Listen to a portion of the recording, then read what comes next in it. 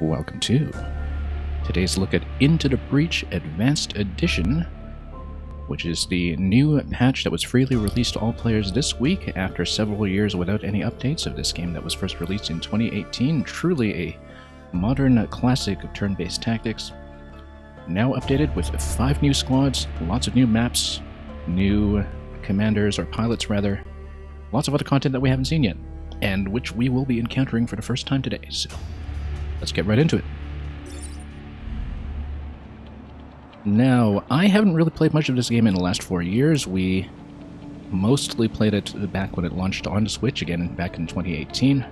Played quite a lot of it back then, and did a little bit of a warm-up with some of the content pre-patched this weekend, although I did accidentally throw out the commander that I had previously, because I had this super-powered Archimedes with the reactor attached to it and everything, and unfortunately there was a bit of an input accident, but that's okay. We want to start fresh anyway, see some new content, see some new pilots, and it seems like anything that has been added to the pilot roster, like perhaps these last 5 here, do need to be encountered in the wild before you can pick them up, so we'll see when we encounter any of those and if we can indeed recognize them, because I didn't unlock 100% of the content originally.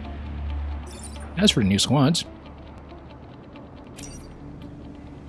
things have been separated into 2 pages now. I didn't originally unlock the secret squad because, again, I wasn't quite at anywhere near 100% with the coin collection, which was what was formerly required. I believe it used to be more expensive, something on the order of 30 coins or so, because I know I was still a fairly long ways off with the limited achievements that I've had, mostly because I've always really continued to play on normal mode and haven't really learned the hard mode in this game yet, although that's kind of been on the list for some time. Anyway, we do have enough coins, though, to kind of put off the secret squad for the time being and unlock all 5 of the new ones that have come in today with a little bit of cash to spare, so why don't we just do that? Bombermechs, Arachnophiles, Mist Eaters, Heat Sinkers, and Cataclysm. So, I am going to be playing the game with all 5, so we might as well just learn the Bombermechs first and see what they're all about. I am going into this completely blind. We haven't looked at anything to do with these squads just yet. Also, I noticed that the difficulty selection is no longer on this screen because it was very prone to erroneous input. If you were trying to read the tooltips with the L button, which is how tooltips are read in the rest of the game.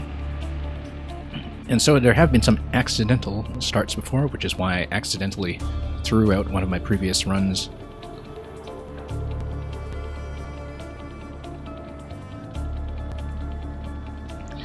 Regardless, let's take a look at some of the achievements that we have in store.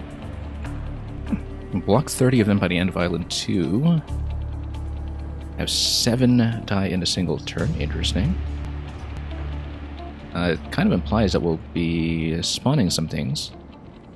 Probably spawning bombs. Pierce a walking bomb with the AP cannon to kill an enemy. Well, let's see what these are. Okay, so this is the AP cannon. The AP cannon is 2 damage right out of the gate, and it does a double push. Pierces the first target, damages the second, so you need to fire through something. And it does a push on both of them, which makes me wonder if the first target can potentially be something like a building.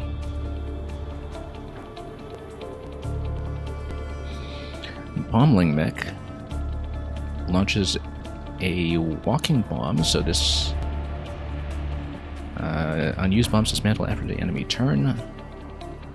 We'll see how that goes. I guess it depends on the upgrades as well, whether you can eventually spawn things like crazy.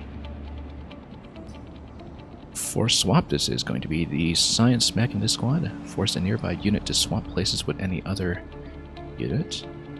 Oh, that's interesting. So I guess it works globally across the map, which is amazing, because among the original squads, the swap mech was always my favorite. Now, we can notice a couple of things about this immediately, which is that in terms of immediate direct damage to Pierce mech is pretty much what we'll be depending on.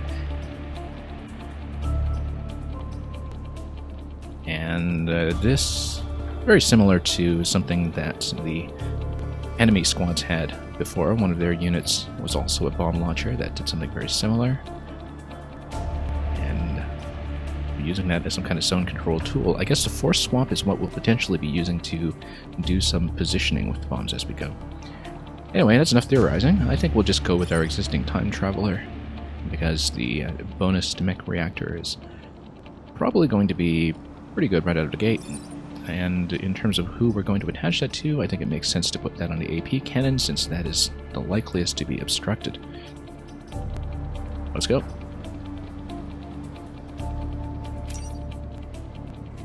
So advanced content, we do need to check everything. So of course we'll be doing it all. I will be learning this on normal, since this is going to be the first run. There is a new difficulty that has been added to the game called Unfair. Let's work our way up towards it. We should see some of the new content first before we have a better sense of what we're doing. So, let's go.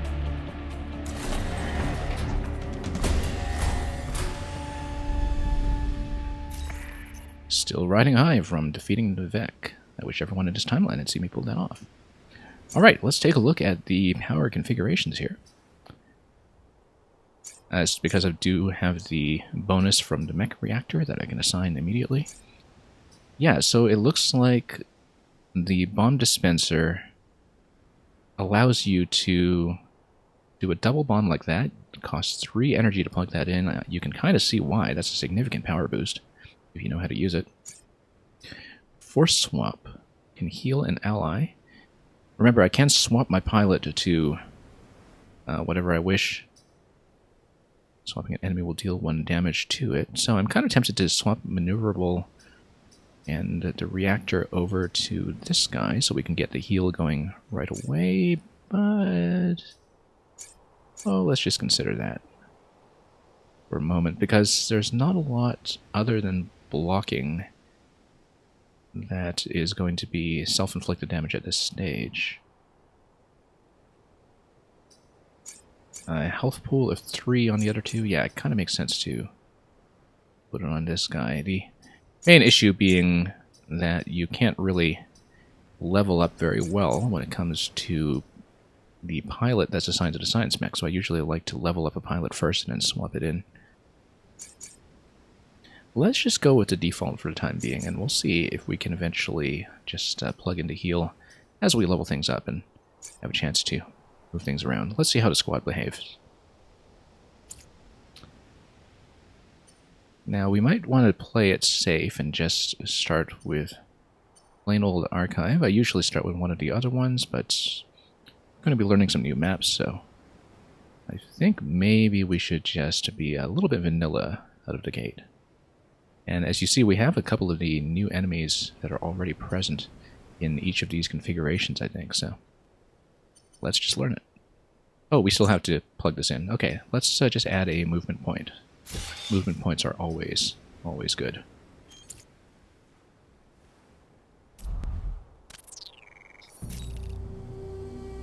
If you are from the future, you'll find our island is even further back in time than you expected. If not for the Vec Guide, I'd love to give you a tour of the old Earth relics. We're obviously going to go for 2 stars right away. Destroyed a dam, block Vec spawning 3 times. It looks like this is just one of the classic maps, or at least, yeah, it looks like it's the same as the old classic dam map. And of course, we're not going to pick the 1-star one, so it looks like potentially using the bomb against the dam is going to be a good idea as well, so we'll get a little bit of practice with that. Alright. Okay, these guys are always annoying. No, these are not. Oh yeah, these are the ones that bind you up in position, and so it doesn't matter too much if the swapper gets bound up, I think, because you can just swap the unit out to a different position. And of course, this Pierce mech has a little bit of pushback built in. We probably want the bomber to be in the back rank, though, just to be safe. It was an artillery piece anyway, so interestingly enough, this is going to give me Okay, so it's not across the entire map. I guess this is what the... No, this is the movement range. Okay, that's fine. Looks like there are some interface improvements. Let's confirm the deployment. Anyway, as expected, we're going to be bound up right away. We're a little out of position with the bomber, I think, but... Well, let's see. The bomb should probably take priority in terms of enacting a push. 1 damage to this guy, though, and 1 damage to this guy. That's going to push this guy out of the way, if I understand the bomb correctly. But this, it's only going to be 2 damage total, but we can swap it out potentially. So, for example, we can swap my adjacent one over to this side. We can get these two to attack each other.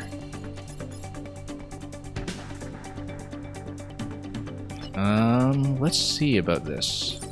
Yeah, we can just swap and have them attack each other. We'll probably miss the blocking this turn, though.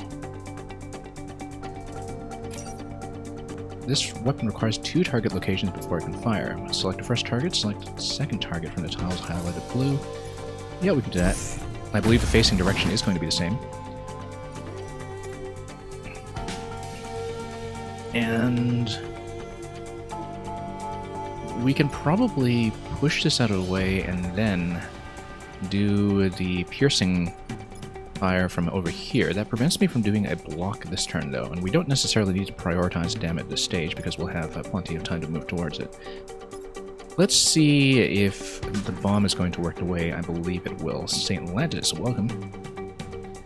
Because the bomb, if it fires into this position, the push should happen at the end of my turn, I think. But we'll have to see if the turn order actually reflects that properly. Because it might not. So we'll just reset the turn if this is not the case. We're still learning this. So for example, let's say we do this. The push will not be immediate though, because I think the detonation will be at the end of the turn. I was hoping to push this guy into position here, so you can block in this location with the piercing mech, and then fire through this guy once he's in position to damage the dam. I don't believe that will work. So the question is, do we push back or do we push forward? I think the idea will be to push back. Now, temp units die. Okay, no, the bomb can walk into position and then detonate. I see. Okay, so you can actually control the bomb in the same turn. It's just that you are required to use it before anything else happens.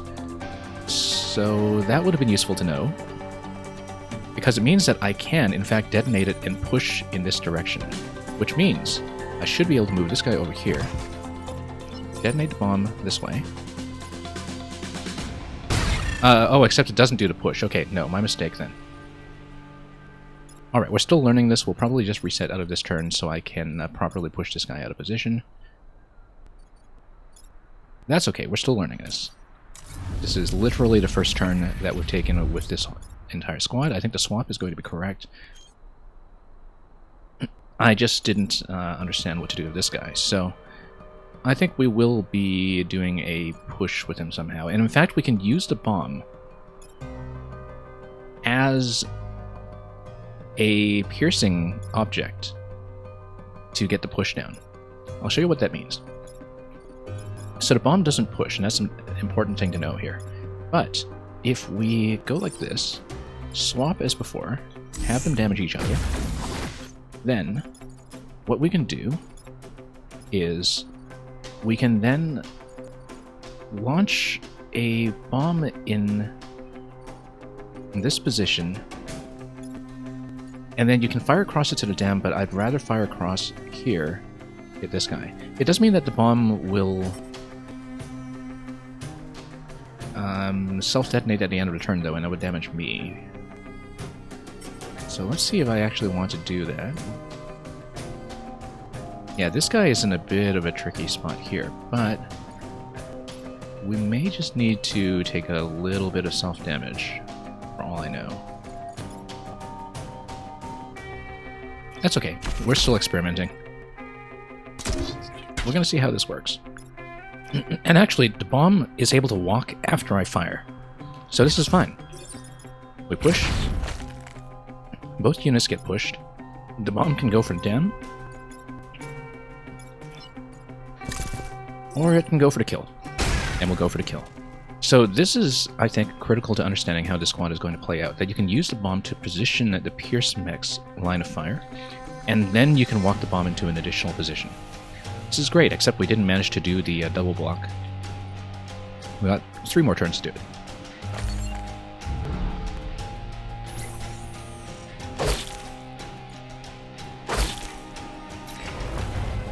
Okay, so unfortunately we have the buffing piece over here. Now, the nice thing is that we can actually destroy the dam this turn, and a dam is going to destroy ground units, which is really important, because... Boosted unit. Ah, okay, so this is what this new Scion does. Raging Scion boosts their incoming attack power. So what I want to do then is I want to probably swap this guy with this guy. It breaks their position. You can then break the dam. We may have to sacrifice 1 point here, because I don't really see what to do with this guy yet. Because if we do the swap first, we swap this guy with my own unit. You've got 2 that are positioned here. You break the dam using the piercing move. It floods everything, it knocks out all of these guys here. The question then is what you do with the walking bomb, because I currently don't have a remaining pushing piece that is going to get rid of this guy. And so I think the expectation is that I am actually just going to take 1 damage this turn, which is fairly typical for the early turns in Into the Breach, that you're not going to quite get 100% down on those. Regardless, if I can find some way to swap this over here, that would be ideal. Anyway, enough talk. Let's swap like this. And then what we're going to do is we're going to pierce. And unfortunately, we're missing the opportunity once again to do a piercing attack. Although, I think the bomb potentially allows you to block. And if we're not doing anything interesting with the bomb this turn, perhaps we can do that instead. But let's take a look. Let's just stay in this position. We're gonna fire, we'll push this guy. That's making me rethink, too, whether we can push the other damaging piece out of the way. No, we'll do it this way. That should destroy all of these. This is what you call archive terraforming. Yes, it is. And then you can fire a walking bomb over here, perhaps. Although, maybe if I fire it over here, then if it's not going to work as a blocking piece, then I have the additional option of walking it over here to do 1 damage against a Scion, which might be better. So, let's walk over here. Let's fire into this position. Let's take a look at the order. So you can see that temp units die after the enemies emerge, which means that the bombs are always usable as blocking pieces, which is great, because we basically have a blocking piece that's available for free. In that case, our turn is over. Oh wait, no it's not. The bomb can act, but we're not going to do anything with it. We're going to leave it as a blocking piece. And we're going to sacrifice 1 damage to the grid. Okay, this is a new guy. We don't know what he does yet.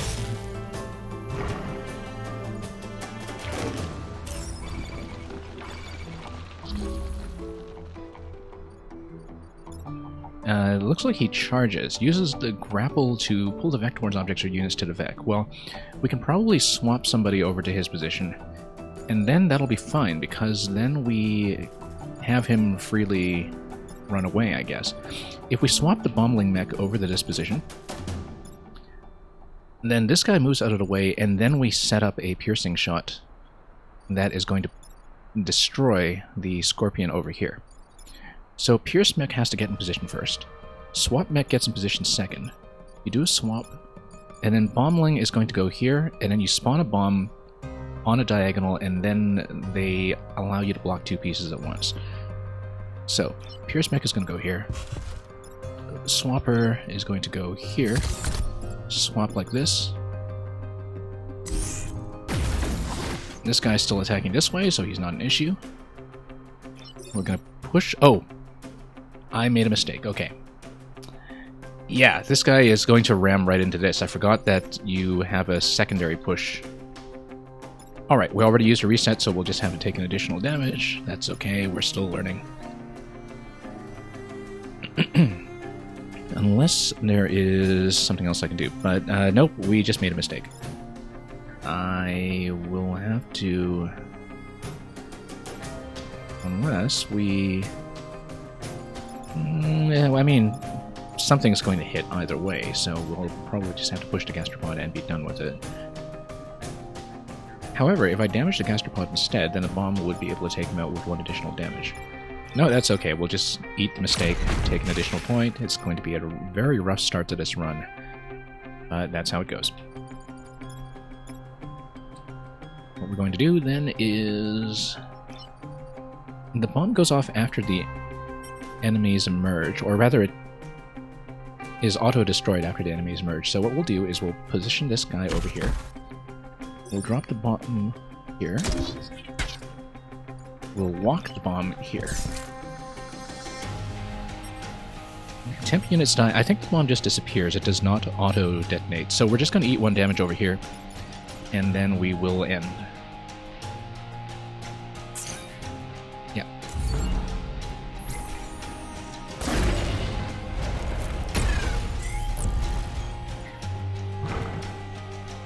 So yeah, kind of an unfortunate point sacrifice there. That was very unnecessary. But that's okay. We're learning. What does the moth do? Launch an artillery attack, pushing the shooter and the target. Now I wonder if it only does that if it hits, or if it fires towards a blank space, if it's still going to push itself back, which might be interesting. Regardless, this guy is going to do the tug attack over here, which might be interesting because we can always perhaps reposition something in his way. It's going to be 1 damage. And so we can actually maybe position 2 of these guys together. I mean, at this point we're just going for experience. No building damage is going to occur this turn, so I'm not terribly concerned. They only do 1 damage each, though, so I don't think there's anything interesting that's going to happen with taking out more than 1 of these units. We can definitely take out at least 1 with my outgoing damage. But with only 1 damage from the bomb and 2 points of damage from the push mech, unless we push enemies into each other or take advantage of their friendly fire, it's likely not going to do very much. However, boosted.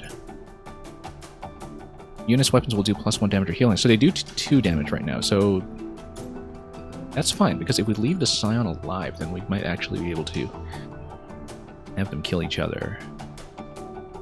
But if we leave the Scion alive, we're still only going to destroy 1. Interestingly enough, though, no. Swap Mech is actually going to be able to drown this guy outright. Or drown this guy, rather. We drown a gastropod, and that's going to be a solution. Like, you swap these 2, perhaps. And then you can do a push to destroy this guy. Yeah, no, that's much better, in fact. We need to think like a swapper here. We'll just straight up drown him. Which is good, because it gives me experience for the swap piece. Which is not something you always get. And we can always just do some extra damage here and there. Oh, a waterlogged. That's okay. We'll move. We can do a push if we want to do 2 damage plus bomb. Yeah, no, we can't really cross the water with this guy though, so we need to do that using a bomb. That's okay, we can walk the bomb over to that location. I keep forgetting what the movement range on a bomb is going to be. But yeah, we'll just ignore the Scion, we'll just push this guy. We'll walk the bomb over. Oh, except that blows up the building, so never mind, we can't actually do that. So, making a lot of mistakes here. I was hoping to just blow this guy up, but we can't do that without self-damaging, so that's not going to be useful. That's okay, we made some mistakes. This was a very sloppy first round. We'll just run with it. Yeah, we didn't think that through. Okay, not very good play, but we're still learning how to use the squad properly, so... And we're going to be picking up more power right away. Let's see if either of these is going to be a new map. We've got preserved farms over here. This is just defend the farms. This is don't harm the volatile Vec.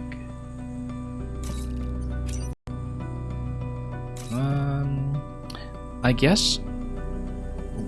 Well, we're able to do 4 total, which means that I'll only be able to do one of these 2-star maps anyway.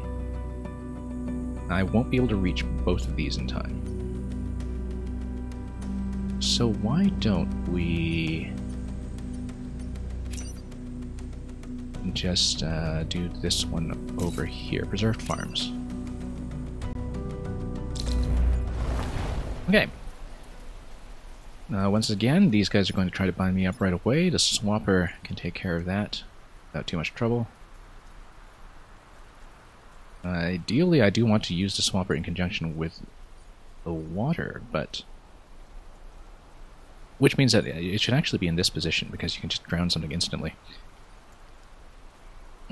So, let's go like this. Gonna move this one here.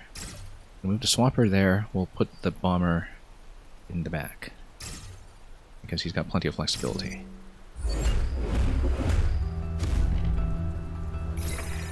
And we've got a pod that's way out of position for me.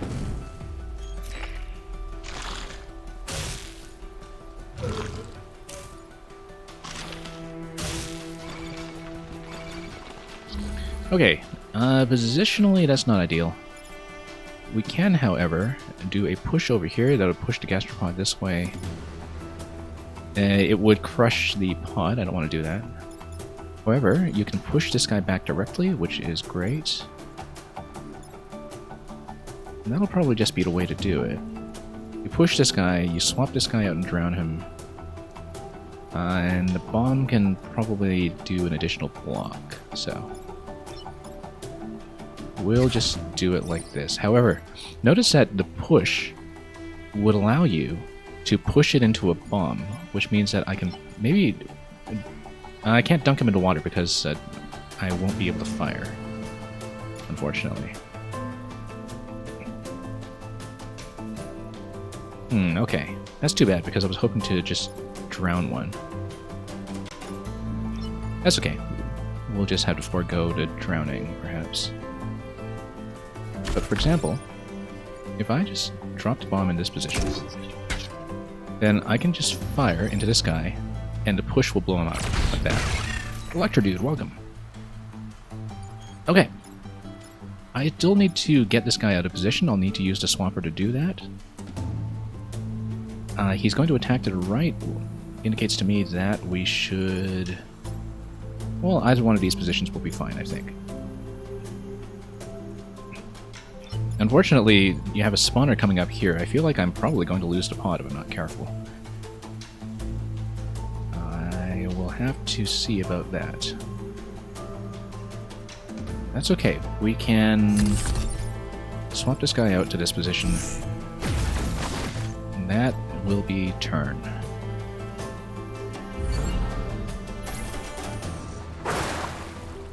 Okay, we'll have 2 spawning. I think when they emerge on spawn, they don't crush the time pod right away. At least I hope not.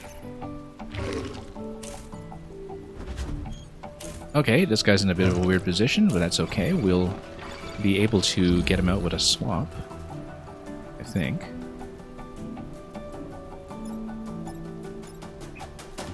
Gastropod's going to attack this way. The thing you have to watch out for with this one is that if you get out of the way and don't tank the damage, he's going to run into the building. So we may, in fact, just tank the damage.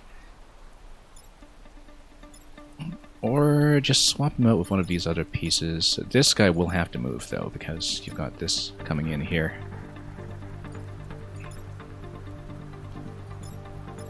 In terms of pushing, yeah, I do need to get this guy out of position. This one will do the pulling move. He's going to pull second, so if we have these two in position, this guy swipes first, this guy pulls second. So if I have mech in this position, that's not too bad. It's still just going to do 1 damage. We can potentially... I'm still thinking about doing some kind of water-bound move, perhaps. Like you lava bomb into the water, then drown one of these guys. Actually, if you just get rid of this guy, then it untethers this piece, which is great, because then I can just move it freely. So taking out this one has priority, even if it's just moving him out of position.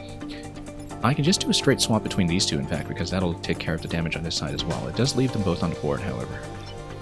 But if I go over here, swap these two, this guy will be over here, he swipes. This guy will be over here, he does nothing. And everything is kind of out of damage range, at least. But it does mean that I won't be getting much killing power going on in this particular run. Now, if I can find a way to drown this guy outright, the problem is that I don't have a way to get rid of him. So why don't we just go over here? I'm gonna flip him. So they're going to be damaging nothing. Notice that I'm still unable to grab the pod, which is kind of annoying. I can grab it over here with this piece, but yeah, that's not too helpful. However, I can use the push property of this attack to drown this guy instantly, and do a block at the same time. So I think we'll be doing that. And it means that the bombling is completely available to do whatever it wants. I can use it as a blocking piece, probably. I feel like a blocking piece is probably the best idea with it. Given that... I wonder if the bombs can actually collect pods, in fact. This would be a good time to test that. But I'd have to throw it into position over here.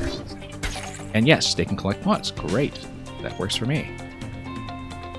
And in that case, because it's not going to be able to get in position for the block, we will need to use it for damage over here.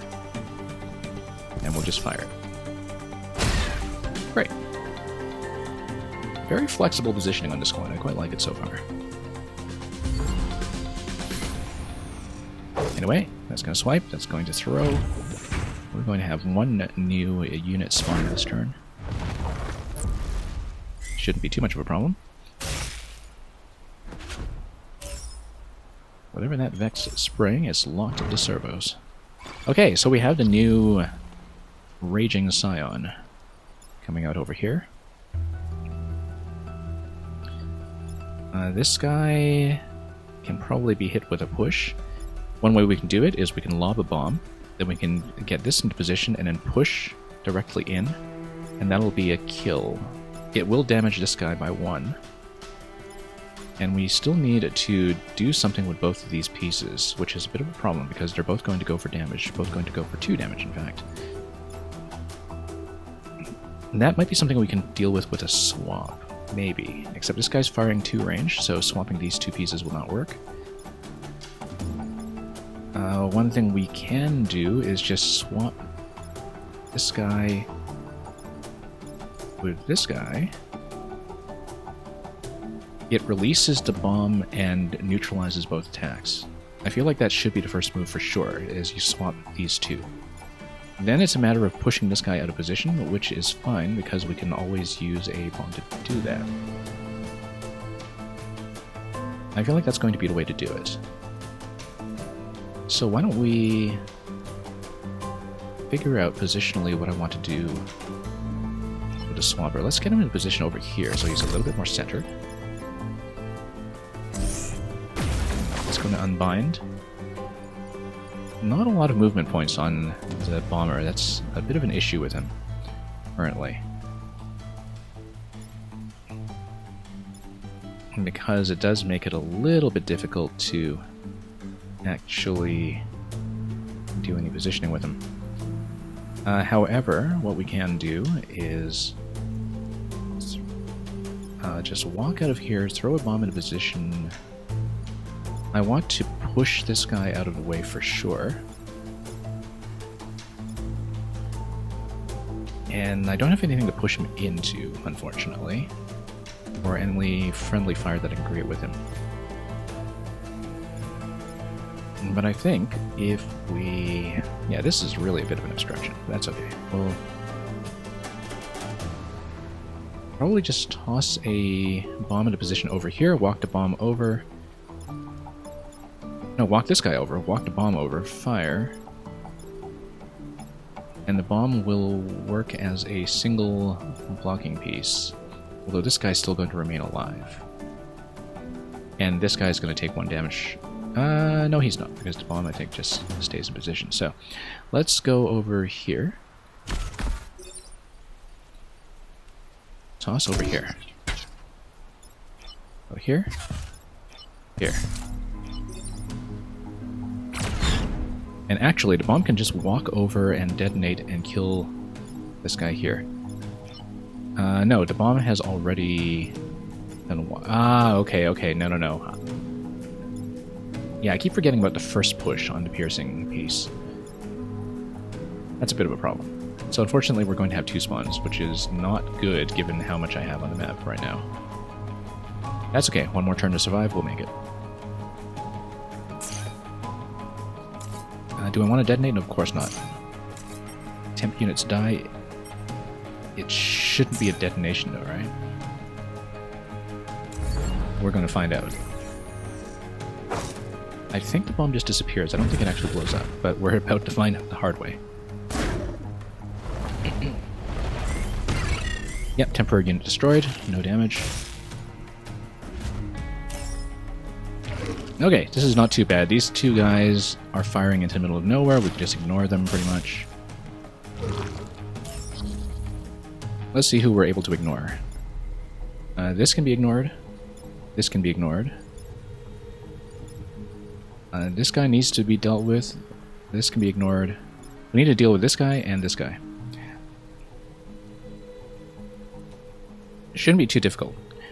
This piercing piece is going to be able to push, and it's going to outright kill. Then we get rid of this one here, which can not really be done with a swap. Yes, it can.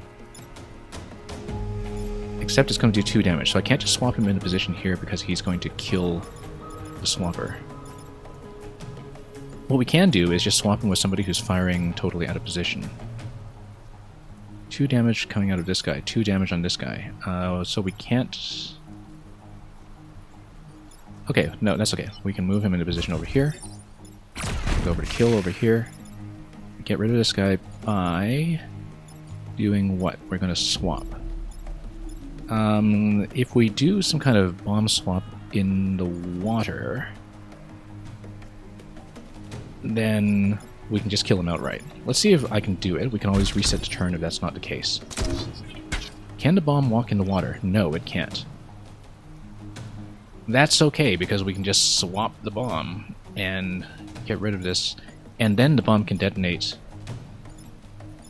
in this position here and blow this guy up. So we are fine. We are perfectly fine. Swap. Move this one over here. Blow this up. That's going to be a kill. These 2 can be safely ignored. This guy can be ignored. So we'll do that.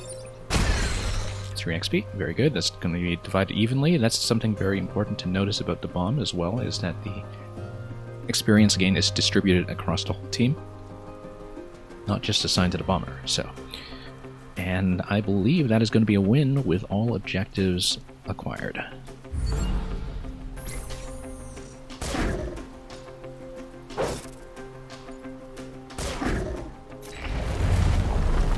We'll get them all next time.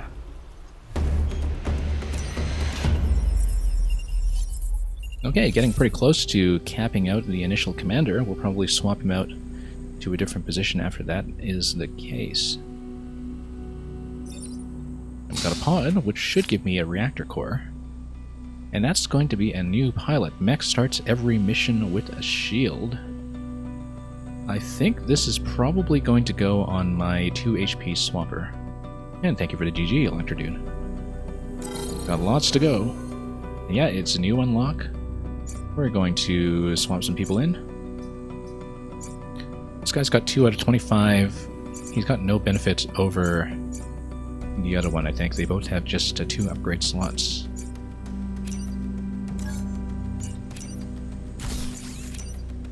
Which one was which? 5 XP. This is going to be a temporary pilot. It'll be gone by the end of the island.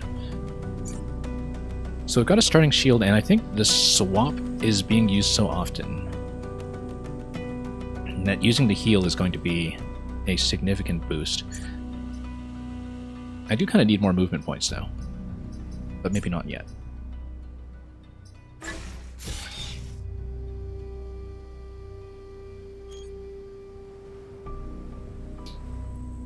Anyway, pretty happy with that. We'll have to prioritize movement from this point on, though. Also, yeah, going +1 damage with this guy right away was an option as well. That would have been a pretty significant power boost at this stage, given that he is my main damage dealer. We will go for the Forgotten Hills. The heal is certainly going to help with the mech damage thing. One thing I do wonder about the heal is whether it only applies to the primary target or also applies to a friendly secondary target. We'll have to find that out the hard way. Or we can test. Nah, we don't need to test. We'll just find it out the hard way. Knock mites off the mechs. This is interesting. This is new, I think.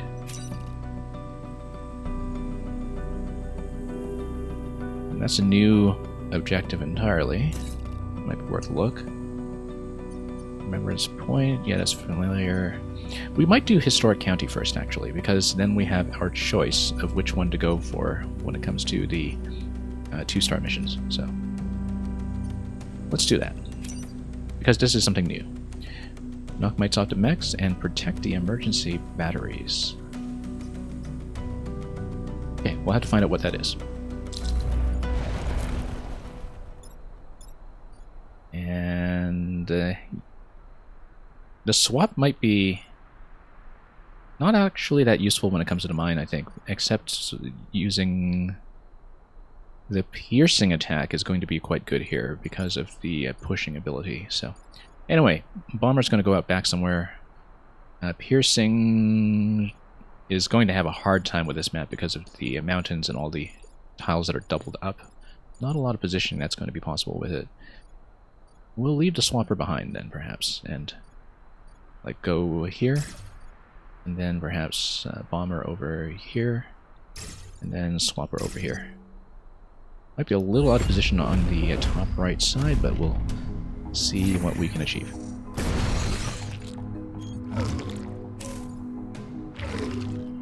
Knock mites off the mechs. So how do we do that? Do we just need some kind of pushing move? Ah, okay, here it is.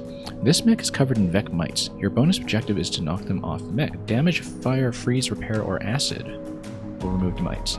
We usually don't have a turn to spare for repair, but using the mechs as blocking pieces would do it. And using the bomb as well would also do it. So the bomb actually gives me a lot of flexibility when it comes to doing that. Now, here's the question. Do the mines count as piercing pieces? We're going to find out. They do not. Of course not. What we can do then is we can probably just go over here and do a single push on this guy to get him out of the way. We can drop a bomb over there in advance, but then we don't really have a good position to walk him into, so... Also, firing from this position with the piercing attack is going to push this guy into this position. It means he's going to be attacking the mine over here, which is bad news because that's going in the wrong direction. Oh, well, and it's also going to fail the objective, so we don't want to do that. However, you can come over here afterwards and swap this guy with this guy who's not attacking. Then this guy is going to attack this guy. This guy is going to act as a blocking piece. Problem solved. And we still have some moves to spare after that. So let's do this first of all. These two will need to be swapped, and then we do something with the bomb. Probably to get rid of the mites. So we'll just swap these two directly. And they attack each other. And then we use the bomb to get rid of the mites. Now, I think it can get rid of the ones on me. It can also be used to get rid of some of the mines. But I think I want to prioritize pulling things up. Now, here's the problem. That this guy is shielded. I think he actually needs to take 2 points of damage in order to get rid of the infestation, unless I go repair with him in a future turn. Now, because the shield blocks damage, and I think the shield is going to take priority over the infestation. So we're going to go over here then. And yeah, this should work just fine. Bomb over here. Bomb is going to do friendly fire over here. That's fine. And we will end.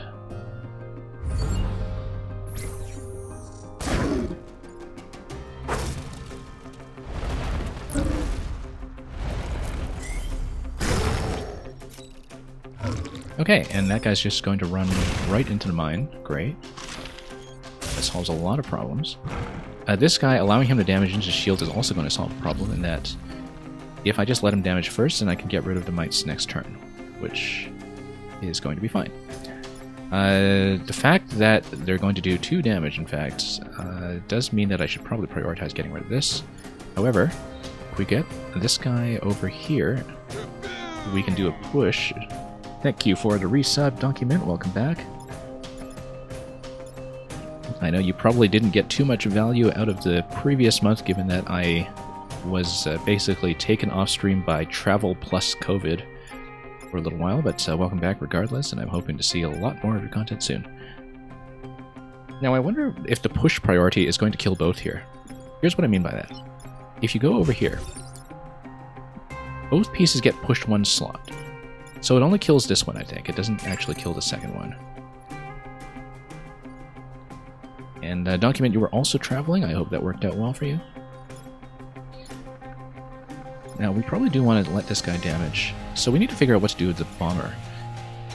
Now, the interesting thing about a bomber is that I can still use it as a blocking piece to...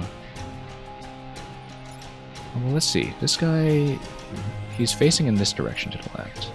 Ooh, this is bad, actually, because if he's pulling me towards this location, the mine is going to blow me up.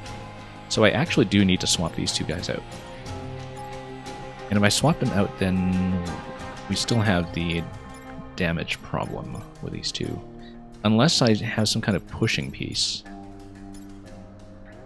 Actually, if I just push like this, then this guy's going to be pushed into this position. I'll take 1 damage from the blocking, and it will also unbind him from this position and allow me to use the swap from there. Actually, that's great. We'll do it. Great. Because now I can probably just come over here, drop the bomb in this location,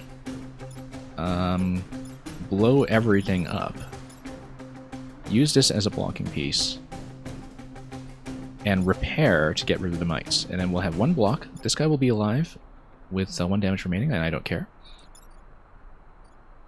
But here's how we're going to do it. I can chuck this over here. I can walk this over here. And blow everything up. And then Oh, actually, yeah, if I'm blocking, I don't need to use a repair, but I can still use the swap. It's just actually going to spend a turn, so it's a bit of a wasted turn, but that's okay. We'll do that. And we might just try to repair anyway, although it's totally redundant, so we'll be taking 1 point of damage on that turn. That's okay. We'll go over here. Block this piece, in fact. And no target available for a swap, that's okay. We'll just repair for no reason, because we're going to be at full anyway. So this guy's going to take 1 damage. You have 2 spawning locations this turn. The Might's objective has been completed, and we just need to survive the rest of it, so... I feel like that was a little bit suboptimal, but it's not so bad that I would spend a reset on it. And once again, having this guy webbed is perfectly fine because I can just swap out of that position immediately.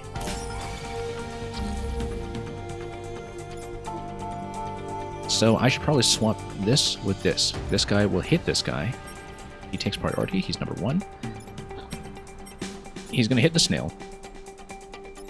The gastropod, as it were. Gastropod will do nothing. This gastropod will also do nothing. He's acting as a very convenient blocking piece. I do not want to pierce directly into him because it will push him into this position to damage this spot over here. So what we can do instead, I do not want to leave the swapper in... Ooh, okay, no, this is bad actually, because this is a spawn location currently, which is a problem, because if I remain in this location, I'm going to take too much damage and this guy will blow up. So I need to rethink this. I need a different way to get rid of this piece over here. I need to stop getting that blinking habit like that, but you know what? That's okay. Single attack over here is going to push and pierce. I don't care about the piercing damage because it's going to kill this guy on top of the mine. Then we use the swapper to handle the rest. We mostly just need to handle this guy. And having him pull the mine towards himself will be fine, because the mine will essentially block that attack. The bomb, rather. So I actually just want to get over here and do a push on this guy. Or possibly even a double push against these guys, except I can't get this out of position yet. So that's okay. We'll go over here. We'll push. We will then... we need to get rid of this position over here, but... we can do some kind of swap with these two, perhaps. Like, swap this guy over here. That'll basically negate this attack, position a gastropod over here, and then we use a bomb as a blocking piece over here. This guy... oh, no, this is a problem, because we need to block this attack. And that's fine, we can use a bomb to block that attack. Not a big deal. So we can use the bomb to block one attack. We can then use this piece. Yeah, this guy needs to get out of the way. We can use the bomb to block this piece. We can use the swap. Swap this with this to move them out of position. So, I'm not going to have much blocking going on here, unfortunately. But we can just swap these two out of the way. And it heals him, which is great. I'd forgotten about that. Because then we can drop a bomb in this location and just leave it there. And it'll just kill the bomb outright. Killing the bomb outright should not blow this up, right? We're going to find out the hard way.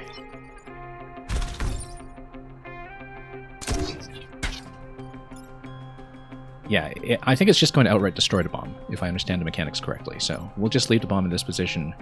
It can go anywhere here, it just needs to remain there and be untouched. Alright, let's end turn. Unfortunately, we will have 2 additional spawns coming in the next turn. Great. Worked exactly as advertised. What did that mountain ever do to it? Okay, the web is going to come out again. The web is, again, much less threatening when I have the swapper available. This guy's going to go to do a pull over here. We can do the same kind of move to do a bomb block on him. We probably don't want both attacks coming in, although it is technically survivable, except we have 3 attacks coming in, which is a problem. I can, however, do a double push on these 2. And then that just leaves this guy, which I can always swap out. So we don't even need to swap this guy out right away. We can... Although, if we swap with this guy, swap these 2, then you release this position, these 2 attacks are basically nullified. And we don't have anything threatening coming in this turn, so we basically have a free attack from that point on. So, that's how we're going to do it. We're going to swap these 2. We then pretty much have to run out of place. We can use a bomb as a blocking piece once again to create some kind of attack. I'm just trying to see what we can kill, because we do have the opportunity to get 1 kill. We can place a bomb in this location, and the bomb can kill this guy. A piercing attack through the bomb can do 2 damage against anybody else, including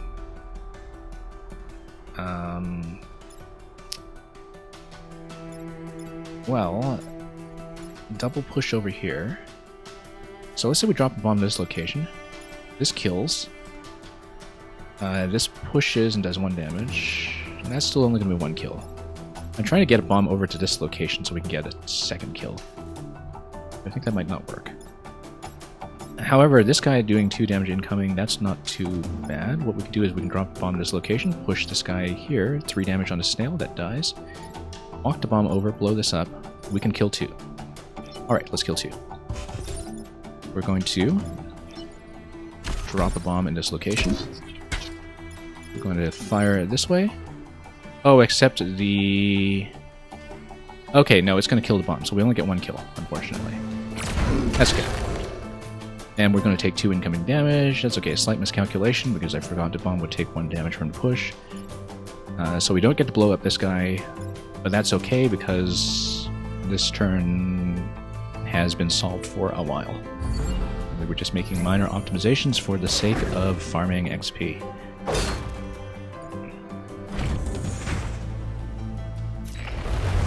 We sent the backpacking. Yes, we did. And we got a promotion. Plus 2 HP. Great. It means we can reassign some points. Actually, no, I didn't have HP on him to begin with, so that's fine. That's why we're sitting on 5 HP on that guy for quite some time.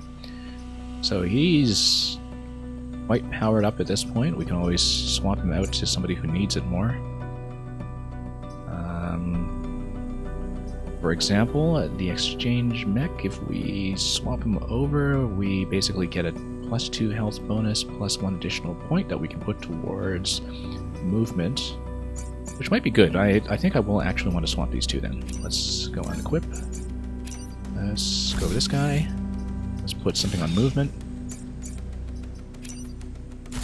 And we're back to 3 and 4 with the Pierce Mech, and that's okay, because we'll be able to farm up some points with damage on this mech soon enough, and the starting shield is certainly very helpful, so I think we'll leave that as is and continue. So, do we want Old Town, defend the tanks, or protect the clinic?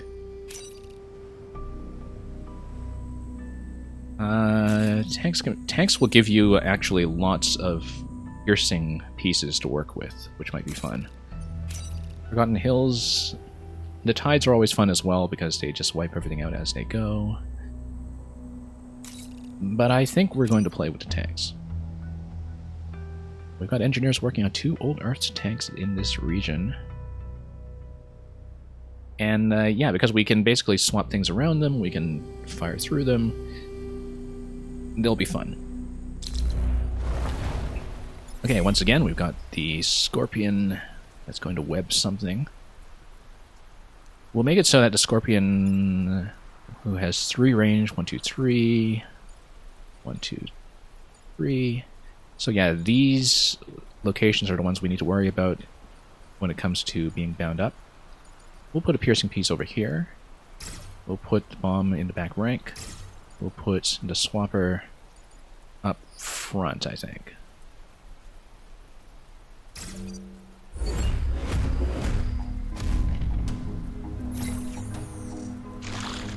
And as expected, it's going to swap in.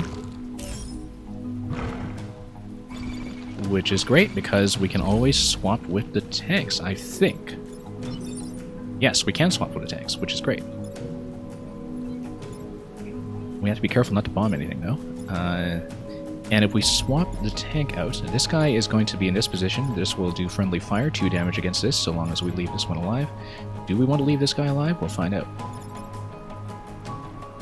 But the piercing mech would also be able to do a little bit of damage and push back into the slot here. Now, attack priority. This is going to be 1, this is going to be 2. So if I put something right in front of this... You know what? This is fine. We're going to swap. Everything is fine. We're going to push. We might even drop a bomb at location for an instant kill. In fact, that might be interesting because... no, it's going to leave the Scorpion in place though, so I actually want to push like this because this will take fire damage. This guy will actually swipe the Scorpion for 2 damage, which means that plus the fire damage, the Scorpion's going to die. So both of these will die, and we drop a bomb in this location to block it. And then the only thing we didn't really do this turn is do any damage to the Scion, but because we're blocking all pieces, the Scion will surely die next turn. So, we're just going to drop the bomb over here, we'll leave it in place, end turn. Let's make sure nothing is blowing up. Okay, good.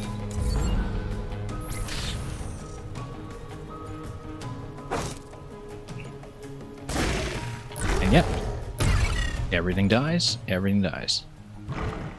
Easy turn. Okay, we've got a lot of stuff to block though. And the best thing to do with this guy will be to do piercing damage towards him, probably from this position. So we can drop a bomb in this position. We can then do piercing damage to kill him, but the problem is that the push might kill the tank. So we'd actually want to swap the tank out into a different place. You can always fire through the tank as well, but that means that we'll be down by 1 block. And that's okay, I think. Or we can just swap this guy into a more advantageous position. That always works as well. Like swap him with this tank over here. Yeah, we can bring the swapper over here, swap him with this tank, drop a bomb in this location, fire through the bomb. The bomb will get pushed, and this guy will die. Alright, let's do that.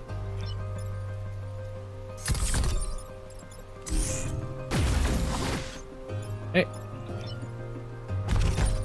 Oh, do I have enough movement points? I do not have enough movement points to do this. Okay.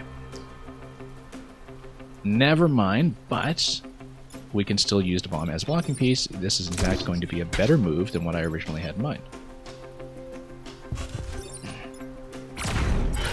Because the bomb can still move in a position to block. And that's still only going to be 2 blocks. We need to deal with 3 spawners next turn, and I don't think the tanks are going to be up yet, are they? So we'll have to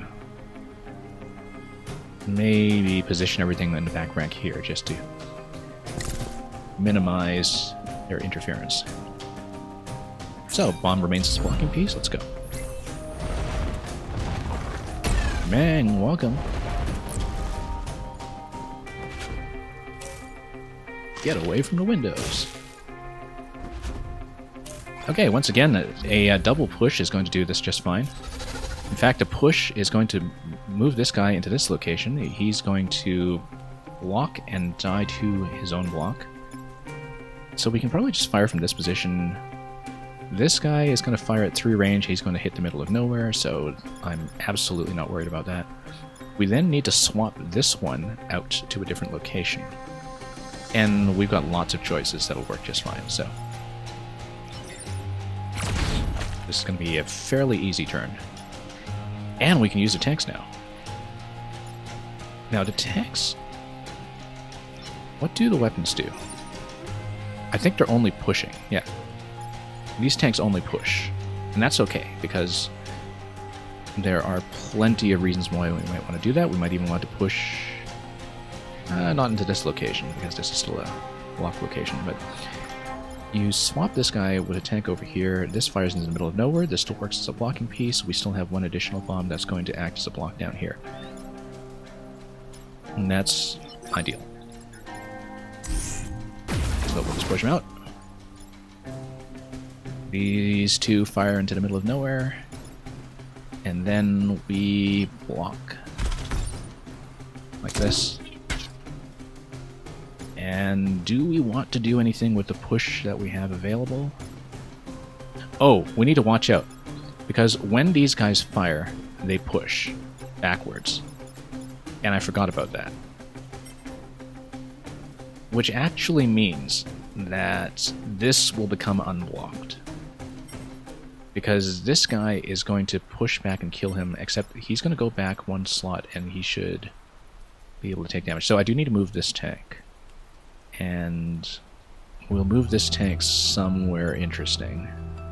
Like right here. That's not very interesting. That's okay. Okay, we're not going to fire with any of them. Oh, except if we fire against this guy, then the pushback is going to do an additional point of damage as well, because he's going priority 1. So let's push like that. So this will damage this guy. This guy will do nothing. This guy will damage this guy, and then he should be pushed back into a blocking location, I think. So let's see how the priority is going to work.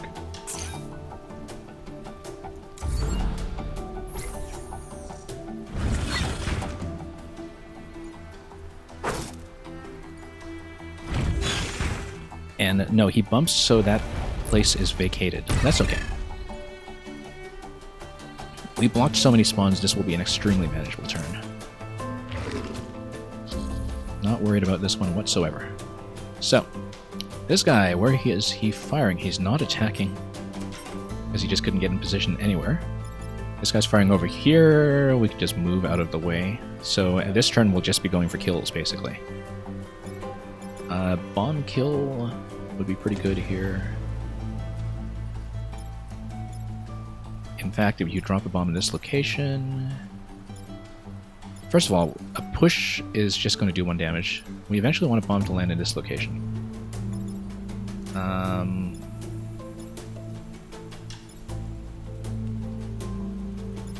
So if we move over here...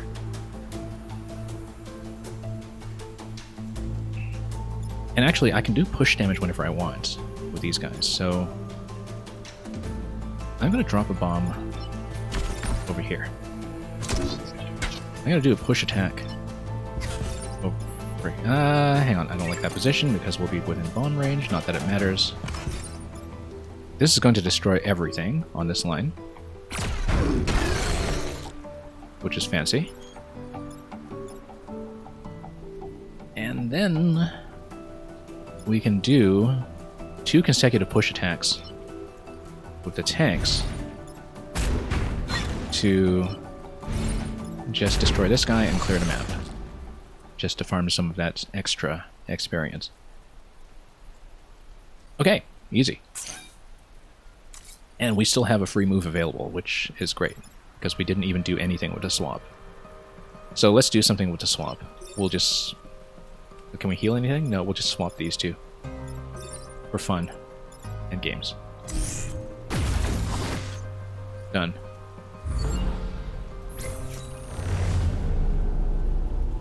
Okay. And we got a promotion. And that's going to be 1 additional movement point, which is great. That's exactly what I wanted back on that mech.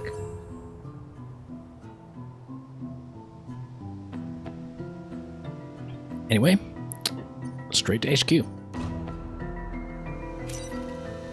Well, same old HQ we remember, except with new enemies supplementing the mini-boss.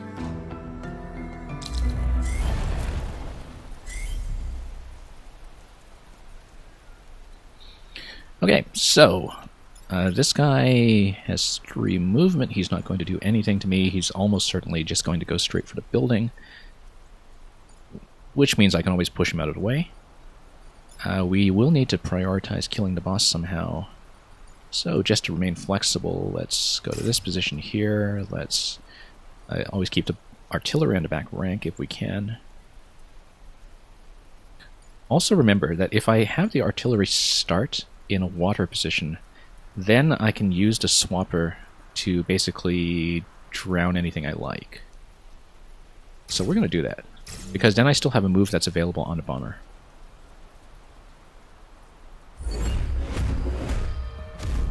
I think that's something we're going to learn to use more effectively as we go with these guys, although it's only really useful on this island, because on the other islands you have to deal with lava and poison and all that, and starting your mech in a damage zone is not really that viable.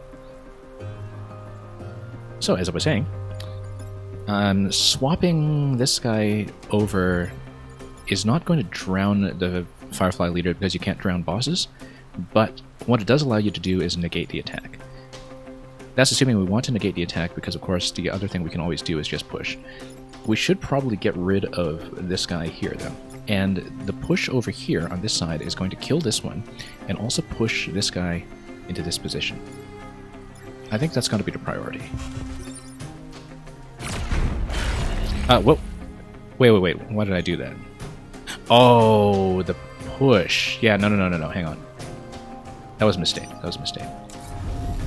Let's just burn the reset right away, because I'm confident enough in my abilities that we will not need to use it. Okay, that was really bad. We should not do that. That's okay. We'll learn from our mistakes. I actually want to get rid of this guy some other way then. So for example, if I... No, we can still do the swap over here.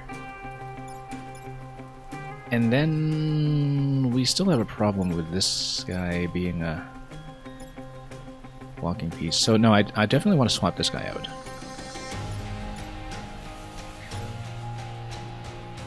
I can always do a single push by using this as a blocking piece and just pushing him this way. It will leave this alive, but it allows me to do the swap on this guy here. Alternatively, I swap this guy into the water, which will do nothing. We still need to think about how I want to use the bomb. The bomb can always be used for 1 additional point of damage, or as a blocker. But I can only use the bomb after I move out of this position or swap. I think we'll go for the swap right away then. And then use the push to just move this guy out. Probably without inflicting damage, unless I place a bomb in this location. Oh, that'll work. Okay. Swap over here. Drown him immediately. We're going to use this guy to launch a bomb. Ideally, I want to launch from here so I can walk a bomb over to this location and then push from here. So, for example, if we do this, how many movement points does the bomb have anyway? That's the thing, I don't remember how many movement points the bomb has. Bombling mech has 3 moves. The bomb, I think, doesn't have that many moves, which is a problem because I can't use this as a blocking piece. That's okay. The important thing is I need the bomb to land in this location here. Since I don't have a reset available, I have to kind of hedge my bets here and just chuck the bomb. Yeah, the bomb can't cross water, unfortunately, so I can't throw it in this location. I have to throw it over here somehow. I think I will have to go over here.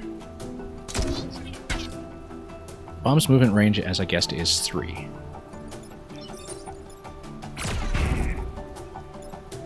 And then you can move over here and do 1 additional point of damage, which is good. I just won't be able to block anything this turn. That's fine. We'll kill him quickly.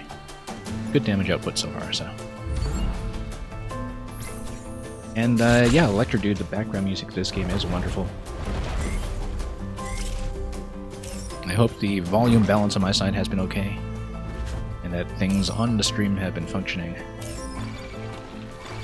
more or less as advertised.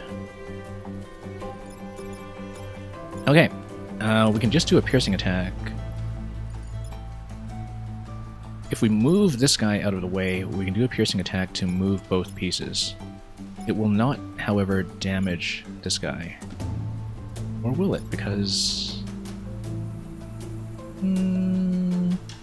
Okay, if we go here with a push right away, it'll damage all 3 of these, destroy this guy in the middle. However, you're still going to deal with this guy doing way too much damage, unless, of course, you have a swap move afterwards. If you have a swap move afterwards, you can swap him over to a column that is doing nothing.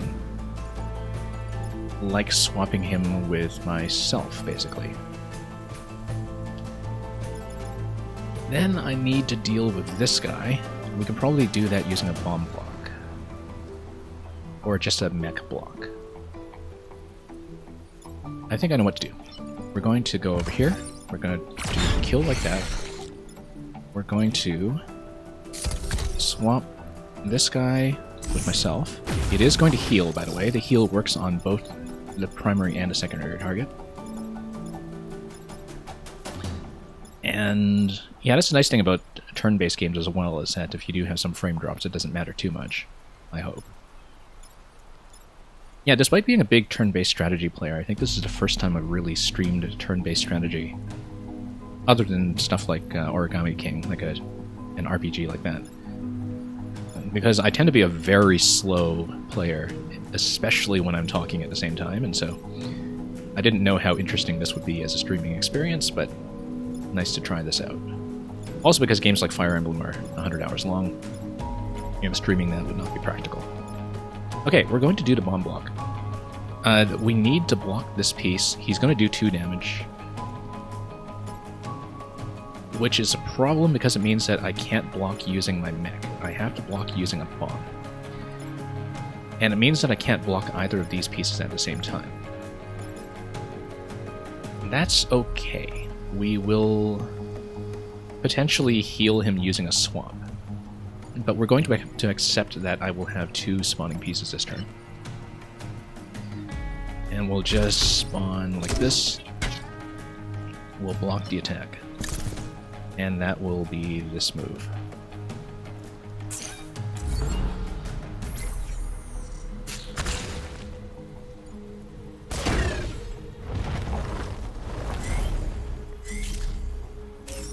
Okay. Now, having 1 blocking piece will be enough to kill the boss this turn. Having this guy attack into... Oh, he's going to back up into the mountain. Okay, I see. We can probably just do some kind of swap once again. This guy's going to attack to the left, though. We can't swap him into this position. However, we can swap this and this. This will attack over here. This guy is move number 4. He's going to swat this. This is going to attack into nothing if we vacate this column. So my next priority will be to set up something that will allow me to do a piercing attack on this column and take out this boss with 2 damage. We've been leaving the Scion alive the whole time, and that's okay. We'll just live with that. But it's going to be a swap on these 2. It's going to be some kind of piercing attack on these 2, which will probably involve a bomb drop in this location. A bomb drop in this location might potentially allow me to do 1 damage on this guy over here. So, let's see. Let's do the swap first. Also, I can do the swap plus a block. And that's probably the best move over here then. We swap these two. This guy attacks into the middle of nowhere. This guy swats this position. Which is good, because if I drop a bomb against this guy and do 1 damage, then he outright dies when they do friendly fire. But I'm probably not dropping a bomb in this location, because I need the bomb as my piercing piece.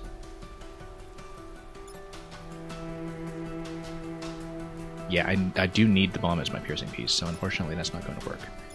However, if we go over here... no, I used the bomb as my piercing piece, and then I walked the bomb over. Yeah, if you spawn the bomb in this location, I will need to take 1 damage of friendly fire. But that's fine, because I can heal up with a swap at some later point. Walk over here. You fire in this location, you kill the boss. Oh, except it destroys the bomb. Never mind. Okay, that's fine. He's in a safe location. This guy takes 2 damage. This guy lives, but does friendly fire and feels very bad about it. I keep forgetting about the push on the primary target with the piercing attack, and that's been a very common mistake so far.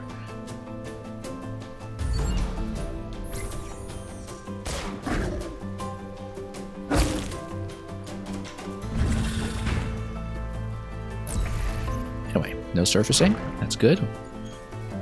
In the remaining turn, we just clean up the remaining pieces, farm as much XP as we can.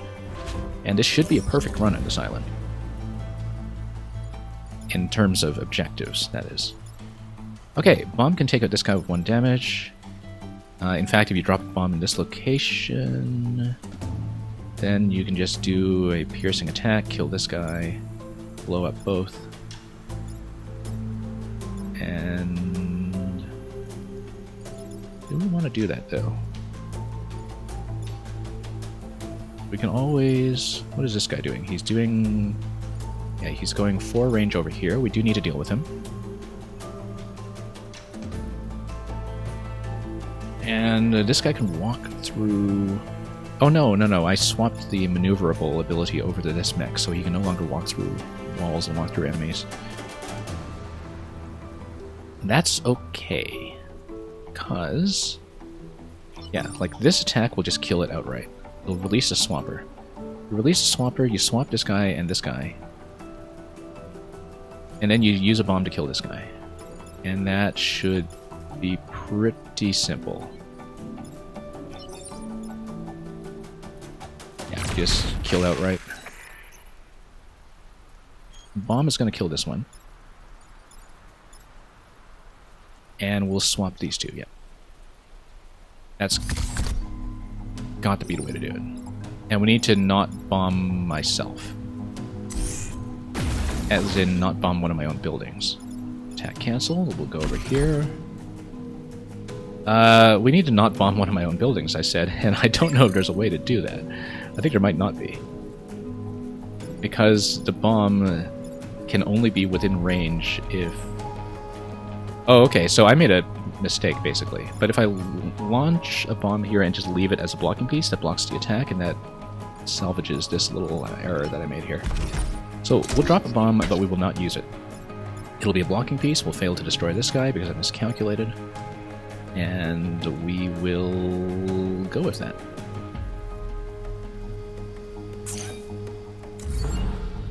And that's going to be... I don't know what. Okay, we'll hopefully pick up the pace a bit from here. I spent a lot of time on the first map just figuring out how to use this squad. But I will try to do a perfect 4-island run if I can. We accomplished every archive mission. We got a pilot. Gunna requires 1 power. Deploy anywhere on the map damaging adjacent enemies. This is one of the ones in the original pack. Never got much use out of this one though. Kick-off boosters. Mechs gain 1 move if they start their turn adjacent to each other. That's fantastic. We'll attach that to somebody. Plus 2 power. So let's see. Let's pick later, actually. Let's see who I have right now. I don't think I'll use the commander. Like I said, I don't find that guy too useful. He's too power hungry for an ability I don't really tend to use, at least on this difficulty. Now, if we do take the passive, we can put it on anybody, and the movement points are always going to be useful given that I'm using the swap mech. So I believe we are going to take the passive.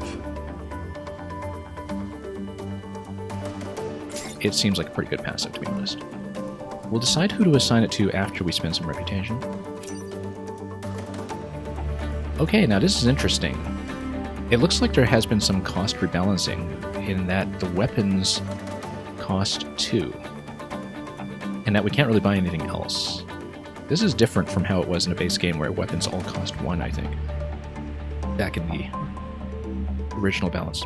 Oh, these are weapons that have global effects, so look at this. Push all units in a single direction. With an unlimited use upgrade, interesting. That might be really cool, but also very dangerous. As a bit of an emergency button. Leap over any distance, dropping a bomb on each tile you pass. I don't know about these weapons. But we'll consider that, because I think I'd rather just pick up more power at this stage. And if I sell one pilot, then I just pick up 3 power cores and I just skip the weapons entirely. Although it might be fun to play with some of the new toys. Yeah, because these are just limited use, one-use weapons anyway. This might be really, really cool, but I don't know if I want to spend 2 points on that, so we're just going to chuck one pilot. And we're going to pick up 3 cores. And then we are going to load these guys up. Does it matter who I put the passive on? Not really. We'll just switch it to whoever has a slot available. Except it will matter to who I load up with power, so I think maybe we put it on the one with the reactor. Interesting that the swap can eventually do a point of damage. That might be really cool.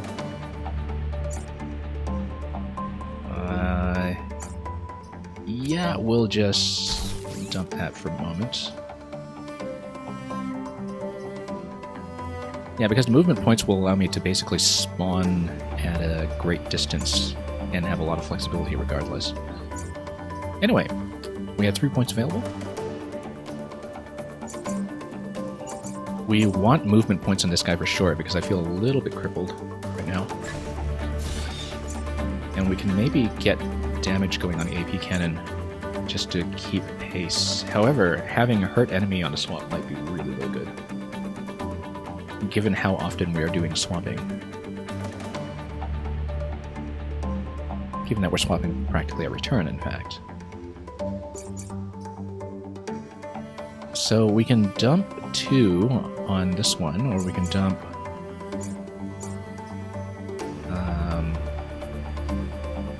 increases damage to second hit tile by 1. Okay, let's see here. Turn this into a 3 damage weapon. That might be really good, though. You can one-shot a lot of stuff. Let's go with damage for now. As we pick up more cores, I might want to consider doing a hurt enemy over here. And, of course, we can always just swap over to kick off boosters on this one if it turns out to be excessive damage, but I think we'll be fine. Anyway, let's leave the island. Part 2. So, we can go desert, we can go ice, we can go poison.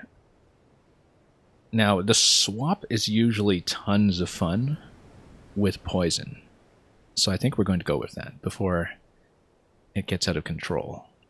Because, of course, the difficulty scales according to the order that you do. So I'm doing this partly based on which boss we want to deal with as well.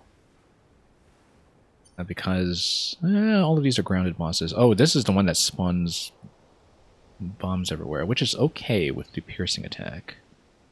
That's okay, let's go over here. It looks like it's mostly the vanilla enemies in this set, though. We won't really be seeing too much of new content. So let's see. Maybe we'll have some of the new enemies over here. I probably want to deal with the new enemies earlier on in the run, so we're not stuck learning them when everything else is massively scaled up. So Despite my initial inclination, we may actually do Poison last, because that has the most familiar enemy set. In which case, I think we will actually go Ice second. Because that has the new Scion with the spider icon on it, and I have no idea what that does. These guys have some of the new attacks, though, I think, so... Let's go Desert. Let's go Desert. Okay. We are going to try to do a 4-island run, though, and of course we're going to go for the high threat. Do we need to do that first, though? Let's see. We'll definitely want to go double star whenever we can. But then this, if we do it first, will give me more flexibility. Destroy 2 mountains. Do we have... well, you know what? I've got the piercing attack. Destroying 2 mountains should not actually be that hard. We have bombs as well. Kill at least 7 enemies. That might be a little bit tougher. We'll do it. We'll do it. Always love going for high threat right away. Now, who is this guy? Bouncer. This is new. The Blast Scion... Oh, this is the Blast Scion. All Vec will explode on death. That's fine. We can do tons of friendly fire with that. The Bouncer damages the target and then bounces backwards. Okay, so he's equivalent to some of the push mechs that I have access to, which is fine, because it means that he's going to self-damage if he bounces into an obstacle, which I can create in many circumstances. Also notice that some mountains are already damaged, so the Destroy Mountain objective is going to be much easier to achieve if we take advantage of that. Leapers do tend to web me, and Leapers have tons of movement, so we need to prepare for that, because these guys are an absolute nuisance. So we'll probably want to bomb this location. We'll probably want to... Yeah, doing a swap is fine if I get webbed right away. And doing a push, we'll probably just go back there. So let's see, 1, 2, 3, 4. We want to avoid these locations with anything I don't want to get webbed. We're just going to go this guy here then. Bomber back here. And we'll put this guy directly in a line of fire.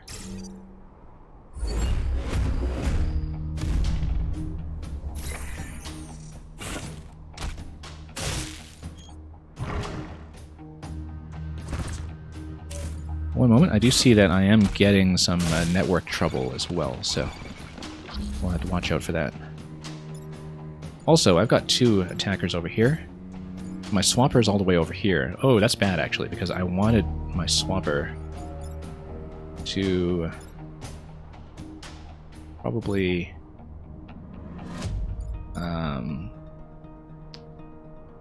Okay, that's actually quite bad. Because I can always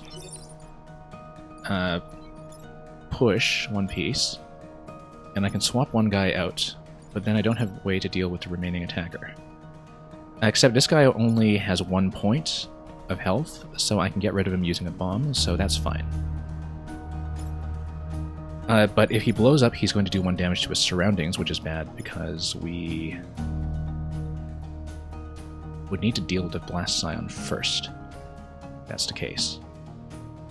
So yeah, you can't just outright kill everything you want. I can, however, swap this guy with this guy. Then he will attack and recoil this way. This guy will attack nowhere, and then we just need to deal with this one. Which is a problem because I'm actually way out of position for that too. So this is currently the issue, that I actually will probably have to take a point of damage this turn.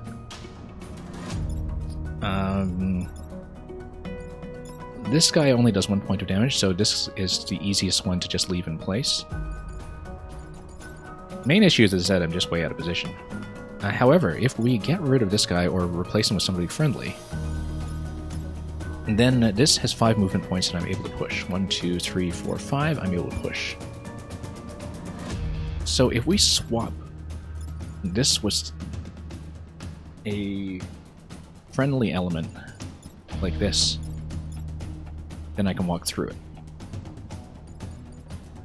and get rid of this.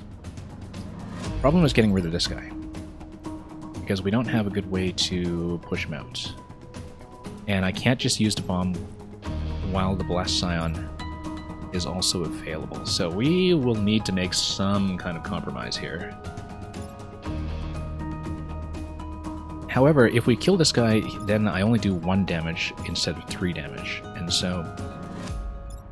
or rather 2 damage, because there are only 2 hits that this will take. So let's see if we can find a pattern that will neutralize all 3. I can always do a push here. This push this out of position, and so when it dies, it will actually blow up the mountain. This might actually be a good idea. So we can push like this. Problem is that we still have to deal with these 2, and I can't really swap them out directly. However, I can swap the Scion, and we would just need to sacrifice 1 point of damage, perhaps. Yeah, I don't really like this either way, because positionally I'm a bit of a bind. However, if I swap this with one of these, then he's in position to do something like a push. That's still not going to get rid of both of these, though. So, we're still in a bit of trouble here, because I still need to get rid of both of these somehow.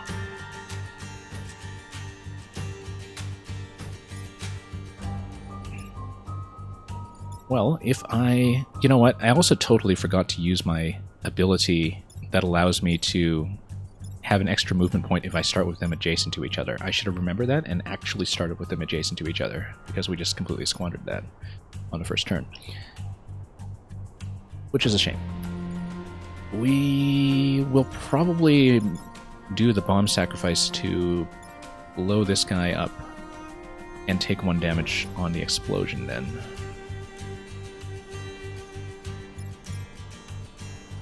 I think we may have to do it. Which means, what are we going to do with the swap? We're going to... no, we swap this guy with this guy. No, it needs to be something friendly.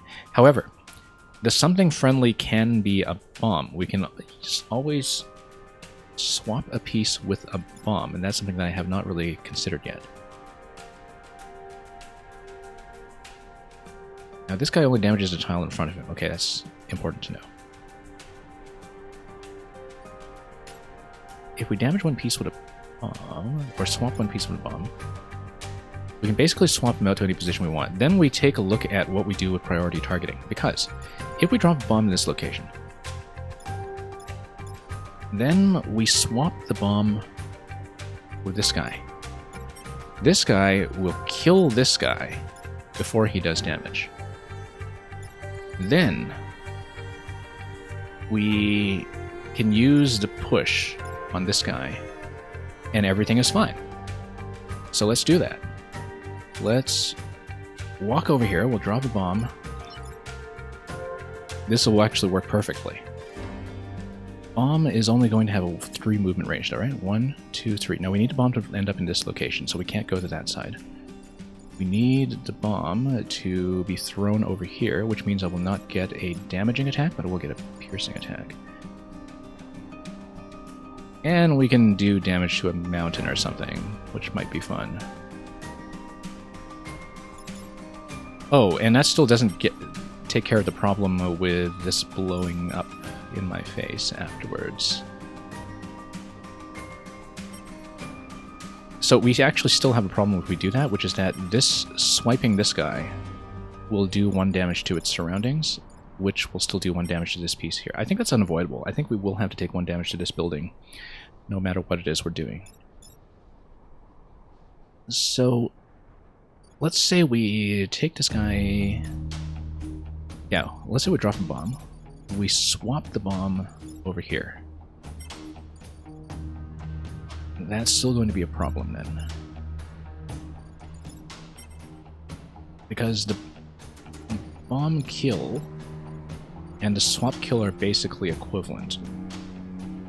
You know, it's funny because if I'd taken the swap equals damage ability, this would have solved the problem completely, so we just made some bad tech choices, perhaps.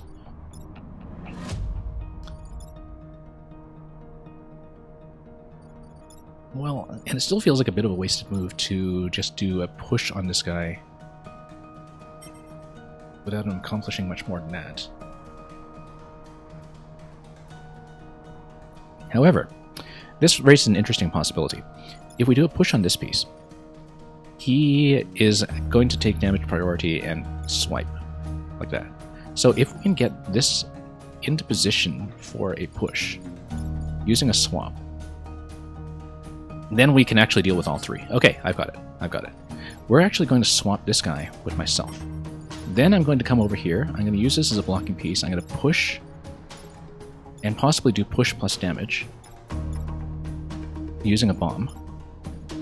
And then he's going to swipe. So here's how we're going to do it. No, except I can't reach that. No, yes I can. I can reach using this guy. Swapper comes over here. Swap with myself. We're going to do it. This is the solution. So, this guy is going to push. If we want to do a damage push, we have to drop a bomb in this location, which will also serve as a blocking piece. This guy is going to do friendly fire and kill. And we're going to leave him alive. He's... Oh, no. I'm going to take 3... This is going to inflict 3 damage, so never mind. I forgot. I upgraded this. If it inflicts 3 damage, he's going to kill it outright. Unless I do not do damage and I just push him. So in the interest of keeping the grid alive, we're actually just going to do a push. Followed by a bomb, perhaps. Yeah, we'll just do a straight push. And we'll kill him next turn.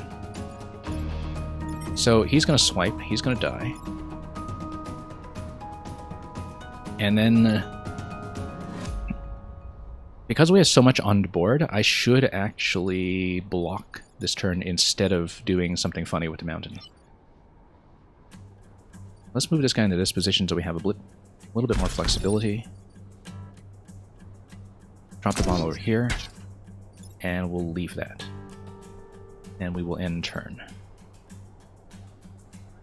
Except we need to kill 7 enemies. I forgot about that objective. So we do need to start blowing things up very, very soon. We'll wipe out these 4 on the board, but... Whoa! Yeah, I forgot once again about the thing that we were talking about the whole time earlier, which is that we need to remember that so on the Scion remains on the board, everything blows up. Okay, so I made a mistake. That's okay. We'll swap. We still need to kill a lot of enemies to make this work.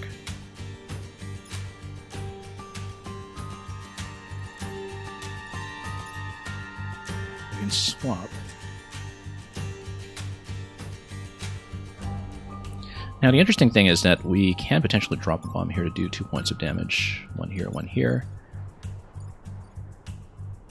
Do we want to do that? I want to kill this guy right away, I think. He's becoming too much of a problem. And then if I move here, then I can swap myself, which will create a heal.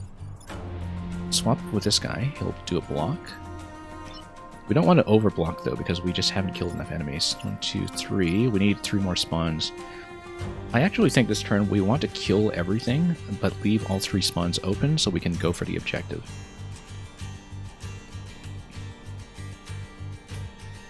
That implies to me that, first of all, we want to blow up this guy and the mountain with a bomb. So bomb is going to blow up these 2. Then we just don't do any kind of swapping shenanigans with this over here. Then we swap this guy over here, and then we do a push to kill him. The problem is that we need to destroy this. Otherwise, everything just blows up.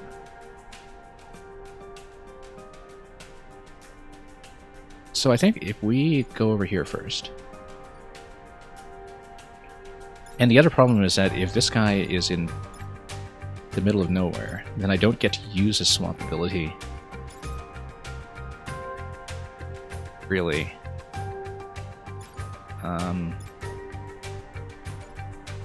Yeah, because he'll get pushed out of position. So we've got a problem here. We've got a problem. However, I can always drop a bomb in and walk it where I need to go.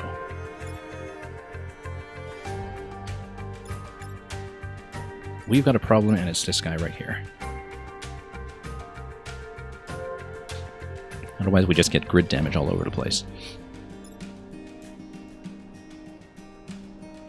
Okay. Not playing this very well. If we exchange myself, then he takes 1 damage. No, we exchange myself with this guy. This guy takes 1 damage and dies and blows up.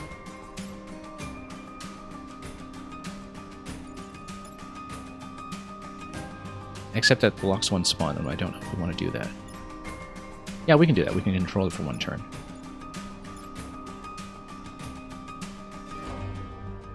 Then I can drop a bomb in a position over here. Fire a piercing attack to kill this guy. And we still need to deal with this. That's still a problem. So let's say we swap. Yeah, no, we still need to push this. We still need to push this way out of the way. But we can always drop a bomb afterwards to do this push. That's fine then. We've got it. We've got it. So here's how we're going to do it. We're going to swap over here. That's assuming we want to take 2 spawns. Destroy these 3. We need 3 additional spawns. So in the interest of potentially ensuring that we have enough spawns to work with, we need to swap this guy over here. We drop a bomb over here. We fire, and then we detonate the bomb to blow up the mountain, and then that's the turn. So, we're going to move the Pierce Mech into this location. Let's say we move Bomber into this location.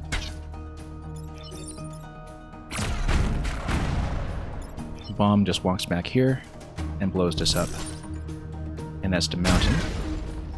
Now the problem is, do we have enough damage to take out all of the remaining enemies plus the mountain in 3 turns? We'll see. We will see. Oh, I made a big mistake. I'm gonna die. I'm gonna die. Okay, whoops. That's a big whoops. I can't remember the last time I actually lost a mech in this game. That might be the first time I've lost a mech in this game, in fact. Yeah, no, I completely forgot that I was in a swiping position. I just didn't look at his attack direction at all. So yeah, this is going to be a bust. We're going to fail the objective, because we just don't have enough pieces available.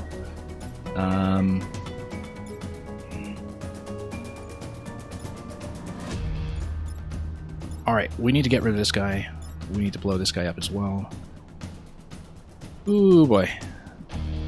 That was a mess. That was a big mess.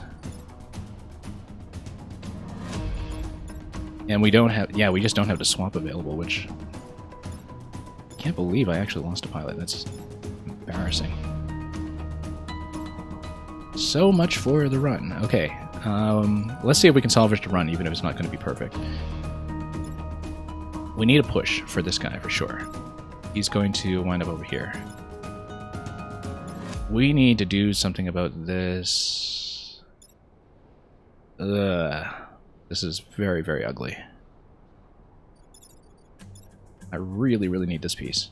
And I didn't even watch it. Like, I had to reset and everything, and I just didn't even look at this before I activated the turn. That was an absolute disaster. Okay, let's see if we can salvage the run, because like now the whole run is actually at risk due to that one mistake. And this might just do 1 damage if we're not careful, because I have no other pushing pieces, and I have no way to blow this guy up directly.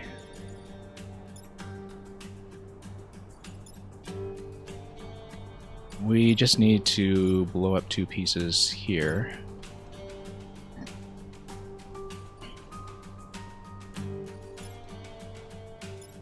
And maybe, yeah, drop a bomb in this location. Do 1 damage here. This will die to his own attack. This will take 1 if he dies to his own attack, then everything blows up, so that's bad. We actually can't do that. I keep forgetting about some of the recoil mechanics. We can kill the Scion directly, but then that's going to do 1 damage here and 1 damage here.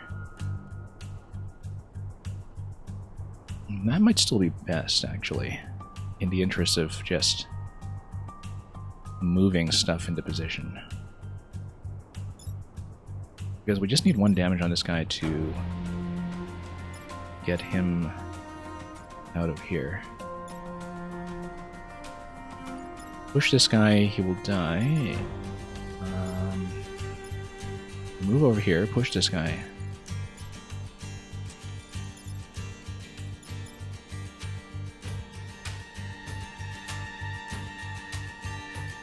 Yeah, this is going to be a problem. However, he can take 1 damage from the bomb if it's in this location. Yeah, we're just in big trouble in general. Interestingly enough, this can be used as a blocking piece. Not that I can swap into it right now. But we might just need to... Let's see, this is just going to be 1 point of damage. So given that this is 1 point of damage and this is 1 point of damage, we should actually prioritize just blowing up one of these. Problem is, this guy is still going to hit. So let's say we drop a bomb over here, we push, that damages, we walk. Oh, interestingly enough, if this guy gets pushed and he dies, he'll do 1 damage to Scion. Scion can take 1 point after that, that'll blow up. So, here's how we'll do it. We are going to go over here.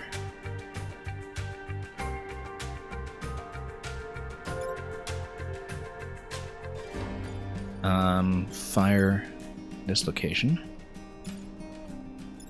That'll push, and then the bomb can take care of that afterwards, if I understand that correctly.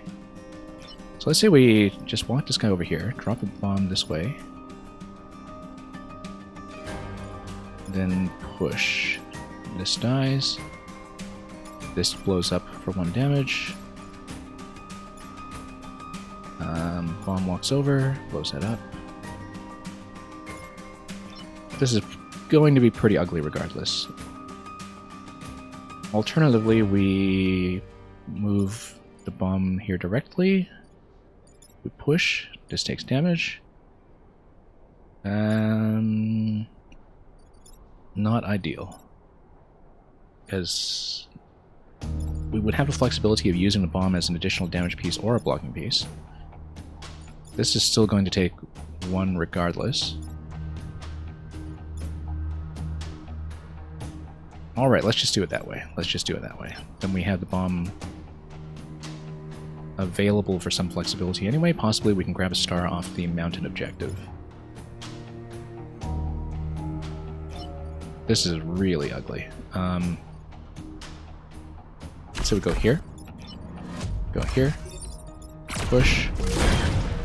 That's going to blow 1 up. We can spawn a bomb. Bomb walks over. This blows up. This hits. Okay.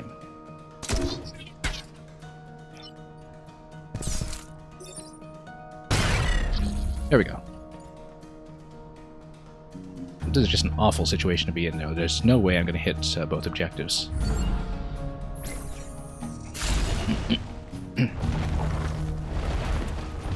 And we have new enemies to deal with, which is not good. We don't even know what these guys do, so... Boulder will explode when destroyed, damaging all adjacent tiles. Okay. That might be fine, because we can potentially blow this up. Oh, he's going to attack the boulder. I see. Okay.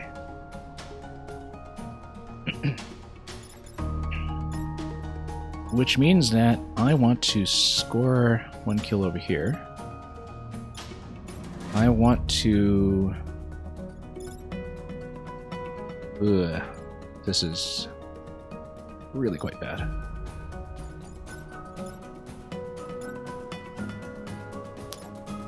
Can we actually double up on this plus to mount an objective? I don't know.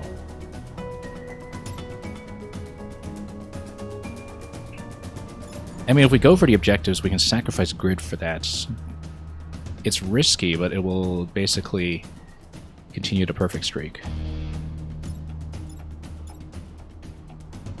So the way to do that would be this. We would want to definitely do this push.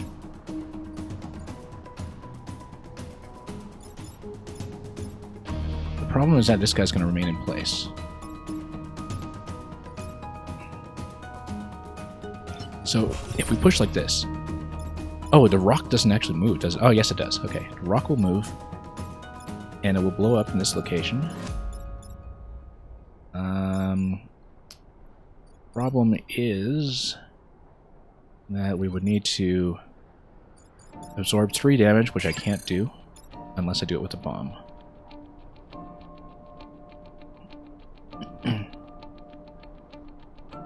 Which... yeah, because otherwise this guy would just straight up die, and you lose the pilot.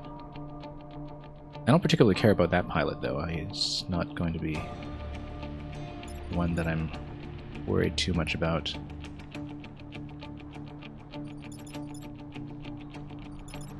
Let's say we blow this up. We push this guy, then we maintain grid, except that this is still going to do a point of damage, unless... yeah, explodes on death. It's not going to do very well with the bombs either. Okay. I think we have to do this push. We have to sack 1 damage. We have to drop a bomb here to absorb 1 other point of damage, and that's the best we can do. So we're going to miss the objectives. Unless we just take 2 points of damage, risk the entire run, but go for the objective. But we're going to miss 1 objective anyway, because we can't kill 7 enemies. Can we?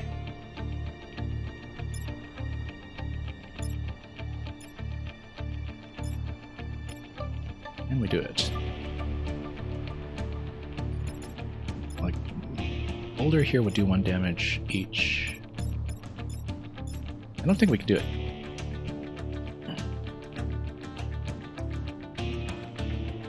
But we can always sack the pilot to destroy the second mountain.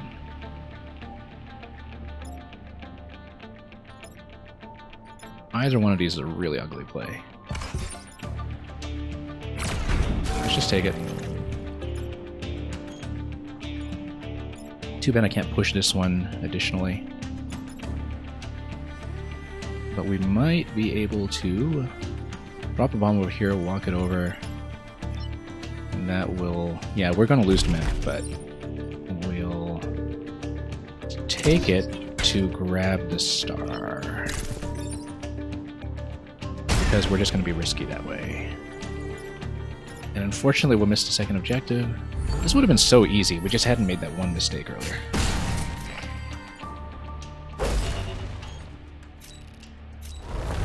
Anyway. That was ugly. And we have 2 KIA. So that was bad. Lost my reactor mech. That was very, very ugly. I've actually never lost pilots in a long time, I think. And,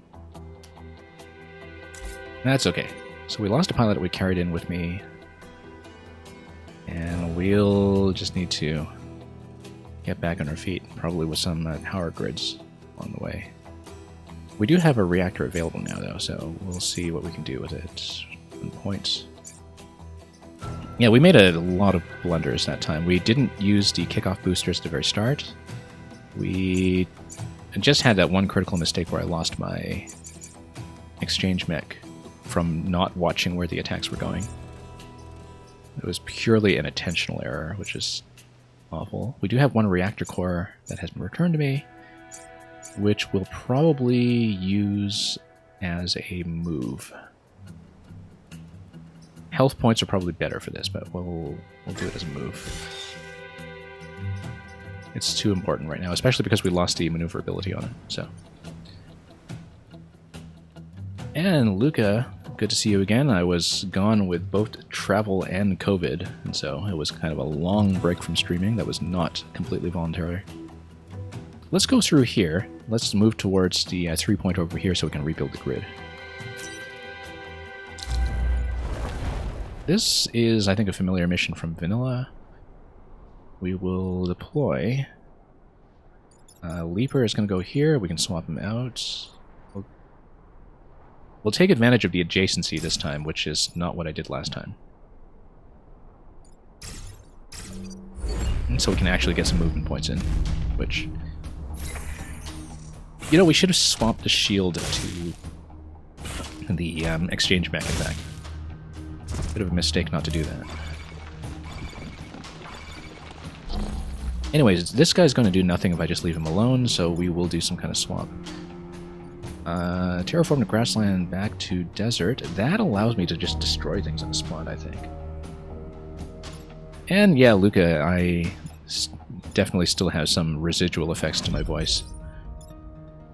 Okay, that just kills if we move out of the way. In fact, if we swap this guy in to position, then... So for example, let's say I move the bomber over here.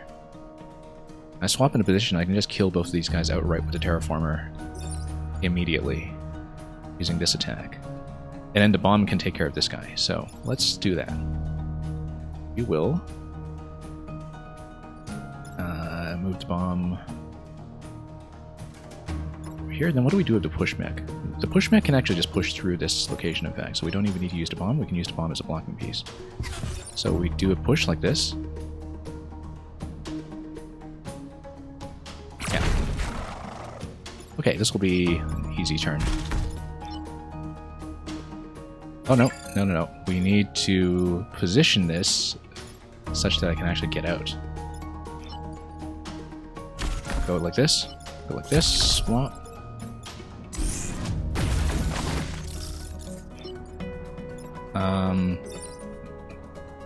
Blow up both of these. Then we'll drop the bomb over here. The bomb will act as a second blocking piece like that. Done.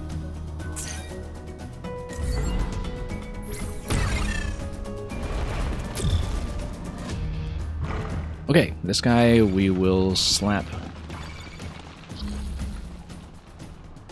using the second attack over here. We need to basically rotate this every turn. In fact, we might not even want to do that, because if everything's spawning on this side, if I'm blocking it off on this side, then I can terraform and slap down this side next turn. And we want to block some pieces anyway, so... I think I want to move this over here. I want to spawn a bomb in this location. I want to push. I'll walk the bomb back. Maybe, because fire damage is going to happen at the beginning of the enemy turn, so I don't want to do the bomb there necessarily.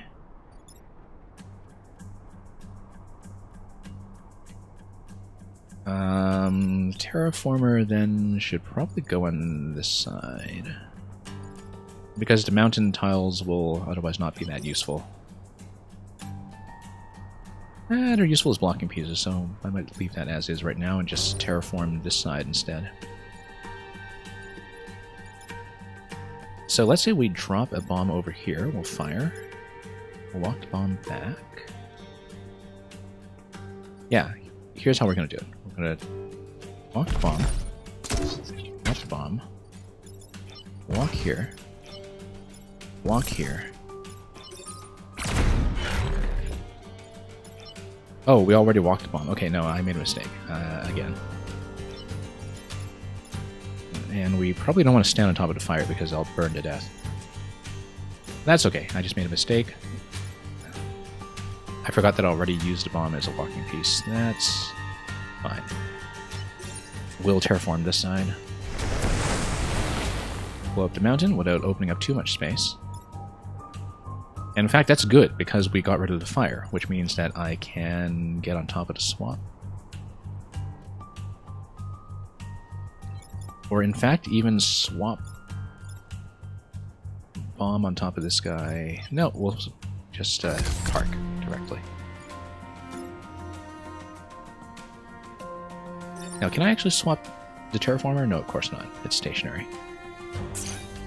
Let's just go.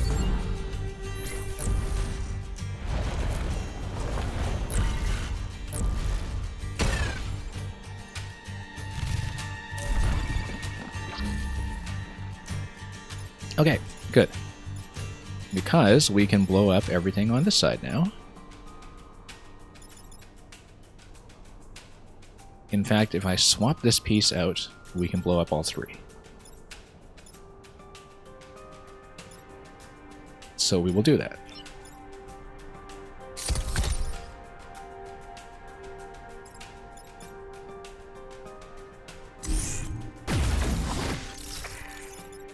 I do need to walk this away, though. And we'll throw a bomb as a blocking piece before we blow all this up.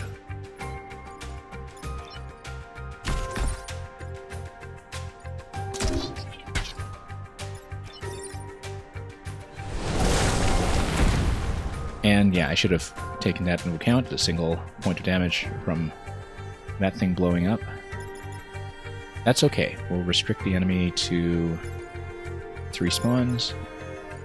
That's not unreasonable. And then next turn, the terraformer will need to hit this side. So, do we have something else we can do? Not really.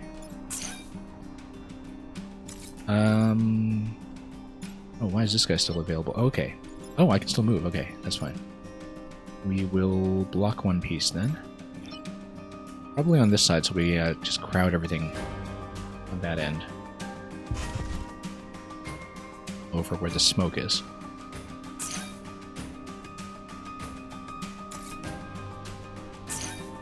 Yeah, we'll end turn.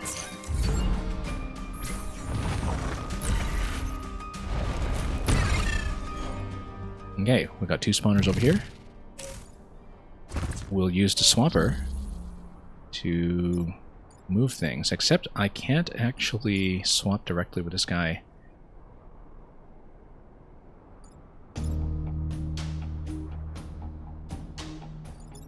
That's okay, because we can kill.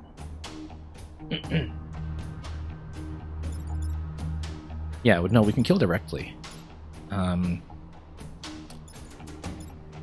We swap this guy within range of the terraformer.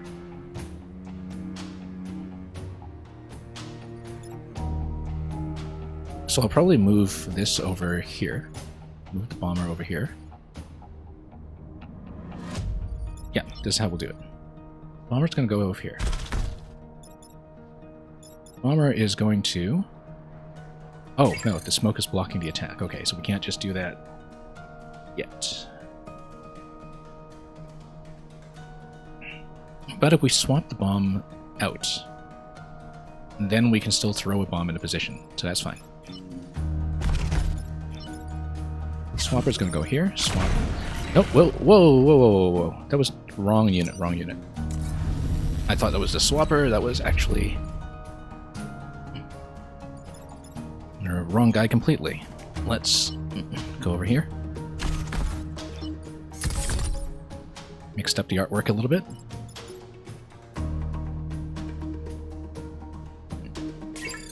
Actually, that creates a bit of a problem now. No, it doesn't. No, it doesn't. we swap this guy.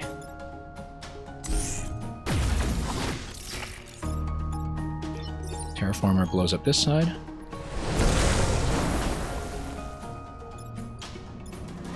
And then we come over here, hit this side. That's it.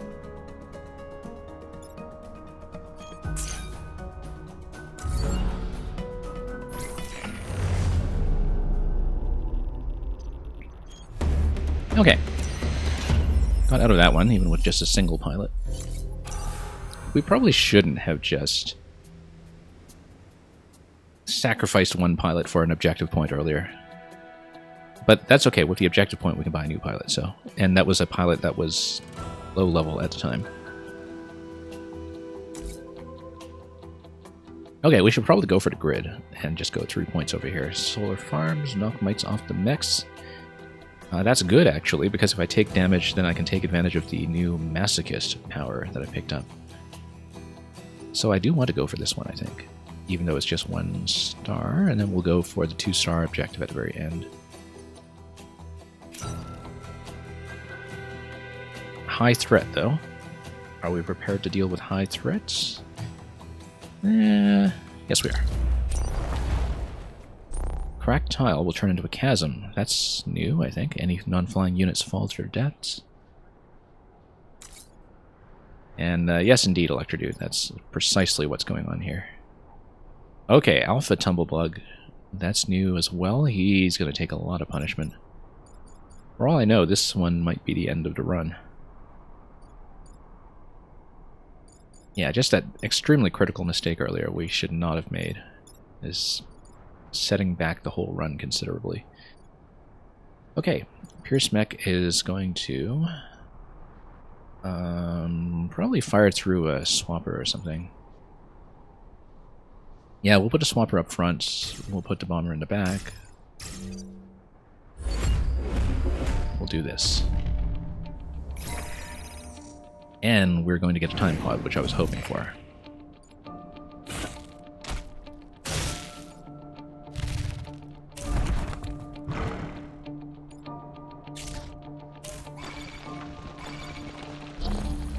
Okay, so we need to swap something. We'll probably grab a time pod right away. We will probably swap this boulder out of position. In fact, it's only when it takes damage, right? So I think I want to swap the leaper with the boulder, because then the tumblebug is going to do 3 damage to the leaper and kill it. And the boulder's going to be here, it will take no damage, it'll be okay, until I move it out again, so it doesn't blow up right next to my solar farm. We'll probably want to tank 1 point of damage anyway to... Yeah, this is the problem, is that we have Masochist on the same commander as the one who has the shield. And those two kind of conflict with each other, those two abilities. Alright, so wait, let's figure out who I want to kill using this. Using the push. I probably just want to kill this guy using the push. No, I want to kill this guy using the push, because otherwise we are getting into some trouble.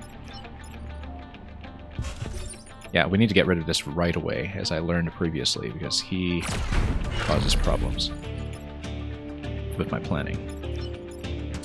Can I swap with a boulder? Oh, I actually can. Good, good, that's good. That's going to swat this guy with friendly fire. And then I need to take damage with the bomb. Which is fine, because if I move into this location, then I can self-damage to get rid of the mites, and I can do 1 damage to this guy, but maybe that's not best. Maybe Because I can either use the bomb as a blocking piece, which I might want to do since we have too many enemies alive right now.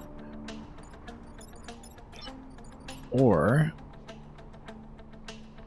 I can self-damage. We only have so many turns to do the self-damage, though. I think we need to do the self-damage right now, instead of doing the blocking piece, because I'll have very limited opportunities afterwards.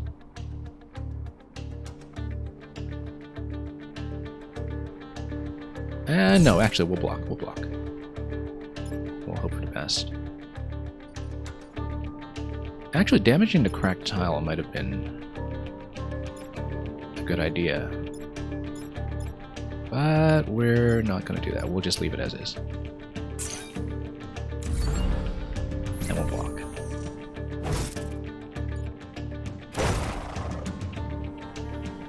Because we need to get rid of this 5-pointer alpha boulder guy, or problems will arise.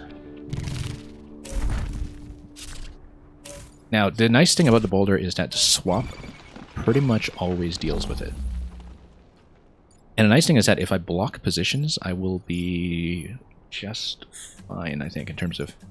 Yeah, actually, I'll just leave this guy alive, because every time he spawns a boulder, it'll be in a position that he's going to swipe next turn. So I can basically use him to take care of all the enemies I want, while also allowing this guy to fire and do damage against him. In that case, we want the exchange mech to swap this guy over to the boulder location. Yes, we do. Oh, except I can't move over here because I no longer have that ability. Okay. No longer have the wall walking ability. In that case, I want to fire against this guy.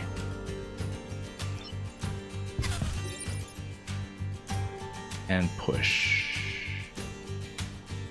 And then we swap with the boulder. Oh, except never mind, I can't. We'll need to swap something. We can swap the bomber with this guy so he swipes into the middle of nowhere.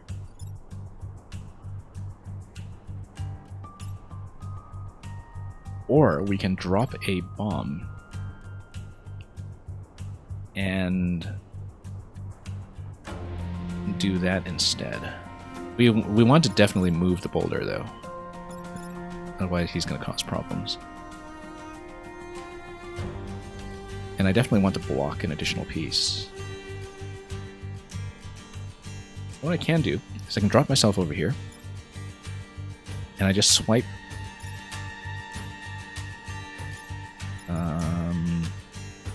Block, block. We can always use these as blocking pieces. This will get this out. This guy's always going to do 3 damage, which is going to one-shot anything that I have, which is a problem.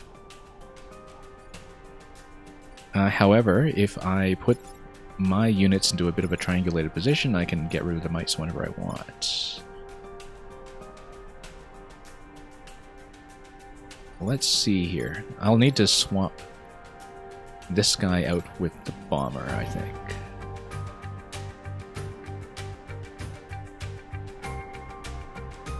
Or I move the bomb over here.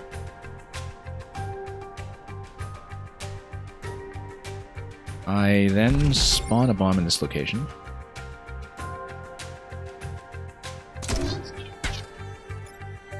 And then I swap these two. That'll do it. That'll just blow up the mountain. It'll give me a little bit of additional movement. It'll fail to block this piece, but that's okay.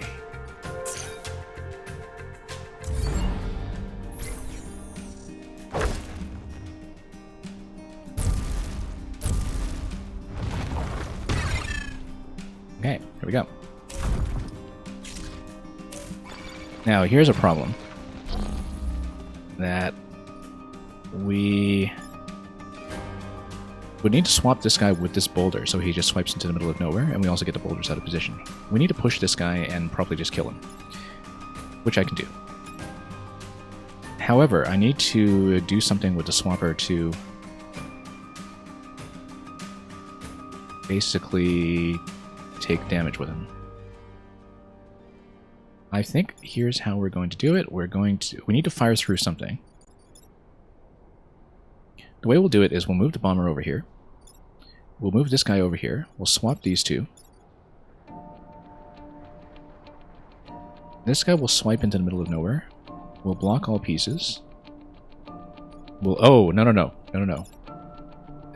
This, when it fires, pushes. We can push this guy and kill him. While also... we can do a double kill, basically. So let's show you how that works. We move the bombling mech over here. We move this guy over here. We swap. We do a double kill by throwing him into the pit. And then the bomb mech is going to throw into this position and block. This guy's going to take 1 damage. The might objective is going to be done, and then we just have 1 enemy to deal with on final turn.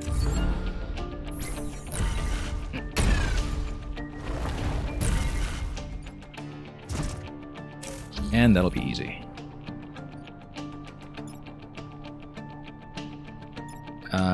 This guy take 3 damage. We just bounce him 3 damage plus 1 from the collision. That'll be easy. Like we fire into this. Oh no, except everything dies from collision, so we don't want to do that. However, if we throw a bomb against him, that'll actually work. Like if we throw a bomb in this location, then he'll just blow up. And that's it. And we'll leave the boulders in place. Okay, and we got out of this one. So we're recovering from a bit of a disaster earlier on in World 2 here, but we're managing to do it. And we got a time pod, which means that I may have a pilot. Oh, it's just this guy who's plus XP. He's also got Masochist. Alright, that's fine. I could actually use the movement points, so let's see. We might actually want to start then with the shield on top of the exchange mech. Because I need that movement point. Nope, sorry. Exchange mech will take that. And then I'll level this guy up using the Pierce mech because that has the most direct damage. And we can grind that up quickly. We also have 1 reactor core, which I will almost certainly use for health. And we just added some points onto that guy. We might want movement, actually. I feel like we'll want movement instead. Even though we have a lot of 3 damage enemies at this point that are going to one-shot everything that I have.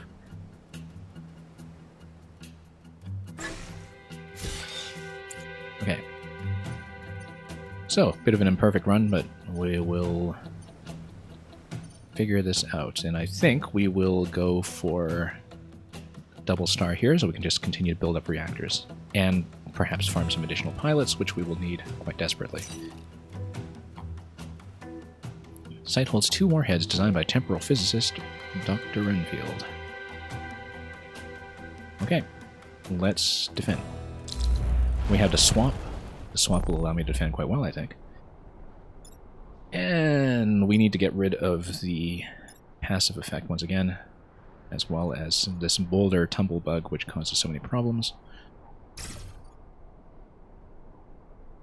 Let's start with everything adjacent as before, just to get movement points going.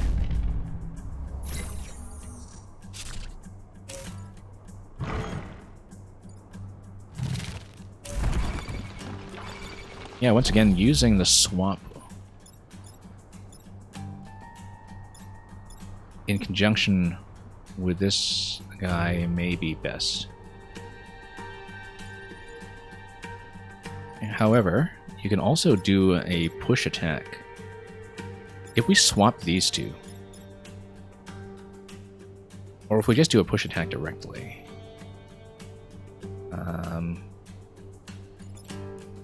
or if we just swap out of water, in fact. That might be best, except can this guy actually go in the water? Yes, I can. And exchange mech is able to swap. And then we can use the bomb afterwards as a blocking piece. Okay, I think I know what to do. We'll go Pierce Mech over here. And push. Kill that guy immediately. We need to be careful here because... yeah, there's actually a problem with this strategy. Which is that this guy's still alive. The problem with that is that if I dump this guy into the water adjacent to the bomb, that's going to blow up the bomb. I can't do that. However, if I go over here, then he blows up in the water in this location, and then I'm fine. So let's go over here. Let's swap.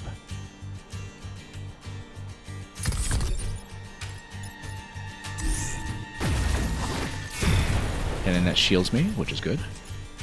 Because we totally didn't account for that in my calculations. And then we have to leave this guy alive this turn, but that's okay because we are going to use a bomb as a blocking piece. Just to constrain the enemy.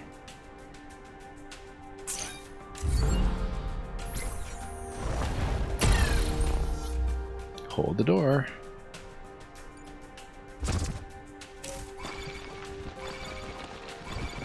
Alright, once again, we can just do the water swap. The issue with water swap, once again, is that while this guy remains alive, we have a bit of a problem. But it just means we need to kill him, so we'll kill him.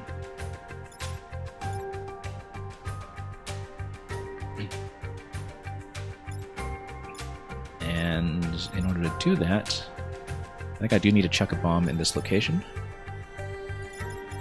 I'll take the Pierce Mech.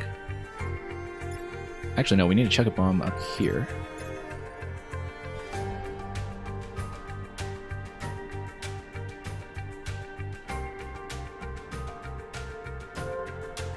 And we'll take a Pierce Mech, we'll destroy this guy.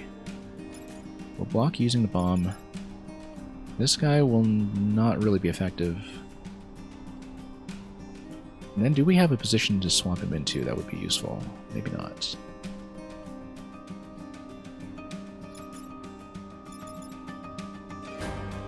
If I go exchange mech to dunk him, this will take 1 damage. So we would need to chuck a bomb before that happens.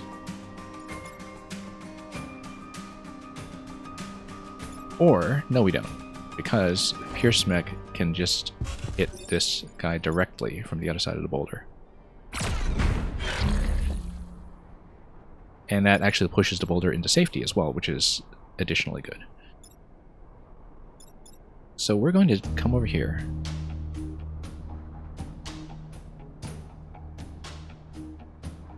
And then I'm going to swap.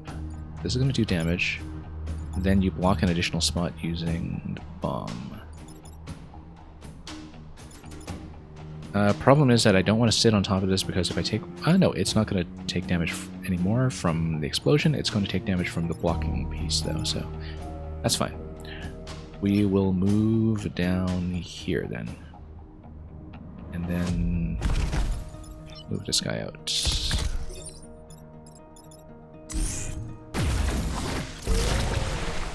Then we'll chuck a bomb over here. And that'll block this location. And not blow up. Let's go.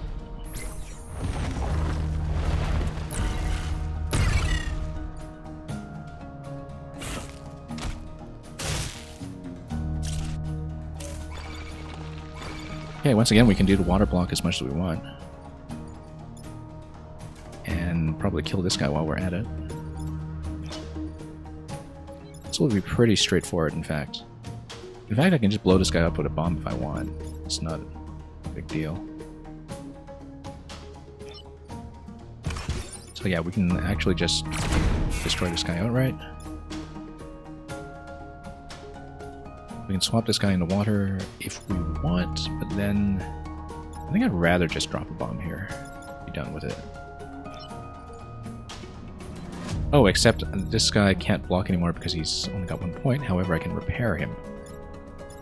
So I should, in fact, use a bomb here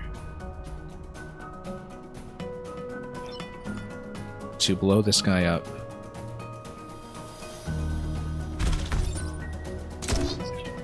Like this. Whoops. Actually using a bomb for once, imagine that. And then we will go repair on top of this location. So things are a little more central. And that should be the turn.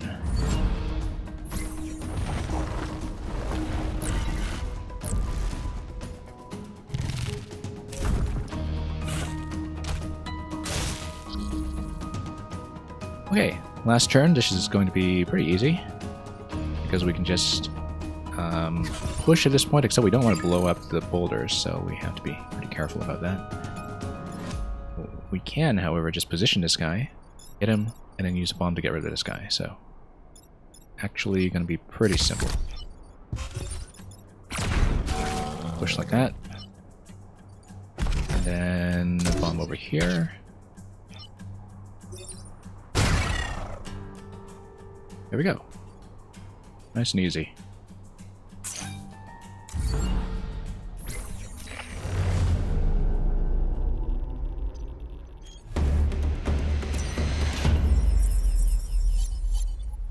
And picked up a big wad of HP on Mr. Experience there. We'll need to pick up a third pilot eventually, but we'll see about that at the end of this. Yeah, unfortunately we're not going to get the bonus pilot selection from having 100% objectives cleared in this world, so it will not be a perfect run, but we're starting to recover from the mistake earlier, which is the important thing. So, let's take the boss. Let's see how we do. And thank you for the GG. Okay, this guy. Massive spinneret. He's going to spin on all 3 sides.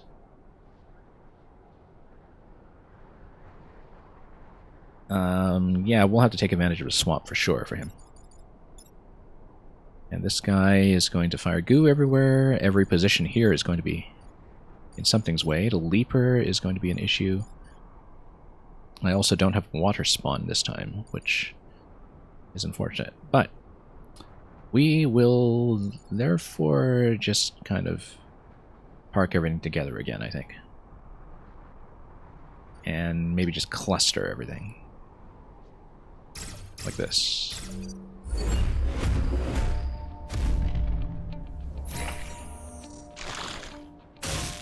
Okay, good. That guy's not going to hit anything interesting. And in fact, we can probably do some friendly fire with him. If we push. So Pierce Mech would push both of them back 1 spot. It would do actually a pretty significant amount of damage. And it would render this guy ineffective. Pierce Mech, if I pierce on this side, however, would be even better because then he would actually swat his companion. If we can get rid of this guy, that would be great. That would require some kind of push as well. Or a swap, for that matter. So for example, if we just do a single push like this, I think that should release the web, and then we could do the water push again if I can get in position for it to swap this guy out. I think we're going to do it that way. We're just going to push him completely. This guy's going to fire into the middle of nowhere. This guy will be here. We'll move the bomb over here. We'll do a swap. We'll kill this guy immediately.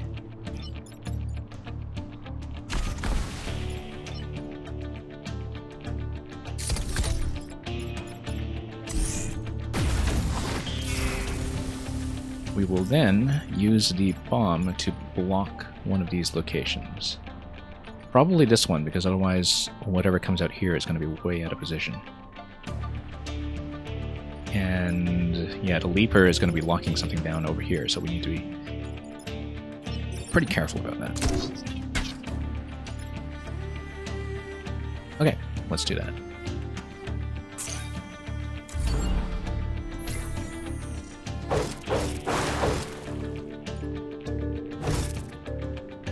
Yeah, we probably could have positioned that guy for friendly fire, but I think this is fine. Okay, once again, a swap is actually going to do just fine, I think. In fact, if I just swap this guy with this one hits in the middle of nowhere, this guy is going to fire first, he's going to kill his buddy. On the other hand, if I just do a straight push, we don't want to do a straight push, because what we want to do is unweb both of these. And the straight push is going to kill this outright, push this guy down one spot.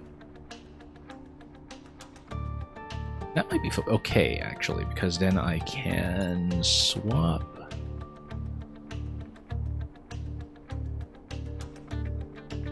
I can do a water swap again, in fact, to just drown one of these. The problem is that he's still webbed in position and he's going to take damage, although the shield is going to absorb it. I'm trying to think about a way that I can damage this guy outright. Because if we do a swap and we lob a bomb, then I'd be able to push and do 4 damage and probably just kill him this turn. Let's do it. We're just going to swap these two, because then he'll be firing in the wrong direction. We can then launch a bomb up here, and then do a push into the shield to do 4 damage. And this will kill the boss, I'm pretty sure.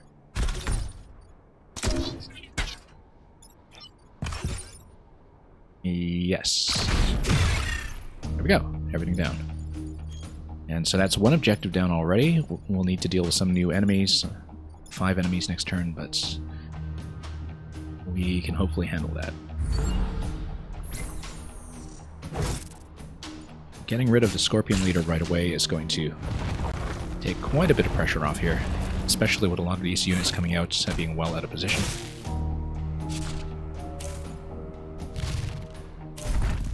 Okay. So as usual, if we can swap something with the boulder, we'll do it, because in doing so, yeah, this guy's not attacking. This guy can just swipe and do friendly fire. How many damage? 1 damage, okay. Not that good then.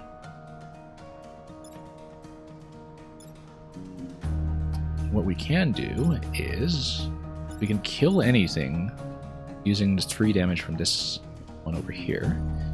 Yeah, we'll swap this guy, in fact. He's going to attack first. He's going to do 3 damage. In fact, the leaper, if we swap it with this boulder, is just going to kill this guy completely. And that takes care of him. And then if I'm positioning the swapper over here, then 1 shot over here will take care of this guy. And it's just this one to deal with at the very end. So I believe this is going to be the way to do it. We go over here. We swap leaper like that. This guy's going to have attack priority. We can do a shot to kill either one of these at this point. This guy does how much damage? 1 damage. Okay, that's fine. I feel like the boulder guy probably should have priority, because the boulder guys are always an absolute nuisance. Yeah, because whatever I place here is going to be cleared out and will fail to block the spawn afterwards. So if I kill this outright, then I can block the spawn. Except this guy's going to blow this up. This will explode. This will take care of the bomb as well, so probably not. In that case, I think this spawn has to happen. We can't actually block it effectively. And given that, I think the best thing to do is, in fact, to push this, because if the boulder blows up, it's going to do 1 damage to this guy here. Which might be useful. In fact, if we blow up the boulder with a bomb right away, it's going to do 1 damage here. Damage here. Yeah, no need to fuss around with this too much, I think. We'll just line these up. I will need to deal with these leapers eventually, which is a problem, because a bomb can take out one of them at a time. And that might be a much more effective use of the bomb. I think this is much less difficult to deal with than the Tumblebug, so we'll take it to Tumblebug. And we'll just do some diagonal positioning here to make that happen. So the bomber is going to go where? The bomber can block?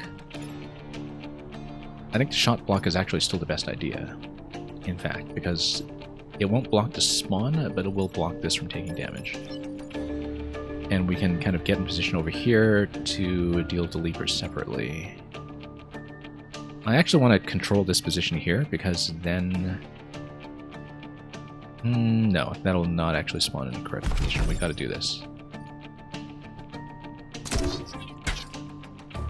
And we'll just walk that way. This will die. We'll deal with 2 leapers and 1 thing that spawns out of here next turn. And I'm kind of right by the tower as well, so we can potentially take that out. And this piece seems pretty well protected. Let's go.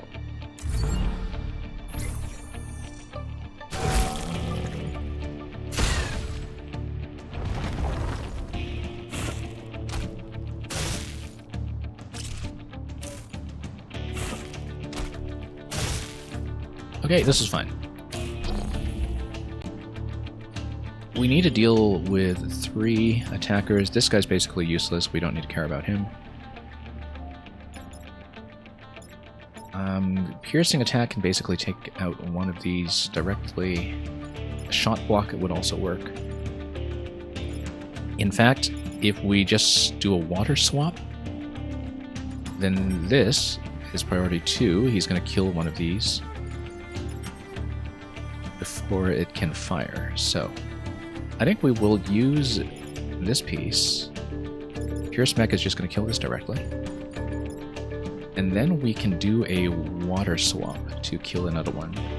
Or we can do a bomb. We can just do a bomb. I don't see why not. I'm just thinking about how to optimize experience gain again. That's all. In fact, we can even do a push on this guy to kill him. Like, kill one with a bomb, kill one with a swap. Let's not miscalculate here, though. Let's be careful with this. Because a bomb can take out one of these 2. Friendly fire can take out one. Then we would need to leave one alive. Let's see what would be fanciest. Like, if we do bombling over here, then we swap and drown one. And then the bombling is still able to throw a bomb to kill one. We need to kill these 2. Yeah, one of these 2 will need to remain alive. We can't actually take out all 4, I don't think. In which case, the priority should be to do this. We're going to move this guy down to the water. We'll do a shot block.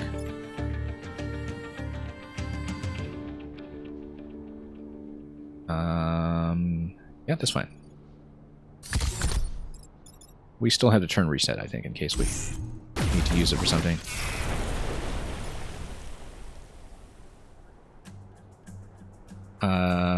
I actually did make a mistake already. Which is that I forgot one move. That's okay, because we can just do a push, and that'll still die. Or it won't die, but... Yeah, no, I just missed one. You know what? We have to reset on the turn. This is an easy turn. Let's just do it. I forgot one thing. I need to do this first. Oh, except he's going to push. Can he still get in position? 5 movement points. Right? Yeah, 1, 2, 3, 4... 1, 2, 3, 4, 5. Yeah, that's fine. Okay. 1, 2, 3, 4, 5. Swap.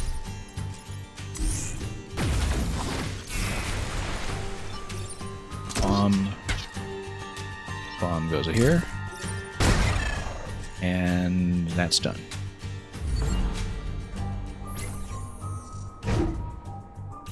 So yeah, we made a huge mess at the beginning of this island, but I think we actually recovered mostly.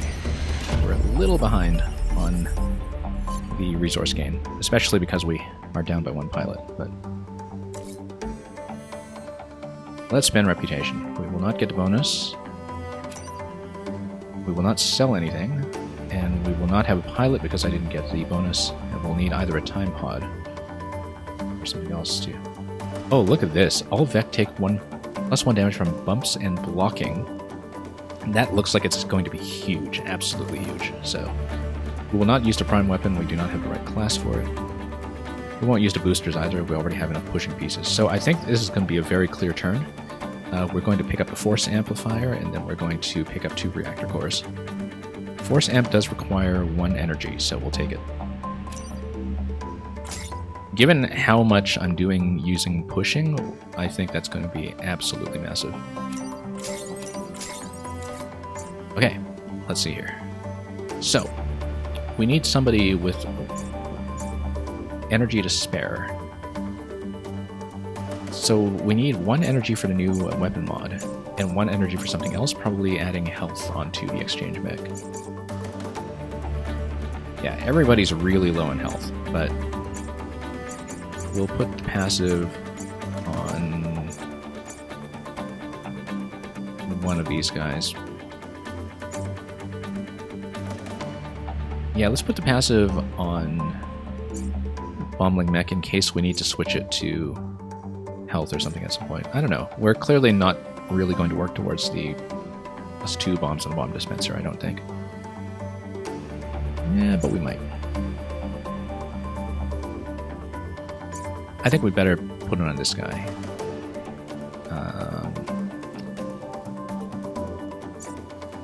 Because the Pierce mech is likeliest to get into some weird positions, I think. Actually, no. The bomb mech is always throwing the bombs, and so it's usually much more flexible in terms of positioning, which means we're likelier to use it as a blocking piece, which means we want to use this guy in case we eventually want to switch to 1 point for health. And yeah, that's across the entire team, the passive, I think. So we will do that, and we will upgrade health on this guy. Because my pilot is already maxed out on this piece. And yeah, we are down by 1 pilot. We'll just have to deal with it. Okay, Island 3. Do we want to go with this, or do we want to go with this? Let's keep seeing some new material, perhaps. We don't know what the Spider Scion does, so we need to figure that out before it's too late. The humans employed at Pinnacle are just as important as the sentient machines. We must stop the Vec to save all life. So yeah, because of all the talking I'm doing, I am playing this pretty slowly, but... Okay, we will eventually be doing Central Cryonics. We might want to do it right away, actually, because we want that power core as soon as possible. So we might go risky and just start with Central Cryonics immediately. Let me check my upgrades again, just to be sure. Yeah, the Force Amp is going to be huge because of the push effect on piercing. So let's do it. Take some risks. Okay, are these the ones with the unfriendly robots or the friendly robots? Defender robots. Okay, so yeah, these are the ones we actually need to keep alive. We have a scorpion here that's going to launch a web. It has 3 movement points. 1, 2, 3. So we need to keep this area relatively clear and take advantage of my movement bonus. Like this.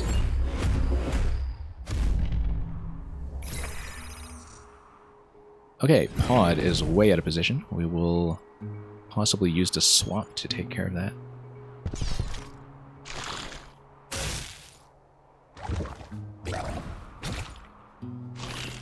Ah, okay. So, yeah, we have a lot of pieces to deal with here. We'll figure it out. The blob explodes. Kill it first to stop it. This fires before this guy. Which means that if we do a push, we'll be fine. And freeze mine, we'll freeze that. Blobber can die immediately if we do a push attack. This will actually push this guy onto the ice and then destroy the blobber completely. The problem is we have 2 attackers on the mine bots that we need to deal with. And I can't do both with a swap, I think. Unless Exchange Mech is able to get into a much better position than what I have here. Let's see. How many movement points do I have on this one? 6. 1, 2, 3, 4, 5, 6. No.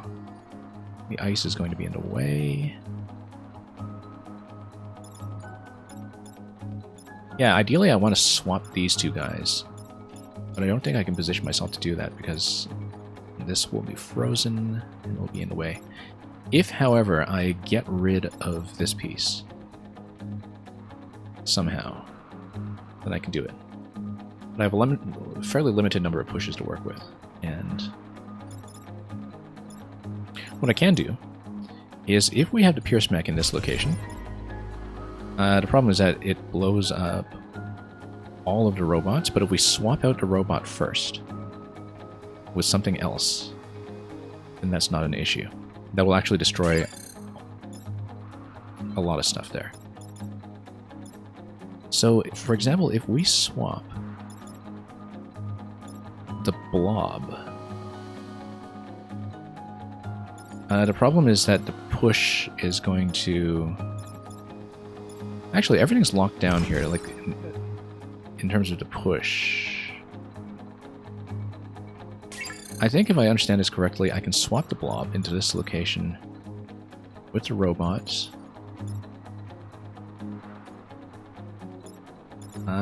And then I can just destroy everything. And I need to deal with these 2 afterwards, but that can be done. Alternatively, yeah, I don't want to switch one of these guys over because they will fire into this location.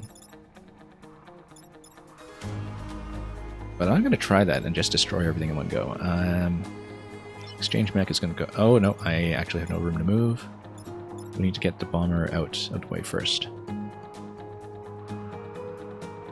That's okay, we can do that. We can just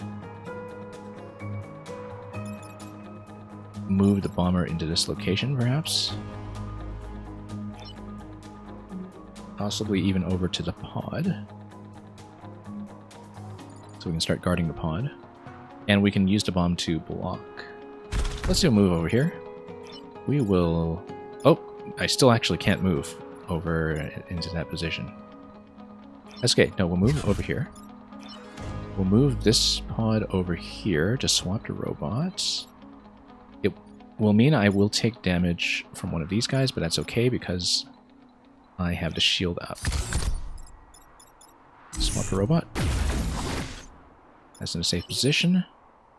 Blow up all 3. Great. No friendly damage. And we'll take 1 shield damage over here. I really should have moved a robot over here so I could walk, so I could drop the robot, sorry, drop the bomb immediately and then block. So that was a bit of a mistake, but we're not going to reset the turn over something that small. So we can go for the time pod or we can go for the block. I'm going to go for the block. We'll have lots of opportunities for the pod still, I think. I hope. As long as this guy doesn't chuck something on top of it, which I don't think it should do. Alright, this should be fine. Let's go end turn. Let's actually watch carefully this time so I don't have the massive mistake that I made earlier in the run. Which is purely just not reading the board. Okay, mine bots are going to continue moving, which is good. They're pretty good in terms of creating some pushing pieces to work with.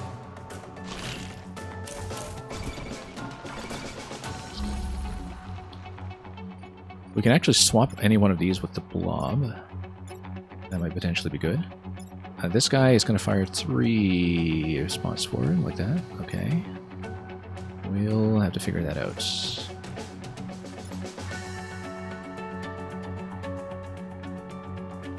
Yeah, because I definitely want to swap the bomb thing out, or just blow it up with my own bomb, I think. Blowing it up with my own bomb is probably the best idea. Because I can deal with it at range. Now, what do we do with these guys? If I do push, that'll push it back 1 spot. That's not really going to do the trick. If I go over here, however, and do push, that will get it out of position and make it attack in the middle of nowhere, which is good. It won't deal with this guy. I can, however, swap this. I can just swap one of these with the blob, basically. I just swap this guy with the blob. Blob comes over here.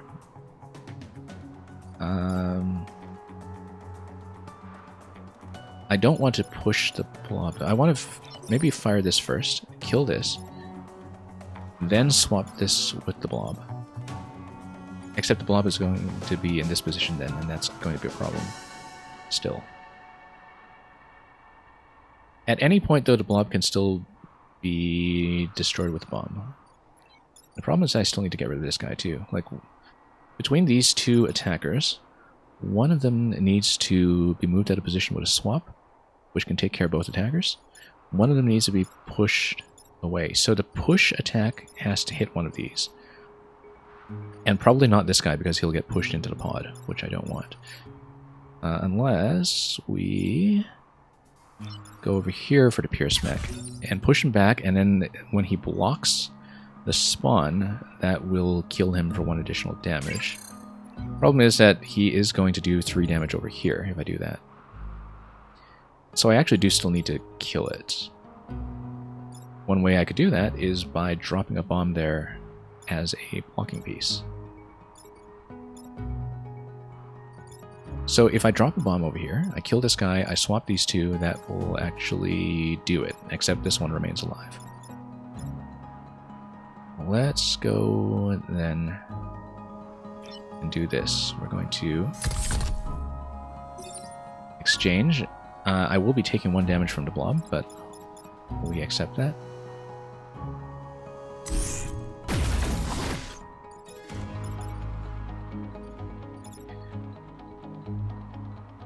I then walk this guy over to the pod. Drop a bomb over here.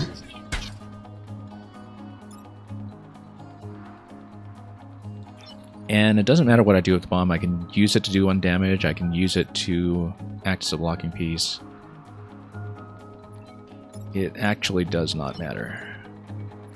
Because we'll be doing the push attack. And either way the bomb will be expended and none of those pieces will be blocked. Just for safety then, we'll do it this way. Okay, 3 spots are exposed. This will take 1 damage, and it'll take advantage of the movement ability that we have from Masochist, which is fine. And then the blobber is still going to throw something, and this guy will need to be dealt with eventually as well. The blobber will take 1 damage, which is good.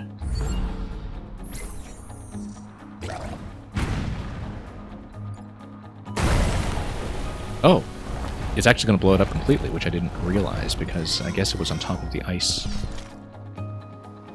Yeah, I didn't even see that the blobber was on top of the ice, so that was a better move than I thought it would be.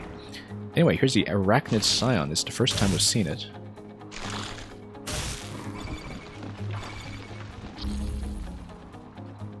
Let's see what it does.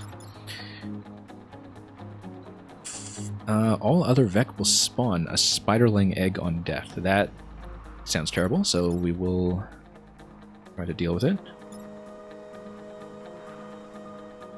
And everything is webbed, too, which is bad, because... Okay, 1 damage, it's going to stab something.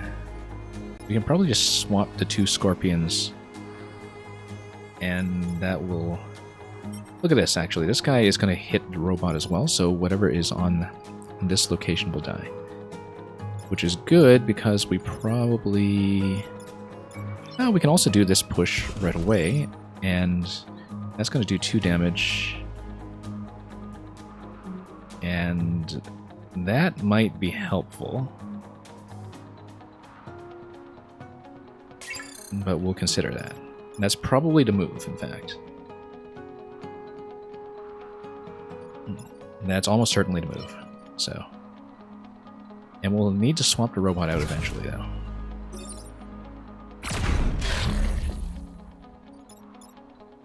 Yeah, we'll do this swap over here. Okay. This guy is attacking last, and he'll just do 1 hit. This guy is attacking nowhere, and will die first. So yeah, this is going to kill this. This is going to swipe into the middle of nowhere. This... Since this is killing this, we want to kill this one with the bomb then. And...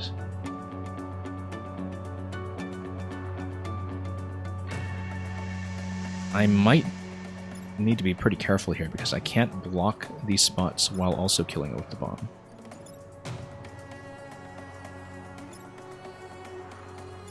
If I block both of these spots, I might just want to leave this guy alive, in fact.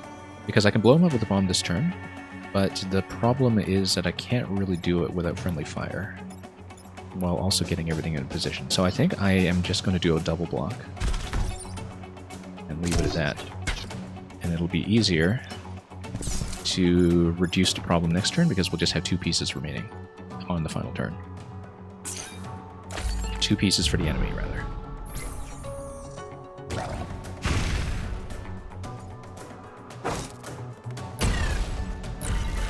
Good. Okay, this will be the last turn, so no more spawns, and then we just need to gang up on these 2 with what remains, which should be easy, because I can always blow this guy up with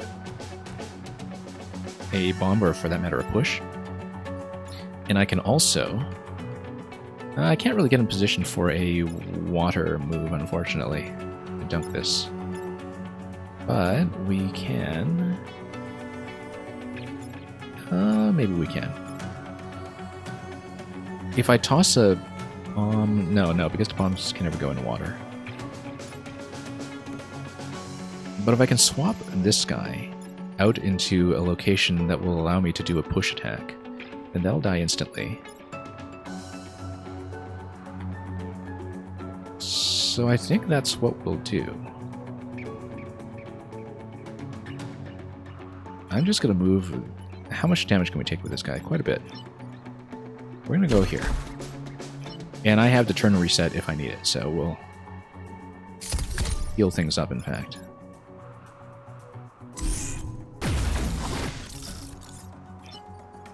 We'll step into the fire, we'll do a push attack, which will also get rid of one of the mines. Oh, the bombling is here. Yeah, that's actually a problem, because I can't kill this guy then. I should have thought about this and swapped it out with...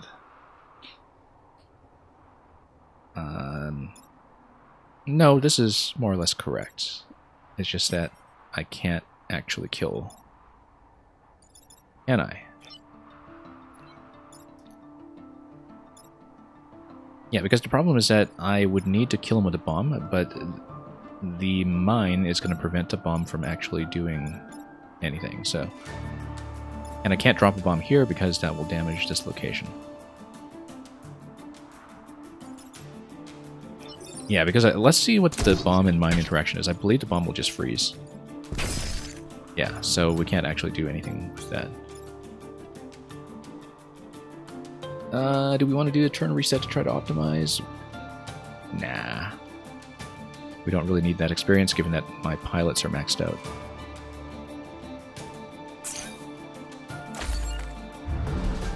Yeah, that's the thing about maxing out the pilots, is that I just don't need to worry about XP so much.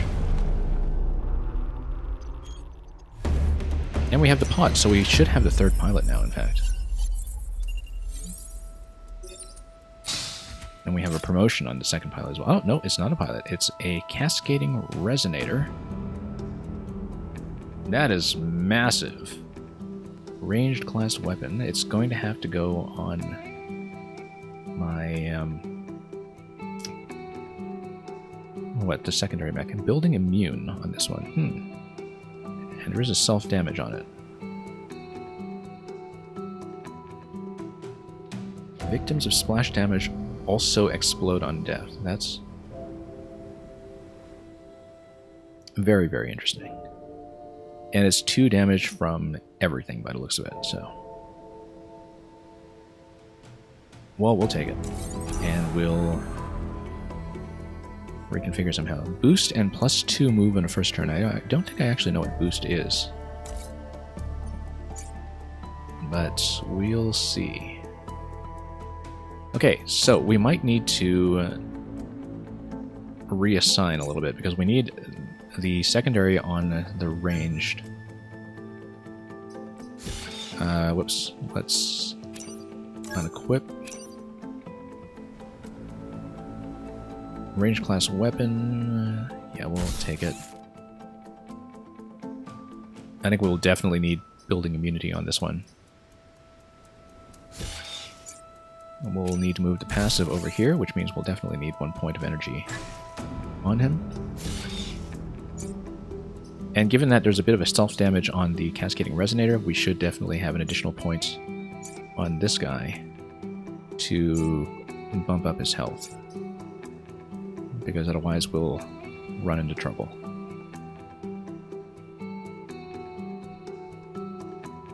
Yeah, that looks very, very interesting. Yeah, so we'll probably stack on this guy. Let's see if I want to move commanders around as well. Interestingly enough, the Cascading Resonator would benefit from the Masochist ability in terms of taking 1 damage. It would also demonstrate. It would also benefit from the self-shield. But I think the Pierce mech actually is the one that requires the most flexibility on the first move, so we'll definitely keep that in mind. I might even swap these two. No, actually, because the exchange mech can heal the other mechs, but can't heal itself, we still want to shield on the exchange mech. And so we'll just stay with this configuration and add 1 point of health to the bomb lane. I think that'll be good. Alright. Let's push in. Freeze and defend both robots. Yeah, that's familiar. We'll do it. And yeah, these are robots that are going to become hostile if they're not frozen, so we'll need to use the freeze tank accordingly.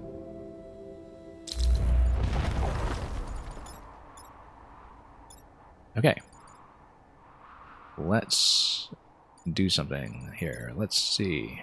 1, 2, 3. Pierce mech now has a bit more flexibility in the first move, so we'll start it on the inside, perhaps. Yeah, like this.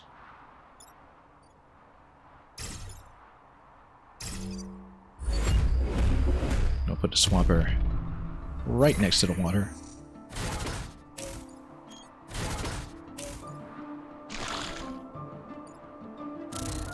Okay, one robot's doing line damage, one robot is doing a bit of a splash. We'll want to freeze this one on the left, I think, unless we swap it out, which we could always do.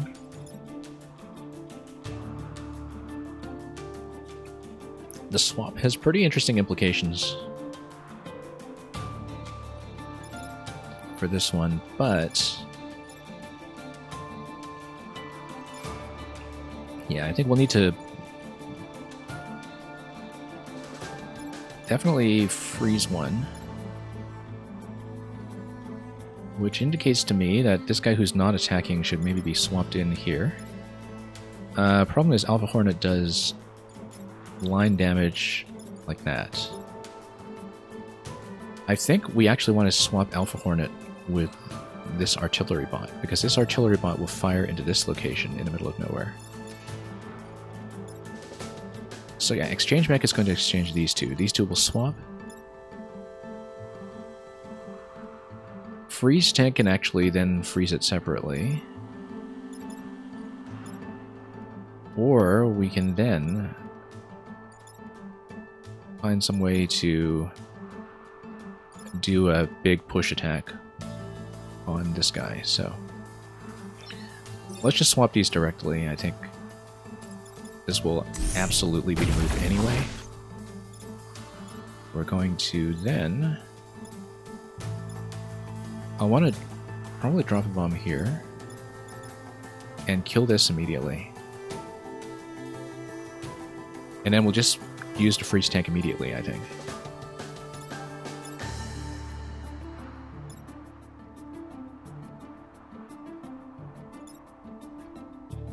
Yeah, I mean, I don't need to toss a bomb right away, but I do want some kind of blocking piece. So I can always use the tank as the blocking piece, though, can I? No, we want to toss a bomb.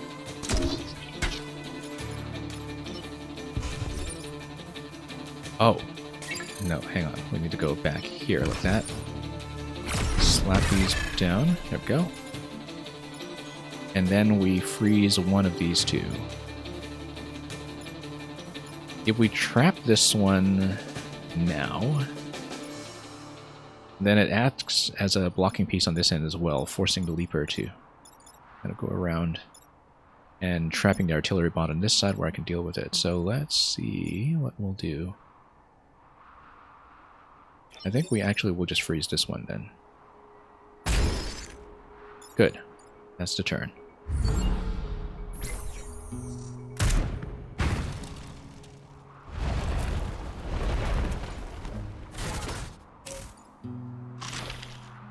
And we just need to freeze the other one now. And the swap is going to solve a lot of problems. Because it means that this guy doing 3 damage will just take care of its friend immediately. And in fact, I could just push these two back using the Pierce Mech. And yeah, actually the push damage just does wonders with this. They'll both die. Let's just do it this way. Oh, this guy is going to remain in position. He's not going to get pushed on top. That's fine. We'll deal with him separately. In fact, I can just move over here, swap him out with the other one, and kill the other one with a bomb, probably. We'll just swap it out.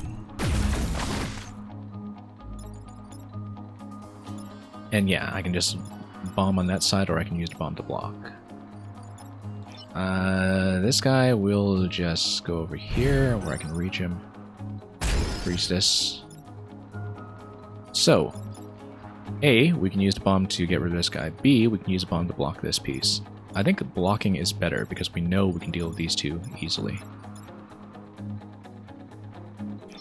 So let's just go over here with the... Oh, we can just leave the bomb in this position, in fact. Toss it. Block. Pretty simple.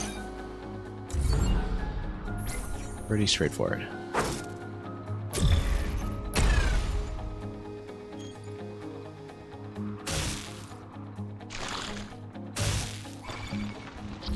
Okay.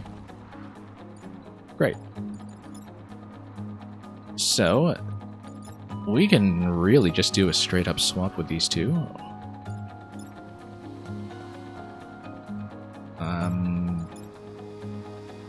Yeah, actually we can... we can fire directly into this guy, and then... I'll take 1 damage, but that is fine. We can destroy this with a bomb. And move 1 piece here to block.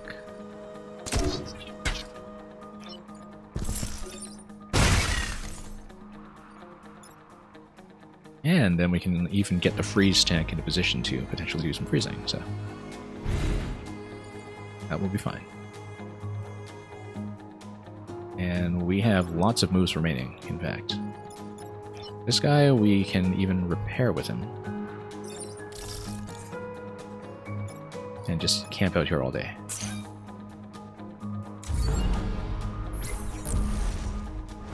In fact, if I just froze my own unit, that would have absorbed damage like a shield. I should have considered that, in fact. Just freezing my own blocking unit. Okay. This will just kill directly. Easy. And that's done.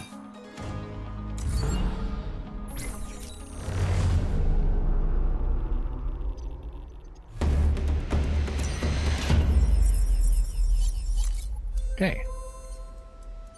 Let's continue stacking objectives. Destroy all boom bots, we can do that. We can even drown some of them if we break the ice. Let's do it. Although taking advantage of the enemy attack patterns will be key here as well.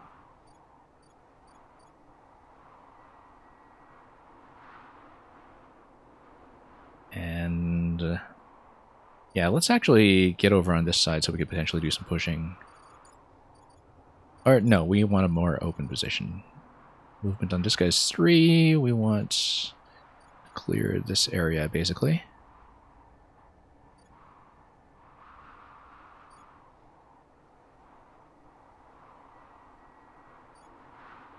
And, yeah, we'll do it this way.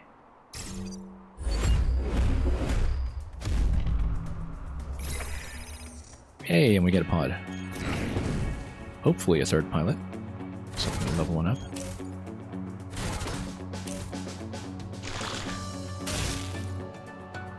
Okay. Enemies are spending their turn breaking the ice. That's fine. I don't mind that. A bomb can take care of both of these, in fact. Which is great, because I actually do want to just use a single bomb here. Followed by some kind of piercing attack. Possibly some kind of swap, in fact. If we swap this guy with the frozen robot, then this will just kill it. So we can swap. Drop a bomb here. And we can do a push attack to kill this guy. Eventually we want to do some kind of push attack to slap this guy, in fact. It might be a better idea to swap him, then. Swap him over with this position. But then we don't have a way to deal with this right now. So I think it's best if we swap these two. Friendly fire will take care of that. We will eventually need to release these from the ice so we can blow them up, of course, but we'll deal with that when the time comes.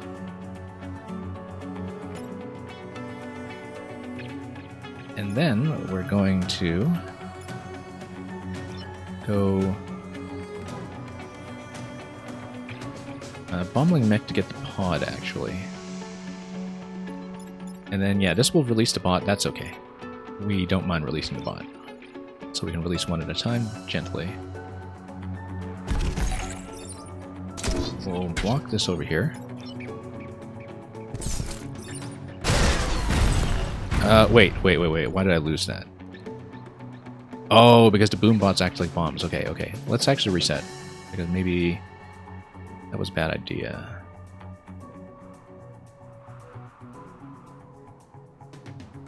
Let's reset the turn, actually. I just didn't think about that.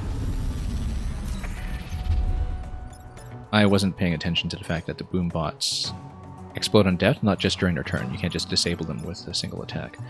Alright, so we will rethink it. And in fact, if we do this, we would potentially be, we'd be able to push it this way, and it would disable both of these pieces, and everything would blow up, which is great. And the question is, do we... Yeah, and then we just do the swap for the other two pieces to do that. Launch rockets at 3 tiles. Oh, this is going to hit something, isn't it? Wait. No, it's not active yet. It's not active this turn. It has just been released. It's not doing an attack, so I'm okay. And yeah, you do not want to blow that up with a bomb. I can blow this guy up though, if necessary. So same thing as before. We're going to swap these two. This will destroy this. And we'll blow this guy up without touching this guy. And I think that's going to be best. Let's move him into this position.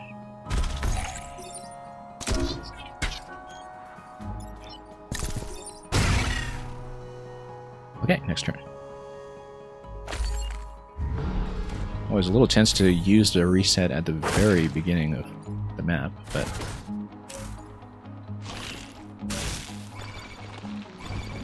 we'll deal with it.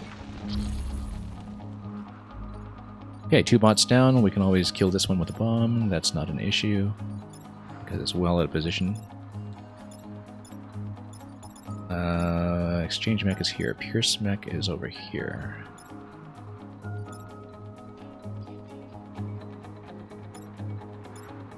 Well, we should clearly exchange these two.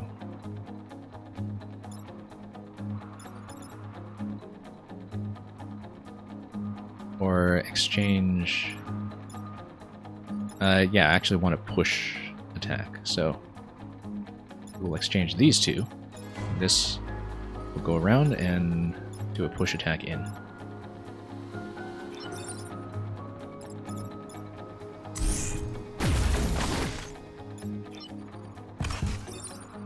That will destroy that. That'll blow up a shield. That's fine. I want to blow this up, so we'll only block 1 spot.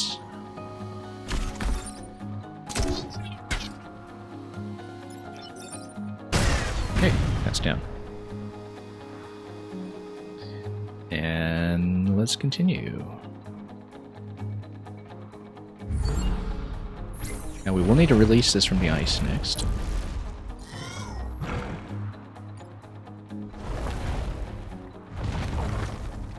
That guy is so far out of position, he's a bit of a problem. However, I can probably do a swap on him, can't I? If he's doing a swap, I need to swap him with this. I can't get him around, can I? Okay, yes I can. Like if I... Oh, I actually can't swap him because these guys can't reposition by anything. Cannot be moved by any weapon effect, push, teleport, etc. So we will need... Yeah, we can't do push damage, so we just need some kind of direct damage on him, unless there's a way I can freeze him, because otherwise he's going to wreck the grid. He's going to do 3 damage on grid. I'm way out of position to deal with him. This is actually a huge problem. This burrower here. I don't know if I have a good way to deal with him. Especially because of this spiderling effect as well. Like, I can do 3 damage this way, I can do 1 damage with the bomb. But is that all I can do?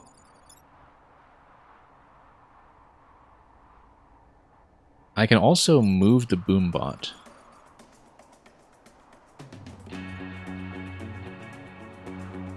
If I move the boombot, then perhaps the additional point of damage can disable this, but I just don't know what to do with this guy. He's in such a bad position.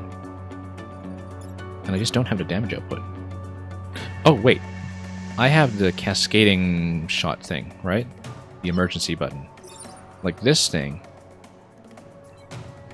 would do 2 damage. Okay, no, I've got it. I've got it. This is a little bit risky, but we can, in fact, do the cascade.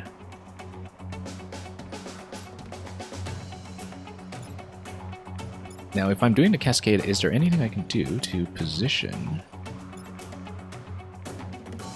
something that can also take damage at the same time? Because the problem is that it's going to spawn a spider as well, and that's going to be a problem because we need to destroy this the next turn. But I desperately need to get rid of this guy. And yeah, if we can position something over here, that would be great. Because the way the cascading weapon works is that it's going to chain to anything that's in a cluster.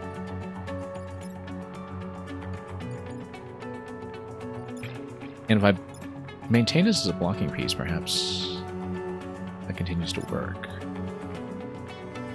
But I need something to shoot through. And so I think I will need to move this over here, move this over here. And then what do I do with the swapper piece? Because the swapper piece currently isn't doing anything.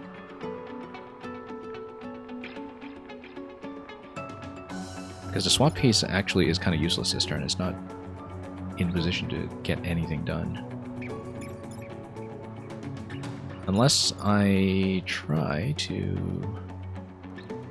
No, it's just not going to do anything. I think I just need to reposition it this turn, and it's not really going to accomplish anything for me. Yeah, because this can go here, this can go here, this fires for 3. We just have to do it this way. Let's make some room. Keeping in mind that I'm already down by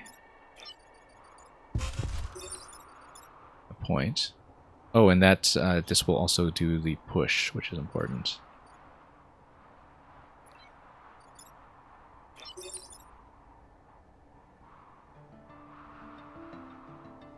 This might be interesting, actually, because if we can swap something into a position that will be hit by a push, like if we can swap the boombot into a position that can be hit by the push,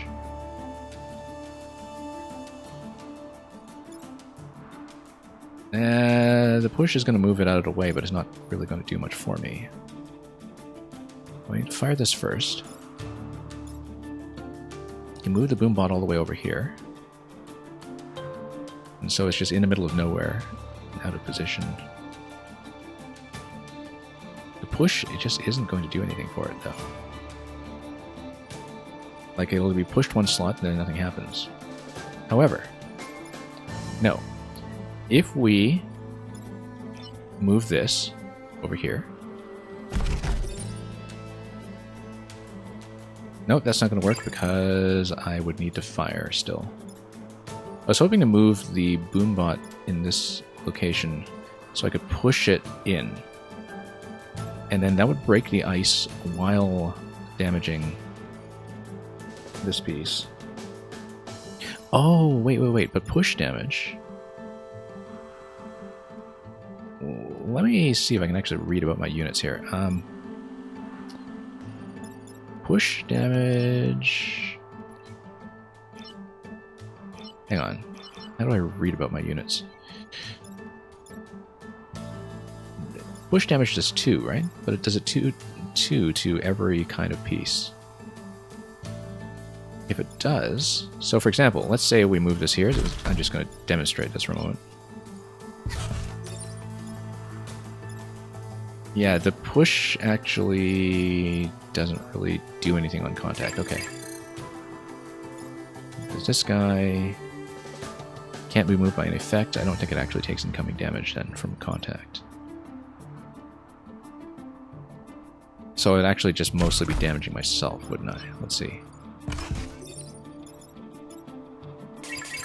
Yeah, it's because it just doesn't move.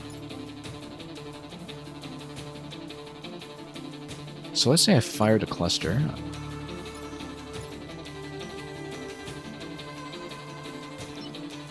Do I do anything with the swap then? Because the swap can move into this position. I don't think that does anything interesting. Unless we swap it onto this position so the ice blocks the spawn now. This still has move available. Bomb then moves over here, does the cluster damage over here. No, there's a problem with that, which is that I will still not have a shooting position on this guy. 1, 2, 3, 4, 5. 1, 2, 3, 4, 5. Yes, that'll work actually. You swap this guy over here. Bomb moves over here. Bomb fires the cluster.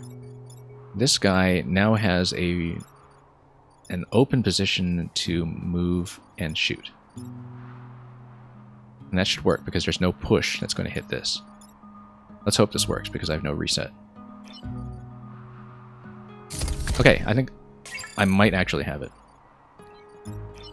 And yeah, program, this actually does look playable. I made a huge mistake earlier in this run where I just did not read where a certain enemy was facing, and I lost 2 pilots that turn. I lost my perfect objective.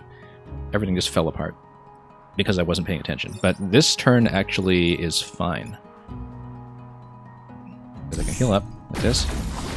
If I've counted my movement points correctly, which is not always the case, I should be able to do cluster damage on this guy. Oh, no. I forgot that that guy just disappears. Okay. And I have no undo available. Okay, I messed up. That's fine. I forgot that he just despawns on hit. That's okay. We'll just block another spot. We'll have one spawn. This will break open. I'll achieve the objective next turn. We'll be fine. It's actually not as bad as I thought then, because I thought I had to kill it this turn, and I was wrong. I would have positioned this differently then, instead of using the cluster bomb. Because I could have just fired with one piece, and then... yeah, well, whatever. Let's just block. And do I have anything to do with this? Repair or anything? No. This will just stay in place. We can push this for fun, but other than positioning it along the diagonal, I don't think there's a purpose to doing that. In fact, it might even be better if I leave it in place, just so it's obstructing. So we'll just end turn.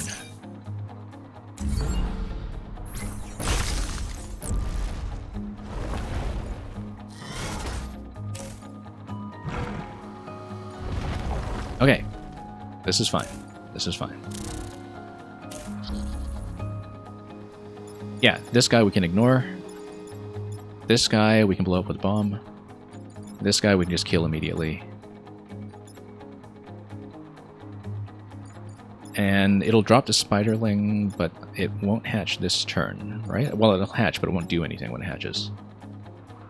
So, yeah, this is going to be fine in the end.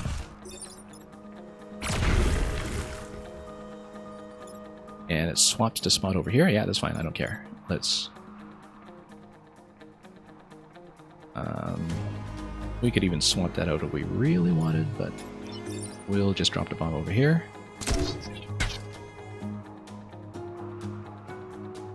Oh, we could even have done a repositioning.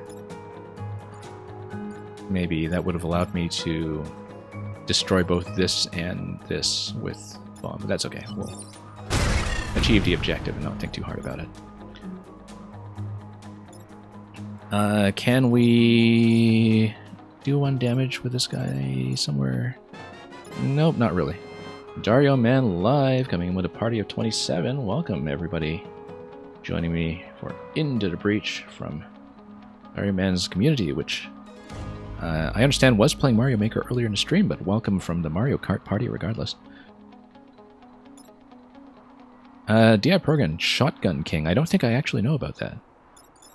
So yeah, thank you so much for Dario Raid. We'll hopefully not embarrass ourselves too much from this point on, because I actually did make this massive critical mistake earlier in this run that I had to salvage in a very awkward fashion. Yeah, I don't think I can do anything with this position at this point. We'll just get out of the way. I don't think I can kill anything with the last piece, so we'll just get out of here and win. So yeah, welcome Dario, welcome Persephone in the spring.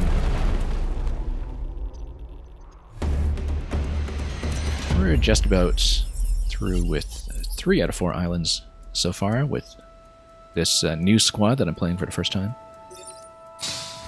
We're getting a pilot this time? Yes, we've got Archimedes, except he's going to have Masochist again.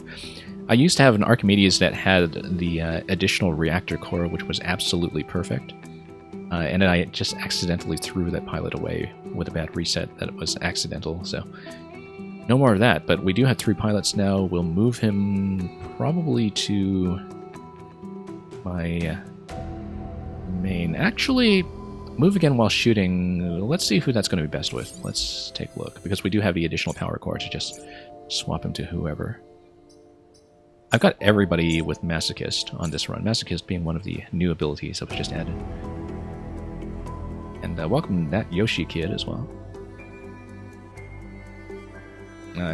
Yeah, we weren't really questioning your sense of surprise there.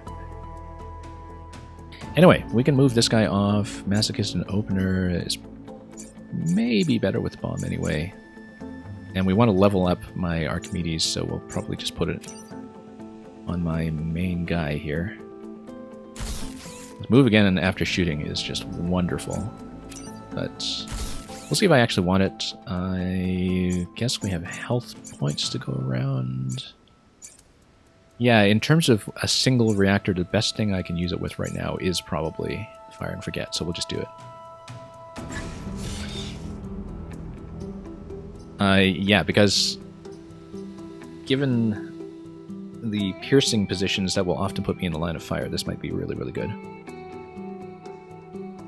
Also because I can block additional pieces, although maybe in that case Archimedes isn't that great with somebody who's only got 3 health right now, since I can only block so much. That's okay, we'll take it. And we will go to either the Central Processor or the Silicate Plains. Blocking pieces has been really easy with this squad because of the bombing, so we'll probably just do that. And protect the coal plant. Yeah, we'll do that. This is heavily mined. Let's just take a look at the shape of the map just to see what we're dealing with. Yeah, I prefer not to deal with the bots, so let's do this. We'll probably have to. Pick something. Okay, so these guys, I have to remember the burrowers just take a single hit. And nothing's going to web me this time at least, so we'll just put everybody in an adjacent position as before. And hope for the best.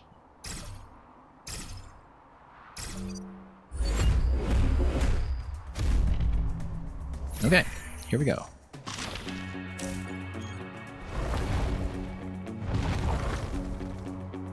Yeah, positioning is going to be a bit difficult here with all the mines in the way. I actually don't really know how the mines affect the targeting for the piercing weapon, which means I should try it. Okay, it skips the mines. The mines don't actually count, which is good, because it means I can get an immediate kill on this guy here if I want. The Alpha Scarab might be better to use for that, though. Except these guys can kill each other, probably. Yeah, if I fire this way, that's going to move this guy back 1 spot. It's going to block. and then that's going to die to the block. I will, however, need to take care of both these pieces, which may be a bit of an issue. However, I have the cluster bomb. And the cluster bomb allows me to do some pretty fancy stuff. So, for example, if I do this and do cluster right away, it's actually just going to wreck absolutely everything. And I just don't even need to worry about it. Because this guy is firing in this location, and I don't care. I can even use him as a blocking piece from that point on. I might even use the cluster weapon right now then, because we can just kill everything this turn, almost. Because I don't care about where this guy's firing. It might be easiest. We'll still need to deal with this one, but then the swap may actually solve that for me. Yeah, this guy does the line damage like this, so I do need to get rid of him. I think the idea then is that I will need to use this to kill this.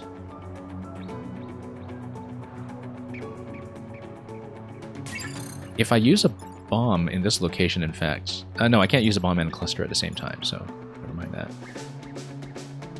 But if I use the swap mech a little more strategically here, we still haven't figured out a good use for the swapper in this turn yet. We'll definitely need to get rid of this, I think. But if we swap him into this location,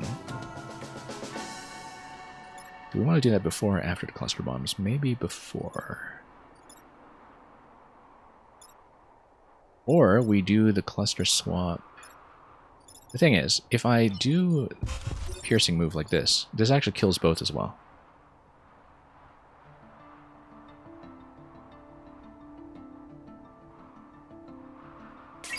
I'm just thinking about, like, the cluster chain. If the cluster chain is going to do 3 damage at any given point, so let's say, yeah, it's going to do 3 damage because of the boost. I actually want to maybe swap into this position, like swap, put the bomber here, put this guy here,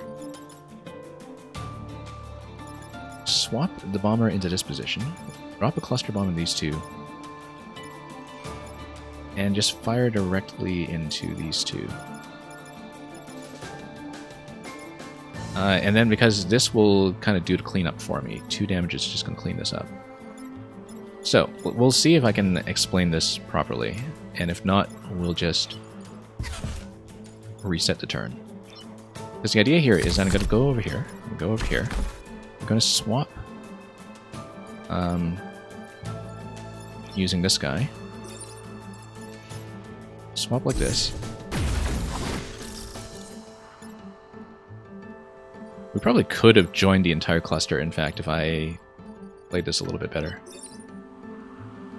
We'll use the cluster weapon. Wait. How is that not chaining? Okay, that's not chaining the way I thought it would. So never mind. We might not be able to do this after all. That's okay. This is still going to smack this guy. But we need to get rid of that one. So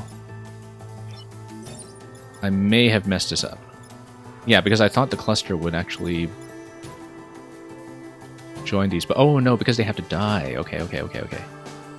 That explains it. And the cluster only chains if they die. So that's not how it works. In that case, we actually have to reset this turn because I messed it up from misunderstanding mechanic. These are new mechanics, we're learning them. I don't mind risking to reset this early.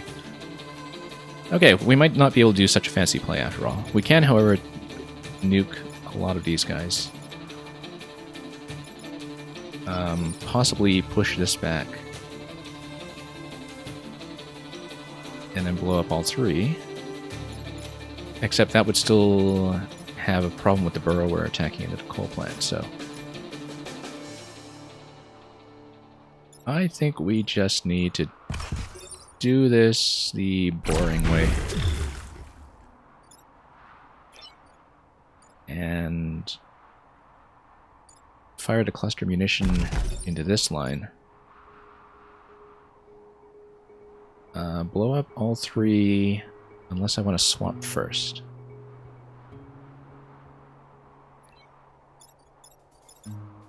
So do I want to hit this guy or do I want to hit this guy? I feel like these tend to be more annoying, but it's 3 damage, 3 damage.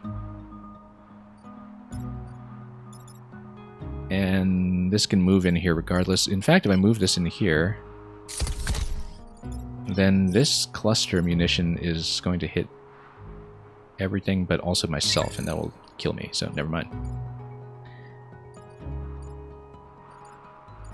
Yes, 2-handed cluster weapon is on the same unit as the bomb launcher, because that could really have simplified some things. That's okay, we'll get rid of these because they are maybe the trickiest to position. And then we'll just do some swapping around to block the remaining location.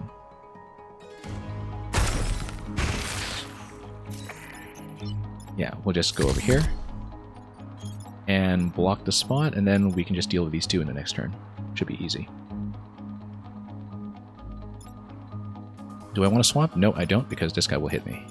So, unless I want to heal up something? Nope. Maybe I do want to heal up something. If we move this guy back here, then I heal up this unit instantly. That's okay. Do I want to do that? It's going to be way out of position. I actually want to move this guy back then, I think. Because then I can potentially chain an attack into him wherever he flies. Okay, let's swap these two. Then that does the heal. Cancels the attack because it's off screen. And then we're in good shape. Active units. Oh, the bonus move. Yes, I forgot about that. From Archimedes. How many moves does this guy have? 5. 1, 2, 3, 4, 5. Let's move this into kind of a central position just to give myself some flexibility.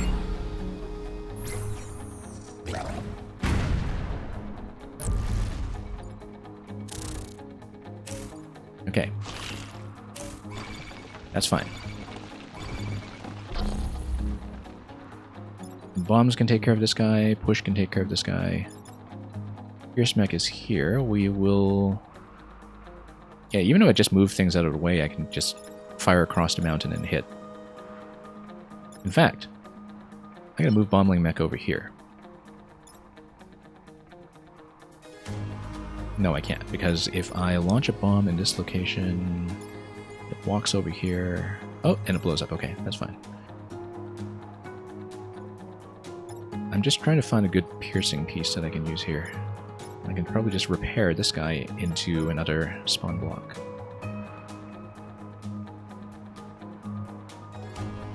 So if I just move him out of the way, fire bomb, that blows up, except that's still not doing enough damage, so we'll go over here.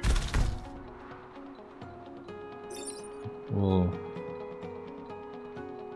drop the bomb over here. Bomb's gonna walk. This guy is gonna fire from this position. It'll do some friendly damage, but it will also kill.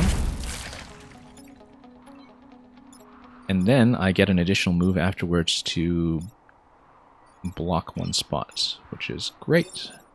Because it means we can just do a repair on this one. Move this guy in, just crowd everything into these two positions here.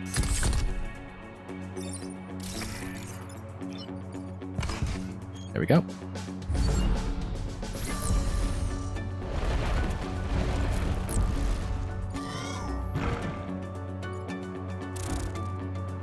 Okay, everything is still fine. Alright, we need to get rid of this guy for sure. He's not in a great position right now, but with the exchange mech in this position, we can actually just do push damage all the way. Like this. Oh no, that just kills me because too much push damage.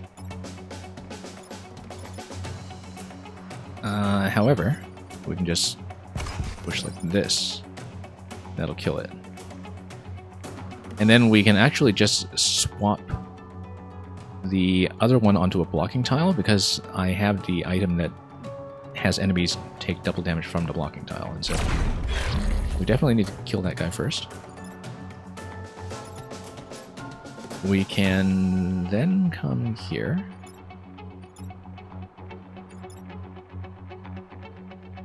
And then...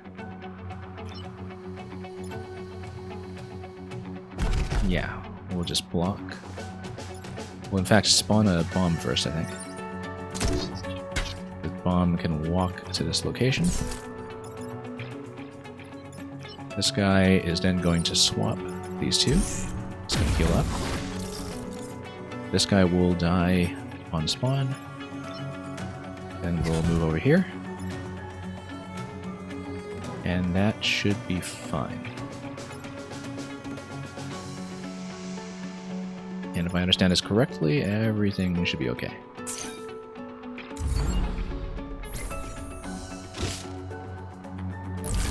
Two damage, yeah, that's right.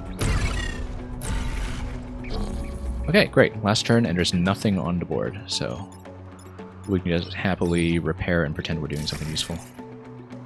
It's totally extraneous. We could have just ended turn. But we'll be fancy.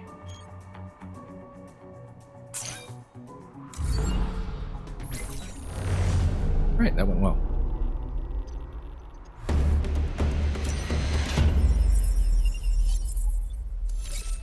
Okay. And yeah, leveling up that Archimedes. Hopefully we'll draw a reactor out of him, but we'll see. And we'll do the area boss. Yeah. That'll hopefully lead to a perfect run on this island. Okay, Spider Leader has 6 hit points.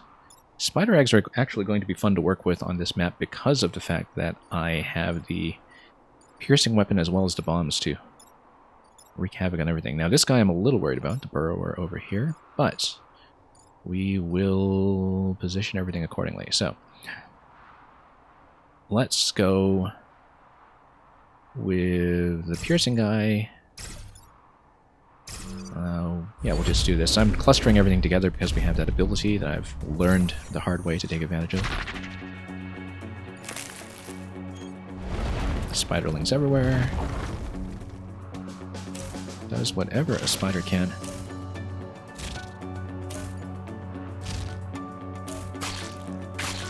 And yeah, lots of cluster damage actually. This is going to be interesting. We will need to take advantage of some friendly fire here, perhaps. Well, anyway, I can hit this guy immediately using the Pierce Mech. It's going to push the egg. That'll allow me to drop a bomb in this location that destroys both the spider and the egg, but leaves this egg alive. This one I don't care about. This one I need to deal with. So, then the question is, what do? We would have a swap available, so we would probably just swap these two while blocking this spot. So yeah, if I understand this correctly... Unfortunately, that means we can't really deal with the boss this turn. Unless we do some kind of piercing it... Whoops. Nope, no. Don't want to do that by accident. That was almost a disaster where I just skipped a turn by mistake. Yeah, 3 damage this way. Also, the cluster attack could be amazing here, because it would allow me to eradicate all 4 of these. In fact, that might be pretty good. Do I push? do a cluster attack, but then I don't have a way to deal with this guy. Unless I swap something into his position, which... This might be interesting, actually. If I do a push, these two, then I figure out... Yeah, the problem is that I don't really have a good way to position this piece to continue the clustering to reach all the way down to this guy. Because I want the attack to hit this. Otherwise I lose the corporate tower. Because I have to destroy this guy, so I might need to save the cluster bomb for a different move. However, no, we can chain all 5 of these. Or 4 of these, perhaps. So, let's say we go Pierce Mech. We have to get rid of this guy, for sure. I'm going to push the egg. If we do some kind of swap, like swap this guy with this one, then we can probably eradicate all of these in a single cluster. But the problem is that this will basically emerge unscathed. If we swap these two, however, it'll take out the spider and... no, we still need to get rid of this one, so... Let's just do it. Let's just do it and find out what happens. Because if I understand this correctly, the cluster attack should... yeah, it'll chain all the way until it hits something that it doesn't kill. So we should actually swap this with this. And that'll allow one spawn.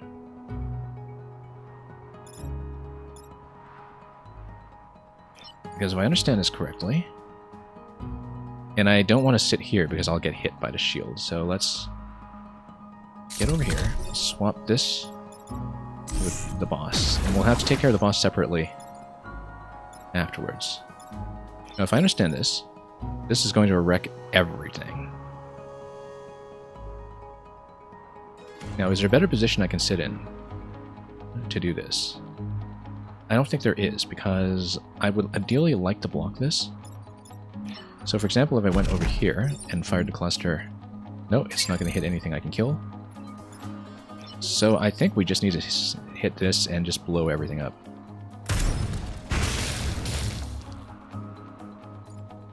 And I will take fire damage here, which is not good, actually. I should have considered that. Because I will need to heal up, but I can heal up using a swap, so I'm not worried about it. But fire damage is only a problem because I sat on the forest while I fired that, so... Do I want to reset out of that? No, let's take a risk. Let's say no. And in fact, I have a blocking piece from this guy that I can use. So let's get him into a centered position. And let's do it. So we do need to heal him up. Somehow.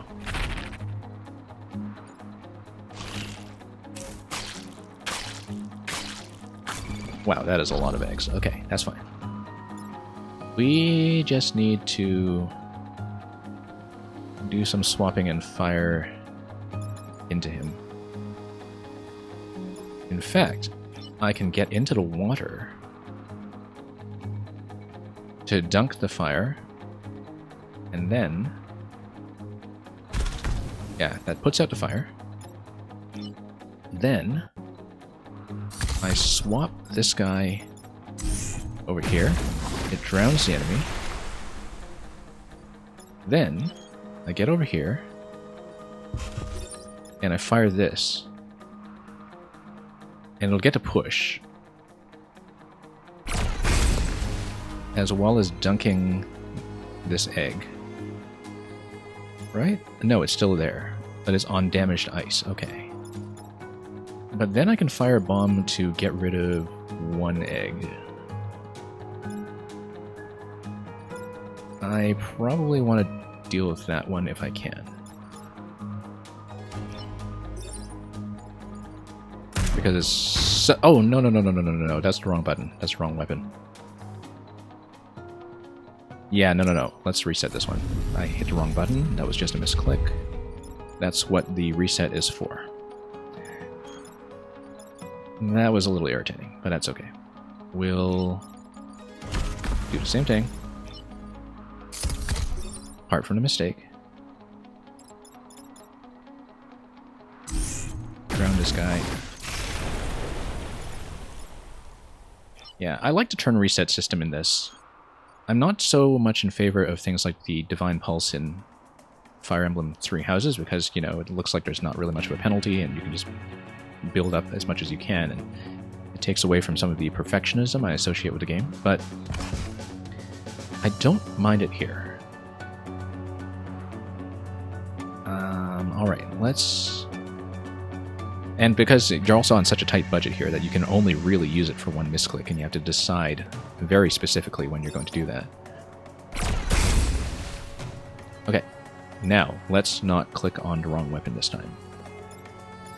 Also, I can block both locations. No, I can't. I don't have a move available. So we need to launch this. It's going to walk 3 spots. It's going to blow up the egg. And we'll also blow up some of the ice, which is great. Now let's take the center position again. There we go.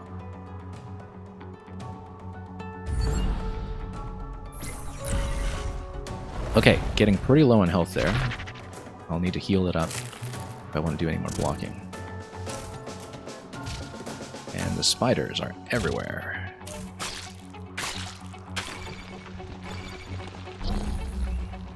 Now, luckily, I can move after firing on this guy, and I'll need to, because we will otherwise start running into some issues. Because this guy can take 3 damage, that means I can swap anywhere I like after firing.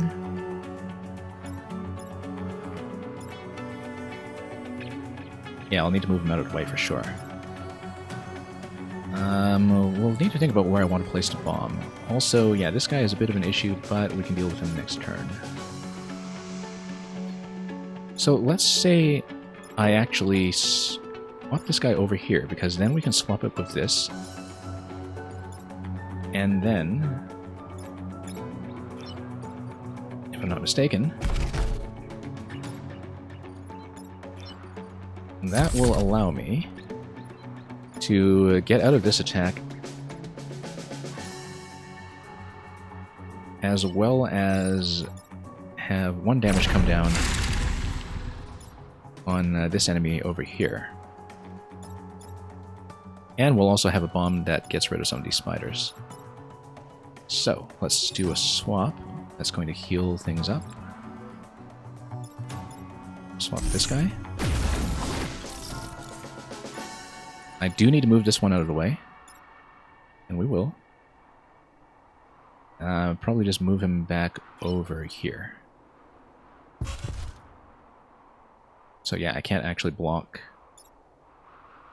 I can block a spawn here, but I think I'd rather get rid of spiders if I can. Problem with getting rid of spiders is that I will also blow up my shield. That's okay. We've only got 1 turn left after this, so we can probably sustain the damage. We do need to get 2 kills though, I think. So let's... Do we want to get 2 kills, or do we want to get 1 block? We want to get 2 kills. Okay, that'll take down a shield, that's okay. That'll actually give me more movement next turn, thanks to the Masochist. Which is the only new ability we've seen so far, since I drew it on absolutely everybody. And let's see what this is all about. Okay. This is manageable, I think. Okay, this guy we can ignore. This one we need to deal with. This one we need to deal with. This guy we could probably ignore if we swap him out of position correctly. Yeah, the thing about the Pierce Mech is that I can just push him back 1 spot and there's no problem. This guy I will definitely need to move. And... we'll need to bomb this. Bomb this guy, move this guy, and and push this guy. I think we can just go ahead and do that.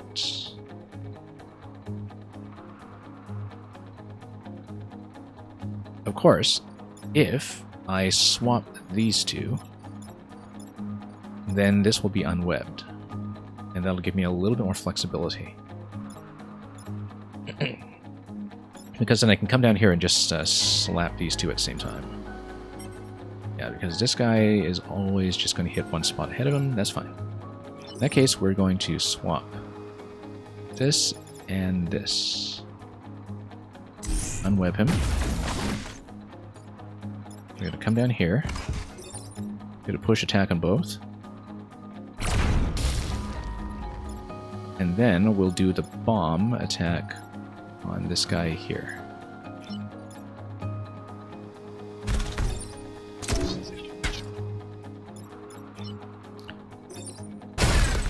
Very good. And that is going to be it for this turn. And this island. So we've got perfect on island 3. We'll just continue building up. So we'll be doing a 4-island run. I'll be staying to finish this up and see how things are going as we get back into a much more stable position here. And we've got a free reward. Let's see what we have. Mech is boosted if at full health, otherwise -1 move. That's interesting. Now I don't know what the skilled skill does. That is not something I'm familiar with. Smoke pellets, surrounding yourself with smoke to defend against nearby enemies. That might be interesting if you have the ally immunity. Let me think about that. If we take this commander, we need to think about who we're going to replace. Because it's going to be mutually exclusive with the... Well, let me take a look at what we have right now. Because it is going to be somebody new to unlock, which might be interesting. I kind of like my existing configuration, though, that's the thing.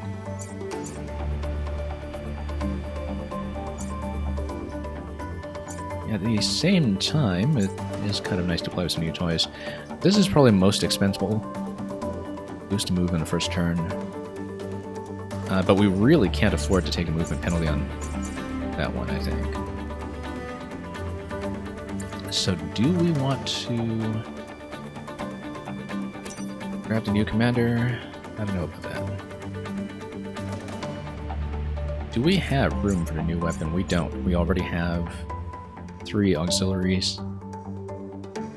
Not really that much of a power budget to work with.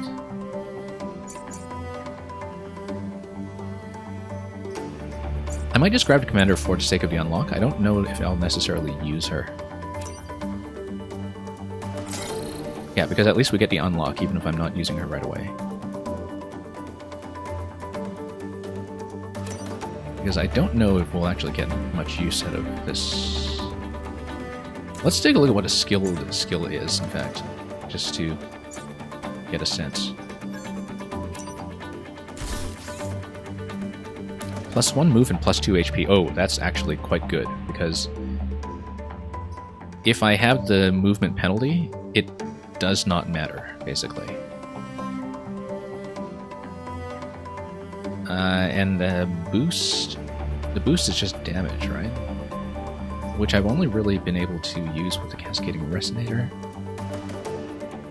But the fact that I can use the swapper to heal up at any given time is actually going to be pretty useful here. Obviously, we wouldn't use the Arrogant Boost with the swap on the Exchange Mech because that doesn't do any direct damage.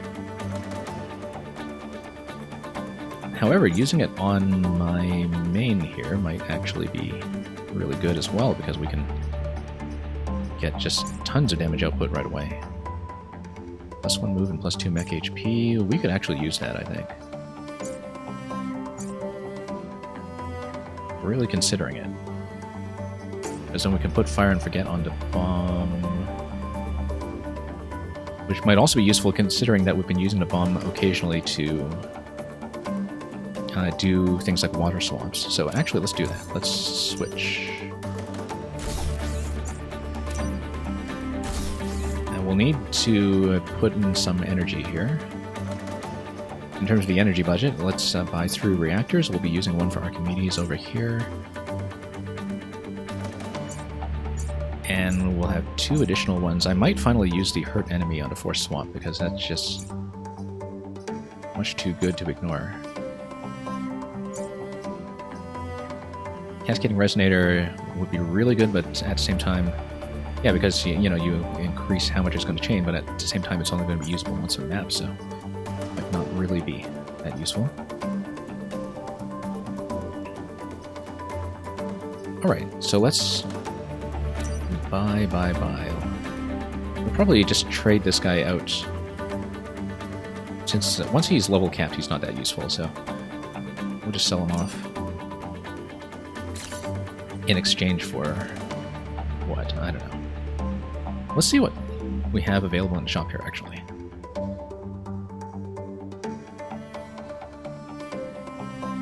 In case we want 2 reactors and 2 weapons or something, but no, I think we're good for weapons. I don't think we'll be using anything here.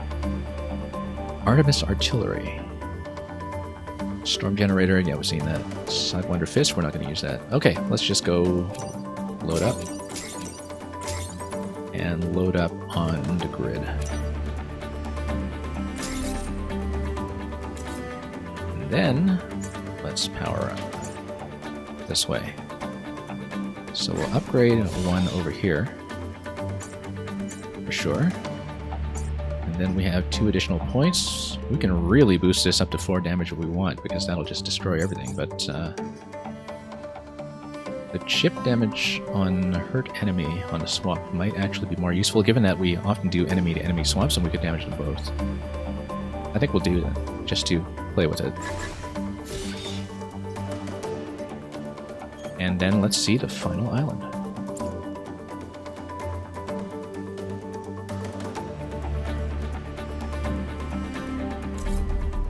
Okay.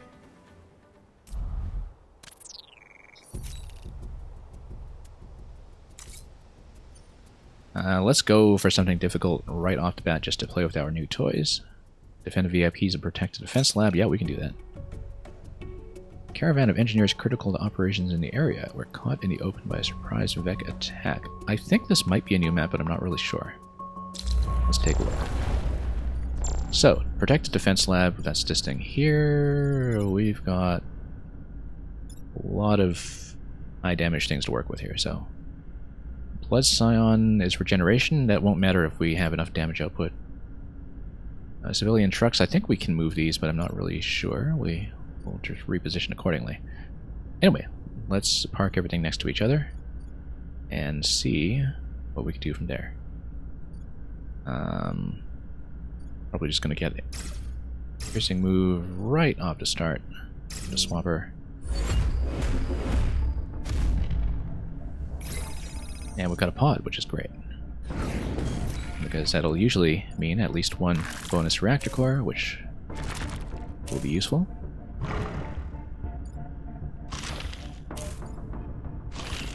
Okay, this will be great, because we can immediately...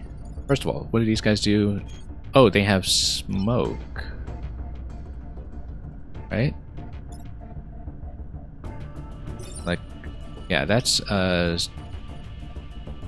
smoke weapon, I think, but I actually don't really know what they do. It looks like a smoke weapon, but that's okay. We'll fire this on this column right away. That's going to blow up both of these. And this guy's going to attack into this location, so we actually want to move this back 1 spot. And then the next priority after that will be, first of all, to move this guy away, and then secondly to swap this into a better location. Maybe into a blocking location. However, it's going to fire 2 spots up, that's fine. 2 spots up means that if it's parked here, it's going to fire into the mountain. Blood Sign means that this is going to regenerate 1 next turn, and we'll deal with it. We'll deal with it. Let's just kill stuff. Okay, good. So, I need to... this is not going to do anything, that's fine. We might want to kill this somehow, but to do that we would need to do a swap. Can I get into the location to swap? Not really.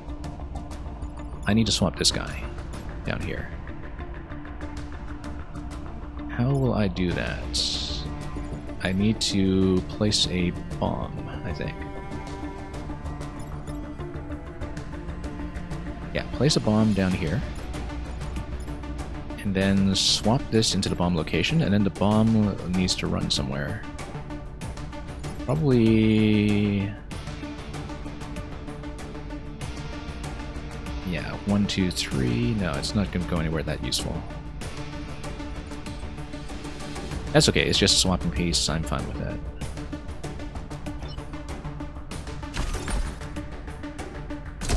Go like this.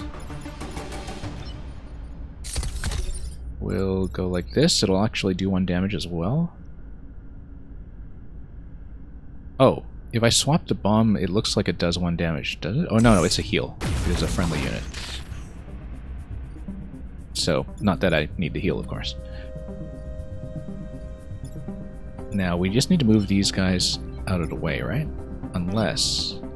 oh, okay, they're stationary, but I need to basically use smoke. Or, oh no, I can make 2 moves with them at any given time. And that's what the uses are for. So I can make 2 moves, but I can't do anything else with them. That's fine. That we just need to swap into a location that's not going to get hit by anything else. And then we'll leave this one in position. This guy, in fact, could have just blocked a piece over here. And would it do anything? It would just push the target. It would damage. So the bomb isn't really going to do anything. It's just going to block. That's fine. I think that's all we need to do, except for the fact that this guy can still move, which is potentially useful. So let's... I could have just used him as a blocking piece, in fact, if I wanted to do so. So let's move him over here. Just to get him centered. And yeah, that'll be fine.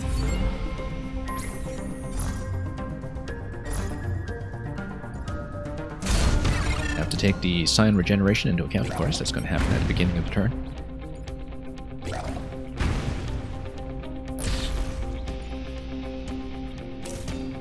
That's okay, though. I think the push damage... we need to not forget the pod, either. Push damage is going to do a fair bit for me here. Pierce Mech can come down into this location and just push both of these. However, if this guy gets pushed by 1 spot, he's going to hit the lab, so I can't do that. Unless I have a plan to swap him out afterwards, which may or may not be the case. This guy swapping into this position would actually hit this. But I think we just need to get this out of the way. Or just fire at this one directly. Like this, because that'll kill that. I don't really care too much about the sign of regeneration because we have so much damage output to work with.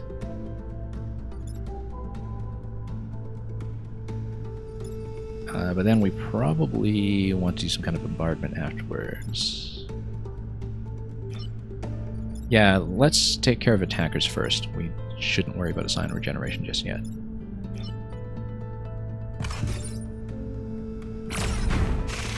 Okay. These two, we can just let them do their thing. In fact, if this is a charge attacker, he will just fall into the water, which is fine by me. We're probably going to do some kind of positional swap then to maybe move a bomb in place.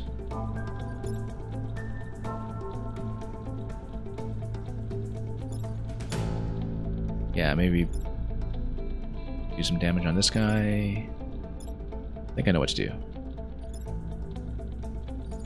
If we can swap this onto a spot like that, that'd be great, but I don't think we can get in position for it. So let's just grab this. Grab the pod. After firing a bomb, I will have another move, so I can basically just do that, in fact. Move the bomb like that. Oh, I was hoping to block this piece. Can't do that. That's okay. We can just do 1 damage on this guy then, or possibly even 1 damage on this Scion. Nope, that's out of position for that, so never mind. Having the bomb do the block, of course, has the benefit of not taking incoming damage. Also, having the bomb placed over here would have the benefit of... How many movement points do I have on this guy? 1, 2, 3, 4, 5. 1, 2, 3, 4, 5. So let's swap and do 2 damage like that.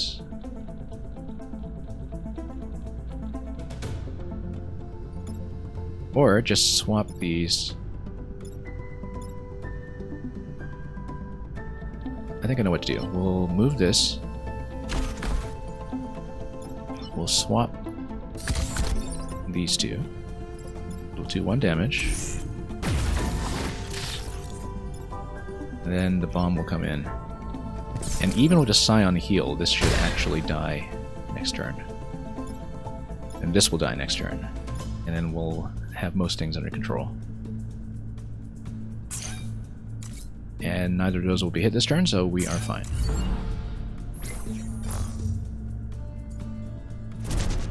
Yeah, because it's going to take double damage from the spawn. So we just have 2 units to deal with this following turn. So things are well under control at this point.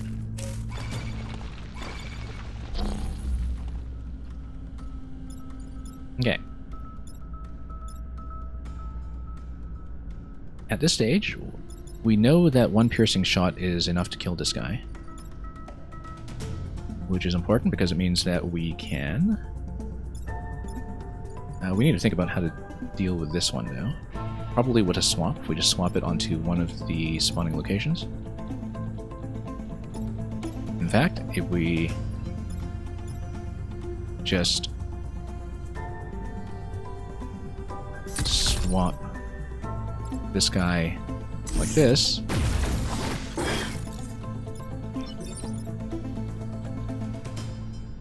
oh, okay, only 4 damage. That's not as good as I hoped. Considering that he's going to spit... that's okay. That's fine. Because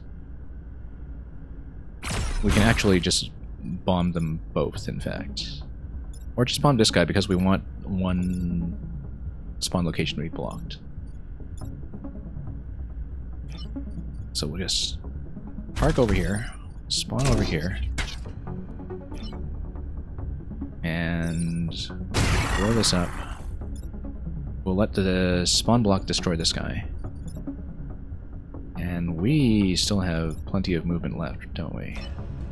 Due to Archimedes, we're going to be fine. Let's end turn.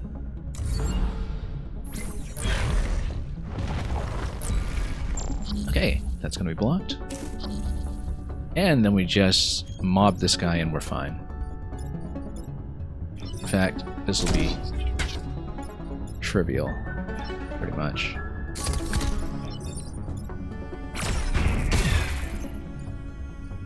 And yeah, no need to mess around further. I think we're just fine.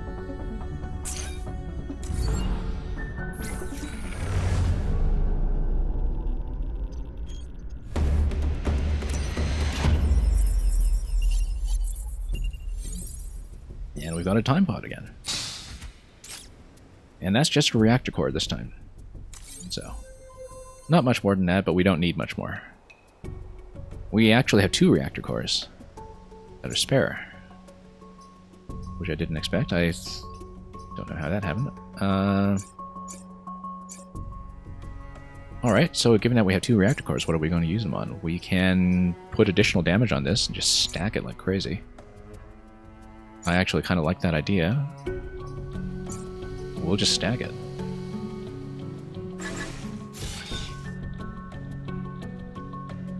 Actually, no. We even have an additional point that I'm not using here, don't we? Or... no. No, we don't. Yeah, we have an additional point, in fact. We can use it for health. That seems like it's the most useful thing at this stage, given that, yeah, 7 health, it'll be an absolute tank. Unless we want to save up the point so we can potentially put it onto Resonator or put it on Kickoff Boosters. I feel like I actually do want to save up the point. But let's see how much we have left to collect on this map. 1, 2, 3, 4, 5, and then 6, 7 from the final boss. Oh, we'll have plenty of opportunity to pick up more power for that before the final area, so let's just stack health. And we'll be very well built. Maybe. The movement could be interesting. We definitely want to build towards this next, I think, though, because Cascading Resonator will just wreck everything. That's okay. Let's just upgrade and be greedy. Kill 4 enemies inflicted with acid. Defend a disposal unit. This seems like it might be new. Venting fields. We need a Bombermechs to defend this acid launcher. Oh no, it's just acid launcher. Where we just blow up the mountains. Which is not hard. We'll just do it. Okay. We're just going to stack everything up front or close to it, I think, just to get everything going. And bunch everything up in one place. No, we want this over here. And let's say, yeah, this guy over here.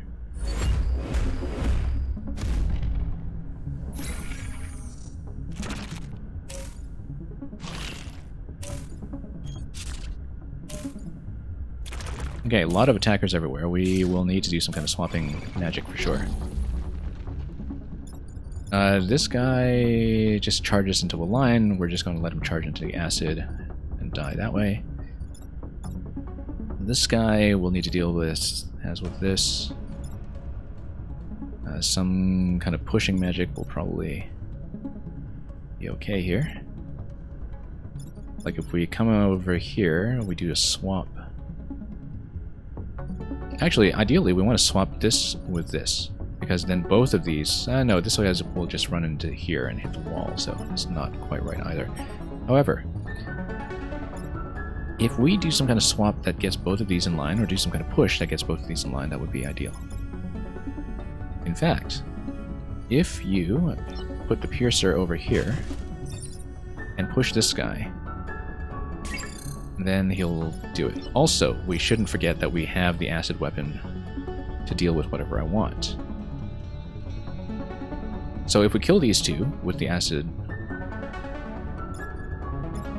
we kill this by just pushing it. And then we just need to swap this into position. And in fact, using the swapper is probably the best idea to do that, because we can just use the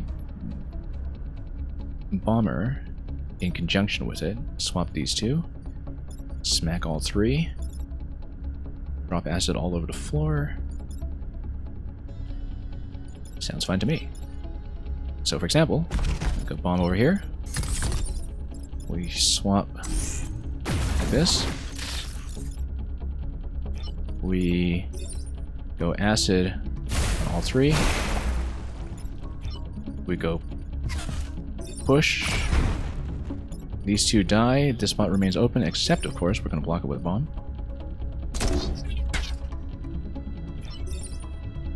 Whoops, don't want to accidentally detonate it. And then I believe that the acid launcher destroys mountains in one shot, so we just need 2 turns available with it to blow these up, and we're fine. That should be the turn.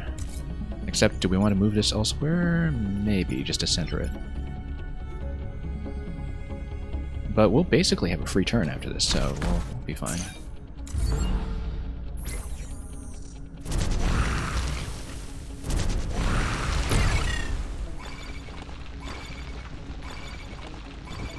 Okay, we just need to block a lot of pieces this turn. That's fine. We have the bombs. We can always block 4 positions if we need.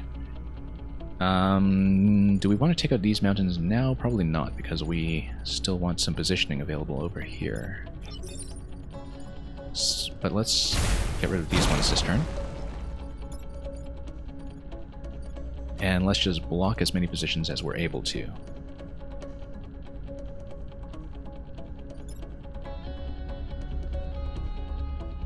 So that's going to be...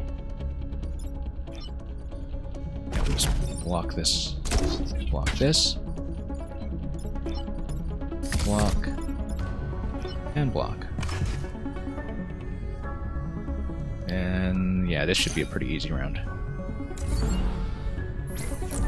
Not really worried about it. Okay, this guy is a bit of a nuisance, but he's been hit with acid, so... We need to just blow up the mountains. I might want the mountain here to have one piece available with him, though, but we can also just hit him directly. Like this. 8 damage, that'll be spectacular. I don't even mind that I'm going to take 1 damage off of this swamper, because I can just repair it immediately. We'll smack this right away. And... where's my bomb launcher? Yeah, here it is.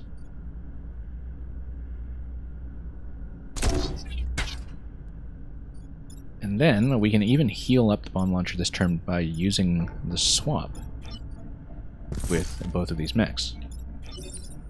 So we can just swap. Close and heal up. That seems really quite overpowered if you know how to use it. And that's it for this turn. We just deal with 1 spawner in the corner.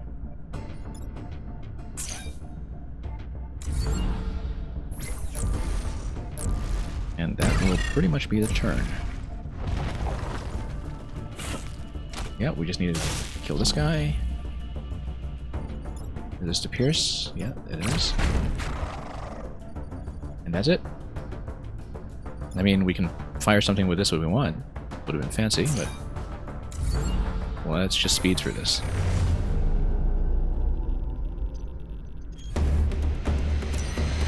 Yeah, it feels like I've outpaced the game pretty well in terms of power creep.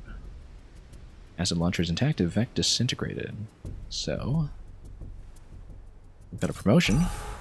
Immune to acid and fire. That's actually going to be very useful for both this and the final boss area, so...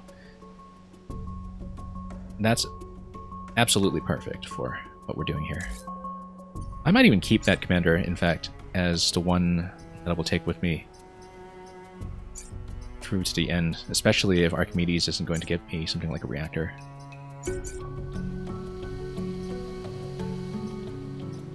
Yeah. +1 and +2 right away off the bat. Immunity, acid, and fire right away. That's going to be pretty helpful, potentially. Anyway, kill 4 enemies inflicted with acid. We'll probably do that. And then we'll take something to give me an additional point of power.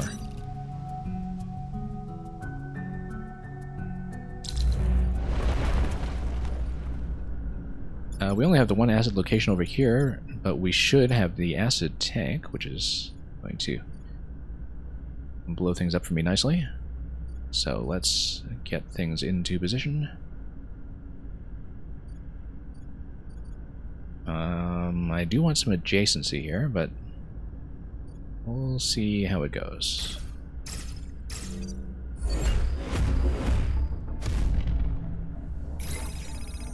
And the pod's all the way over there.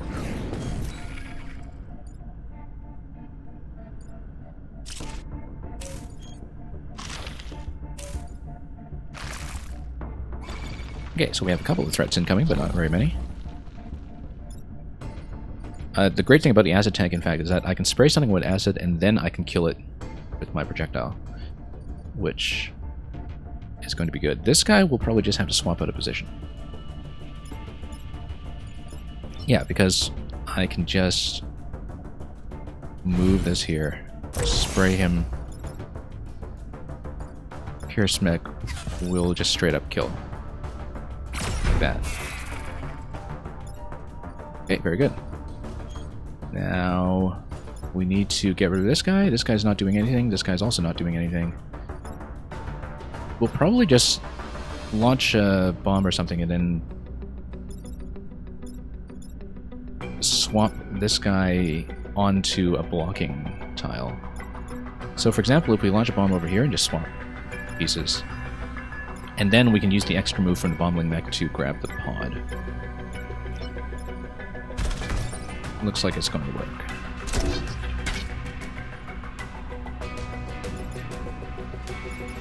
That will just go over here. We'll swap like this. And we can even use the bomb as the other blocking piece. And a bombling mech to grab pod over here. Everything looks fine. And okay, let's end that. And we can start pushing enemies into acid with the push move as well. Although spraying down something with the acid tank every turn will be enough to meet the condition.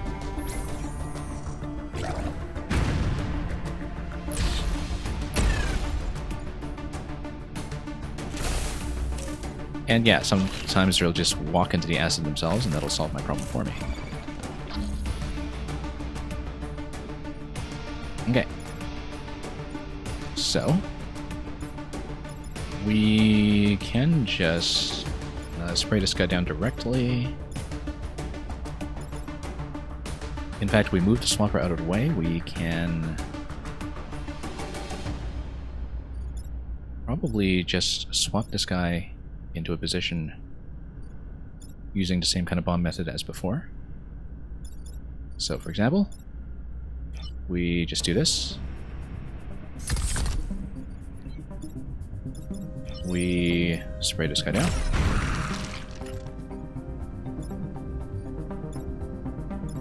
We can spray this guy too. He's about to die, so that might actually solve a number of things. Yeah, because we can blow him up with a bomb, we can do all kinds of things.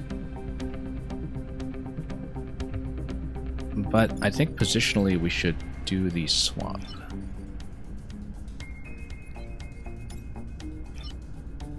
In fact, if we walk over here, launch a bomb, swap the bomb can come back here to block.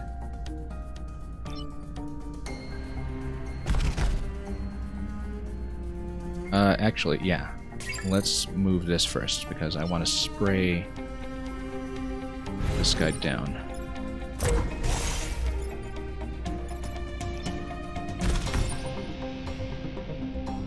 Launch the bomb. Swap this guy.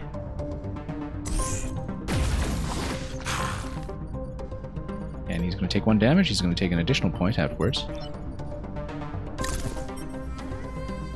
Yeah, I totally forgot that he's still firing to the left. That's something that's rather important. That's okay, it just means that this spawn will get unblocked when the time comes. I should have sprayed this guy instead of this one, in fact, because he's about to die. But yeah, this will be unblocked, it'll spawn an enemy, big deal. We'll be fine. Let's just move back to a centered position. So we can get the piercing enemy set up right away. And whatever spawns there is going to get hit with acid right away, so this will be a pretty straightforward map as well. Nothing to worry about. In fact, this can get hit by a bomb. This we can just hit directly with something as well. If we can in fact move things into position, we can just hit them both. Like if we swap like this, And in fact, that's just going to die immediately, so... In fact, we can just push this guy, it'll do a spawn block and a... What's it? Yeah, it'll just die there, and it's going to block that location. And then we just use 2 pieces to block the remaining spawns, and then we have a very easy turn ahead of us.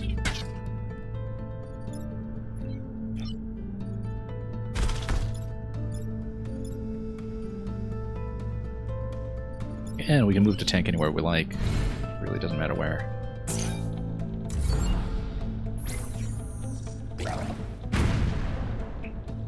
Yeah, we've really been coasting through World 4 here. Probably because my upgrades hit a certain critical point. This is basically a free turn. Where we just outpaced the difficulty gradient of the game, which is nice to see. Considering how badly I was doing at the beginning of World 2. We have something new. Prime Spear. Yeah, we're not really going to have the opportunity to use that. Let's want a reactor. Okay, let's see about this additional reactor. We might have to save it. We don't have anything that's going to benefit from 1 point right now, so we'll just save it until we can stack it with something. Unless we want to take a point off of some existing thing that we have, but I don't think we do. Let's take a look. No, I don't think we want to mess around too much. We're in good shape. Now, knock my top Bombermechs. That's pretty satisfying to do as something that has been new to this expansion. We've done it a few times already. Kill 5 or fewer enemies. That's interesting. In the waste chambers with a conveyor belt. I don't know. Let's just do some mite removal again. We can just speed through this. Oh, it's got the teleporter pads, this one. Which might be interesting. Let's see. Teleport facility. This also has conveyor belts all over the place. And blocking the spawns 3 times, that's always fun to do. Let's do teleport facility, that might actually be fun. Especially with all the movement tricks that we have up our sleeve. Okay, so conveyor belts always happens after regeneration but before the enemy turn. So we need to keep that in mind because it's going to affect the enemy positioning whenever the enemies wind up there. And we need to take that into account. That's the conveyors will take precedence. Alright, let's stack everything in and see what we can do. We'll start one in water. We'll start the bomb in water because we might be able to do an instant water swap for a kill.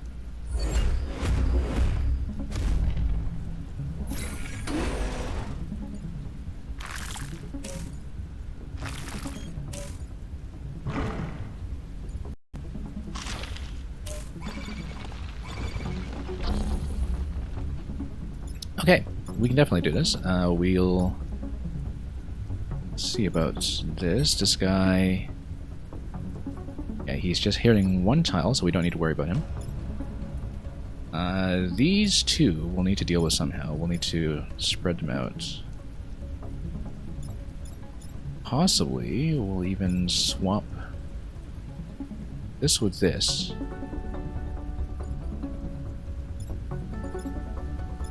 And then we can do some kind of double attack on this side. So, for example, if we do this, that actually kills both.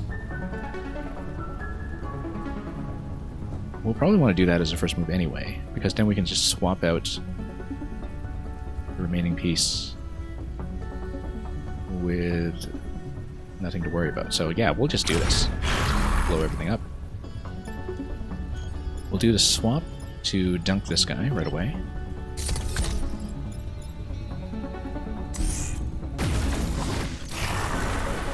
And this one... we can do some bomb damage on him, but I think I'd rather use the bomb as a blocking piece. given that there's really no reason not to. Now we need to figure out what my movement order is going to be in order to do that. I think we need to come over here, drop the bomb on this side, and then continue walking.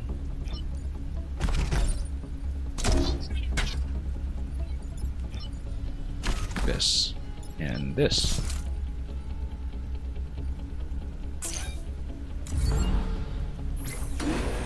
Okay, pretty straightforward. We can, once again, since we have the opportunity, we can probably just do another water dunk, although I do have huge damage output coming out of the piercing one, so we can probably just kill him directly. And then, once again, just go for some spawn blocking all over the place. Which is easily going to meet the objective on this map. Although we'll have one that we're letting go this time around. That's okay.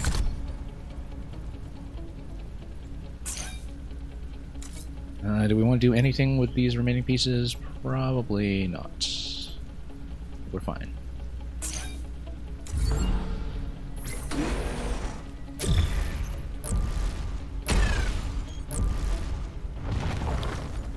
Okay.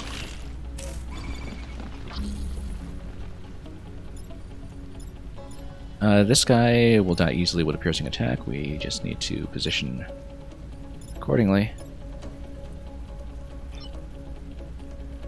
No problem, in fact.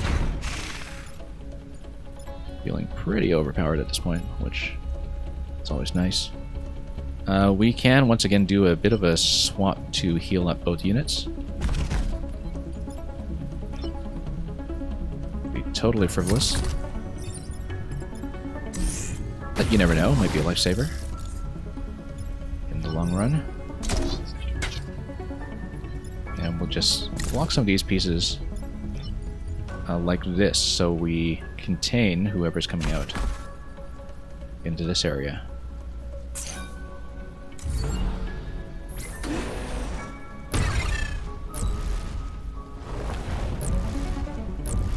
And yeah, everything's getting blocked.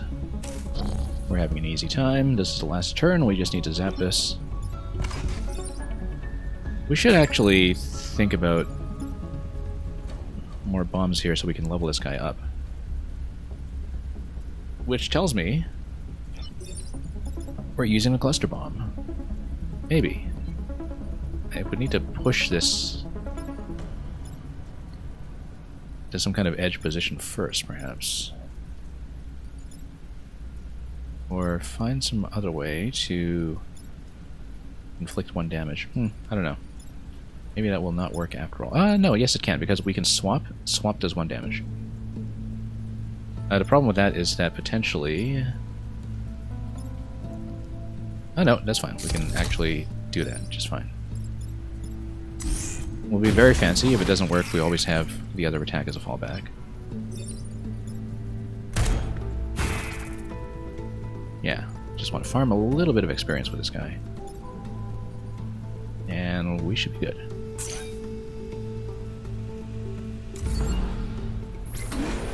Because we haven't been getting very many kills on the bombling mech rather, directly. As you can see, we're still 1 point off on that guy, but something will fix that for me. Okay, Centipede Leader, Corporate Tower, pretty straightforward stuff. Let's see how it goes.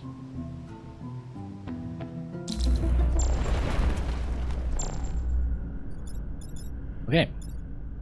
Alpha Leaper is going to have 4 movement points. We need to zone this guy out for sure.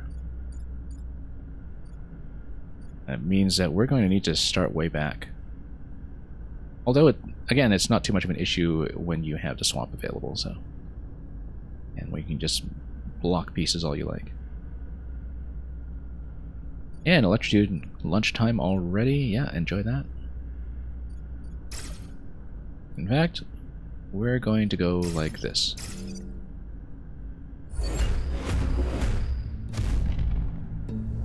It doesn't matter who he webs, in fact. I am much better able to deal with leapers than I usually am with this current configuration.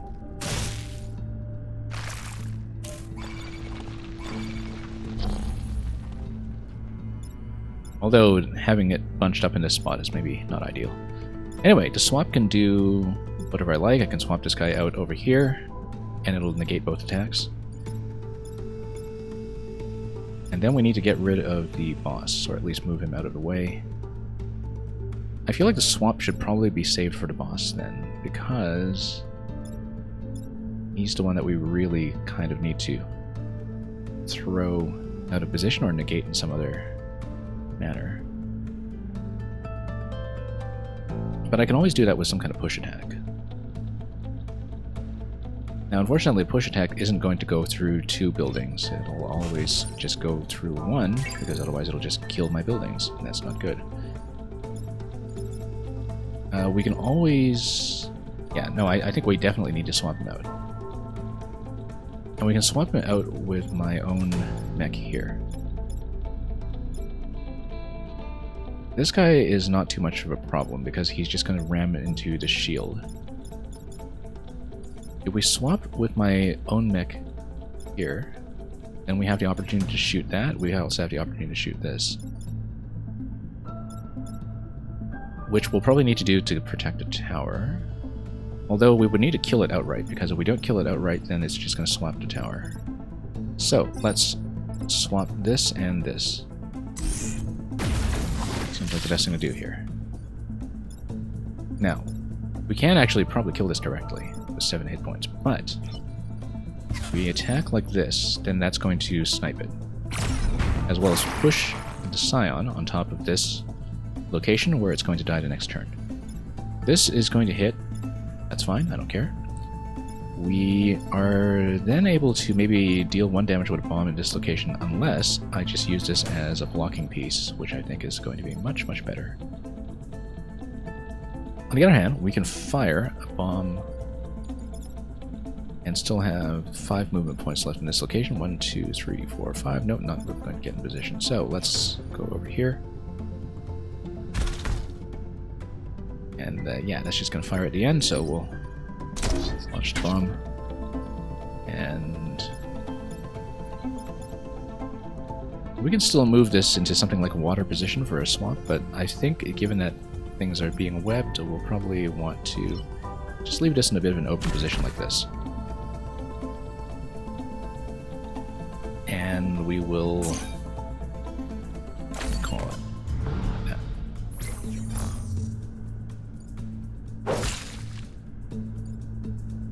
Yeah, pretty big splash along the entire path of that attack.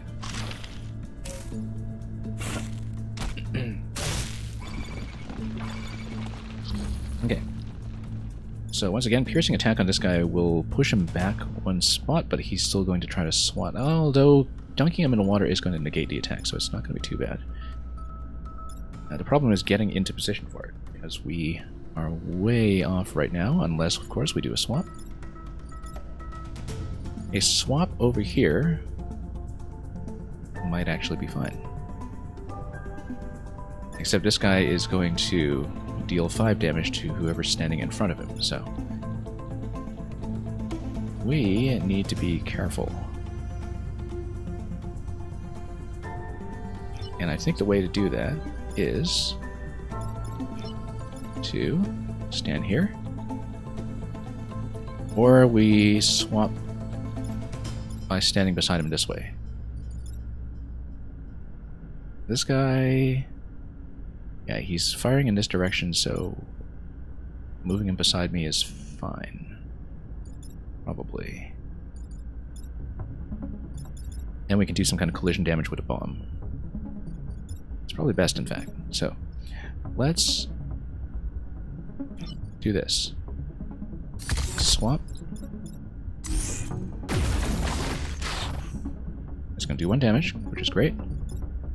We're going to launch a bomb into this location because the bomb is able to walk later, while this piece blocks this piece blocks that. I think it should work. Except the bomb is actually going to get deflected back one spot by the attack, which I always forget about. It is going to be a kill, though. So this was a little suboptimal, because I should have moved the bomb into a location that would allow me to block an additional spawn. But failing that, yeah, the bomb should have been launched one spot further. That was a mistake. That's okay. We'll maintain this in kind of a central position so I have more bomb range to work with. This is not really going to be in range of anything, so we'll just leave it as is. And we're fine. We've got the boss down already. We're in good shape.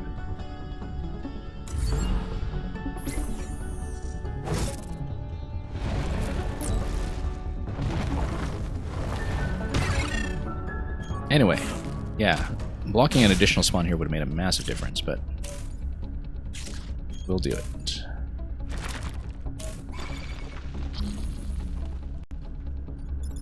We can deal.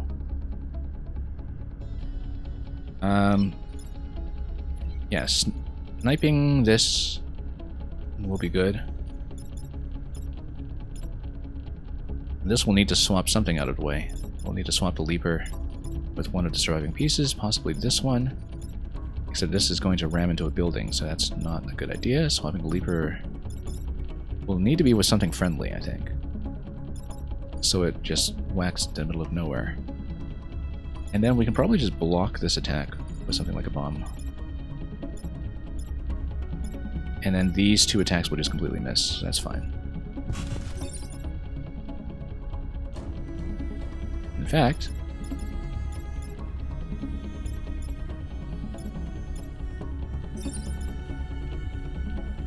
yeah, 4 damage, not quite good enough. Let's see. Oh yeah, this is not even a swap piece, this is a bomb piece. That's important, in fact. Because it means I can just spawn a bomb to here directly.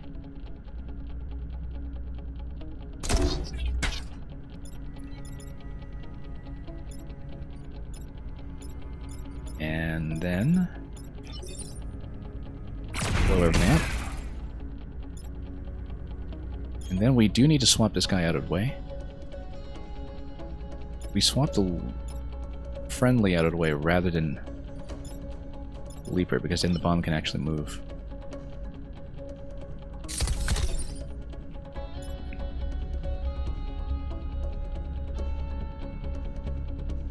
Yeah, we'll need to swap with this guy. He's going to do 3 damage against me. I can take it. We'll just need to tank it.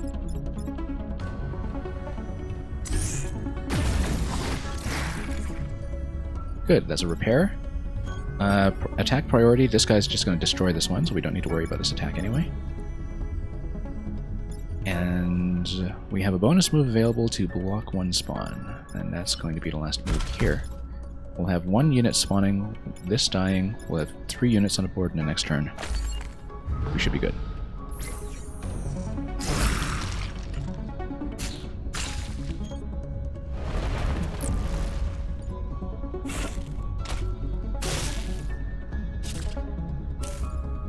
Okay.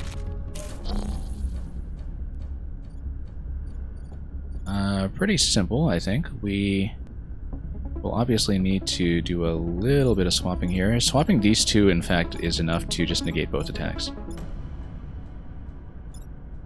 Although it's perhaps not as fun as actually outright killing something. Because we still need to get rid of this guy. That's okay, we can do some kind of push attack with him.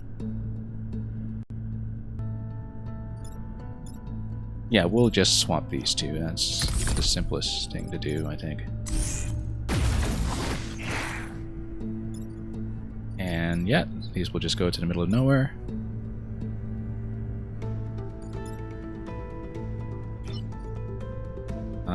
This guy can just spawn this, and then... Oh, okay, I was hoping to... Yeah, no, I kind of miscalculated that, but that's okay. Not gonna get any kills here, but... We'll hopefully... be alright. And yeah, Archimedes got the mech move upgrade. Leveling up. Not the reactor, but oh well. It's still going to be helpful for the remainder of this run, and this is going to be a pretty clean ending to World 4. So we get the perfect once again.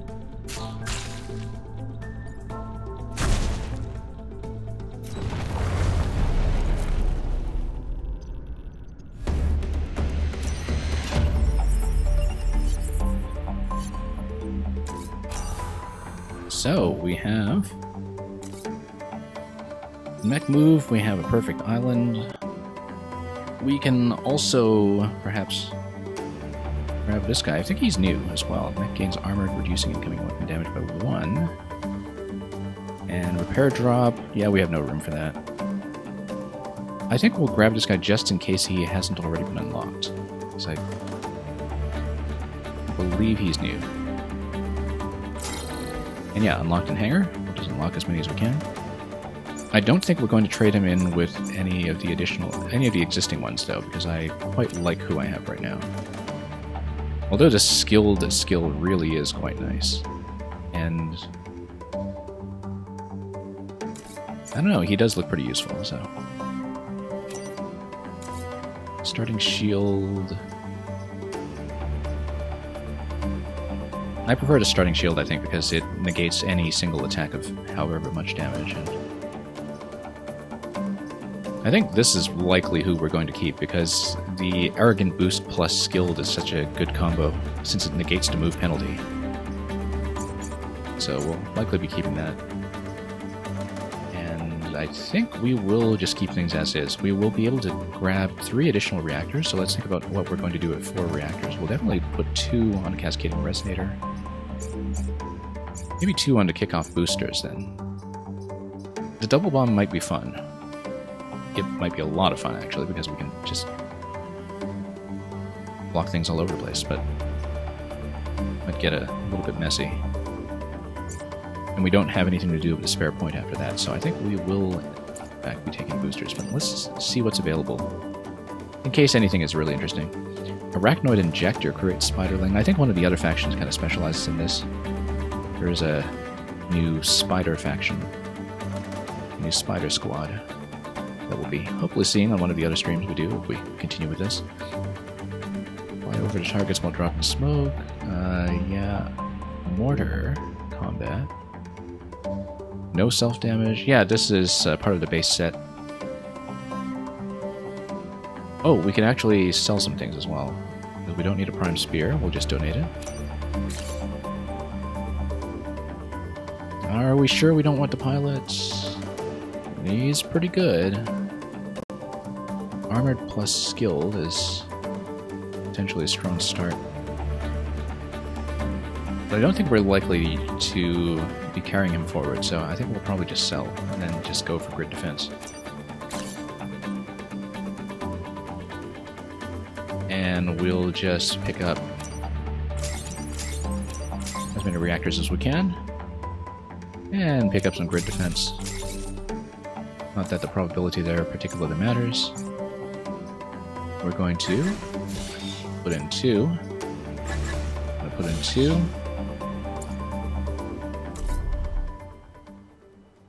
And yeah, I always like taking a bit of a record of the squad that we're finishing with, in fact, so.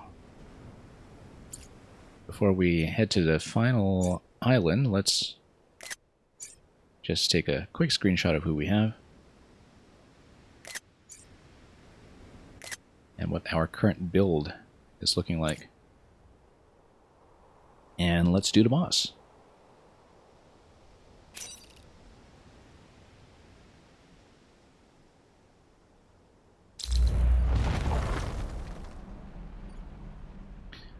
Okay. I'm feeling like our power level right now is actually extremely good, so I'm really not that concerned.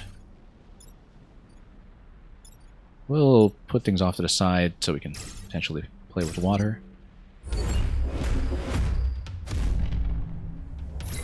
And yeah, we'll of course be ending stream after I finish the final level, whether I win or not. I should win. We're in very good shape right now, considering that this was not quite a perfect run due to that one app. However, okay, the tutorial messages are back. This is familiar stuff, though.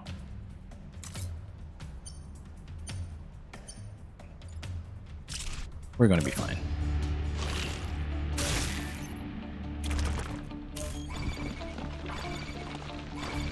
Okay, these guys think they can ram into everything.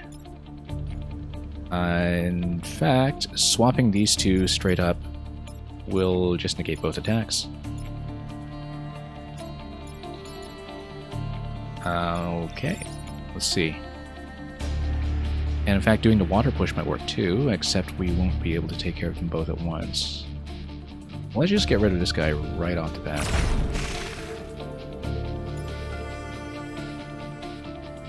So we can do the water move to just swap one out right away, or we can swap these two to negate both attacks at once. If I do that, I can just position over here. Might be easier to do it that way. And then we'll basically have two additional blocking pieces to take care of these next turn. Or I can just dunk him now and tank one attack, which seems like it's pretty easy to do. It might be fun, but I would be tucked up in the corner, and maybe that's not so good for the purposes of the next turn. So let's not be too fancy. Let's just move like this. And they're going to take 1 damage apiece, so it's going to be pretty useful in its own right. We'll then move over here and block. And that's it.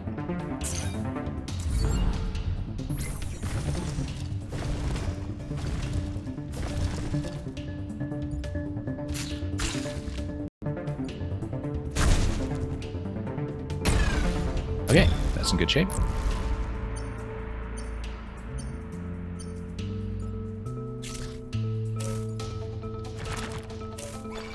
So yeah, nothing to worry about.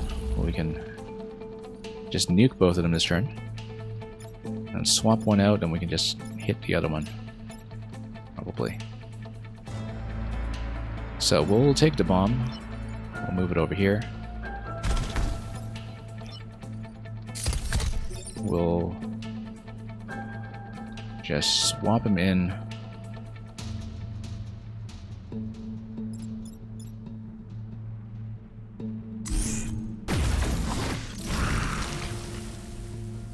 We just do a push on this guy.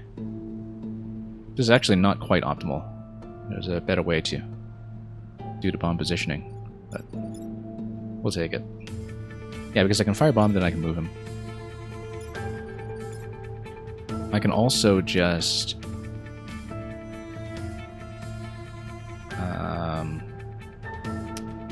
reposition and push. Yeah, I can really just push him. It's not a big deal. And I can just die to a push. Oh yeah, I didn't quite play this ideally, but that's okay. We probably should have swapped the other guy and then just killed this guy with a shot, but we'll not fuss about it too much. Let's just drop the bomb.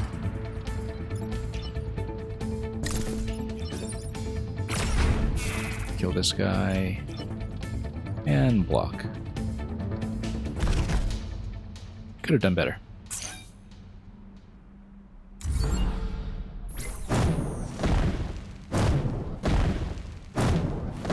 I also totally was not watching the environmental effect, which is kind of important because it might be an instant kill on me if I'm not careful. Okay, we need to get rid of the Scion for sure, otherwise everything will just blow up in my face.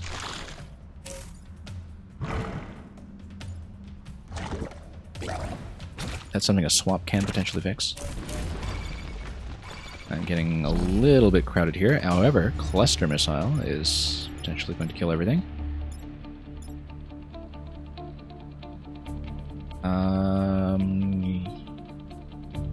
I would need to boost to do that, though.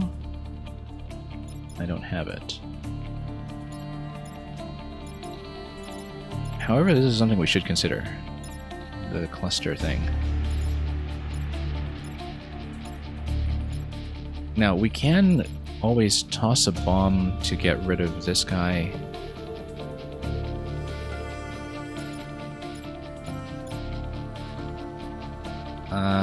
Oh, okay, this is just player units take 1 damage at the end of every turn. Okay, he's not as much of a positional pain as I had imagined. We're actually a little boxed into this corner, so I picked a bad position to block myself into. But I might potentially be able to just do tons of damage here. We can blow everything up. It's going to push this one back.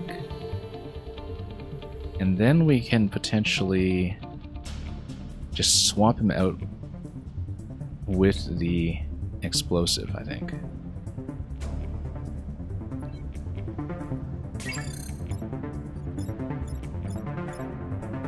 Well, let's see. Because we haven't figured out what to do with the swap move yet. We can always take a bomb over here. This guy getting pushed into this position... It's okay. Not great. This digger is going to attack all adjacent tiles. Alright, that's not the end of the world either. If we get rid of these two. Right, that only gets rid of one. Yeah, I think doing the push move on all of these guys is probably best. And then we can do some kind of swap. And just move them out of the way. So for example, we just... Oh, kind of out of position here. Swap this guy over here. And that blows up. Unless we have a good way... Yeah, because swapping as well is going to do 1 damage to this. So whenever we swap into one of these 1 health elements, it's going to blow up directly anyway. Which is good, because it means we can actually just swap. We can even drop a bomb over here. Swap this guy into a position that we can work with. Yeah, because if we, for example, move over here, drop a bomb, swap the bomb, walk the bomb. The bomb would need to land directly here first, and we need to be pretty meticulous about the positioning to make that work. Yeah, you drop the bomb here. You swap the bomb with this guy. You walk the bomb over here, you blow up both.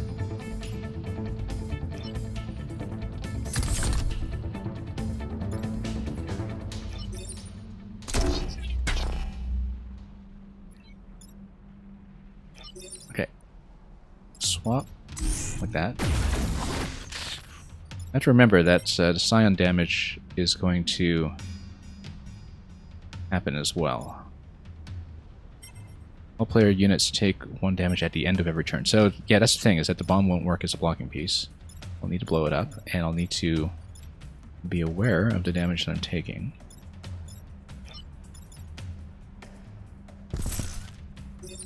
But we can do this. This guy will die. This guy will just need to take care of next turn.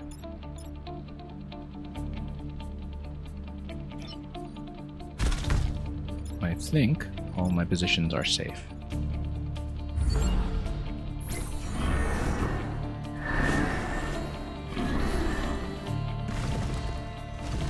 Not too worried about a scion attack.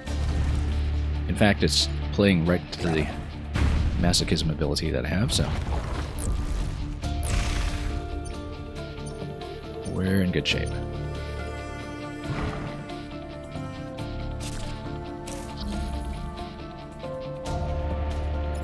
Okay, we'll blow this guy up. I don't know if we can deal with both of these, though. Might not be able to.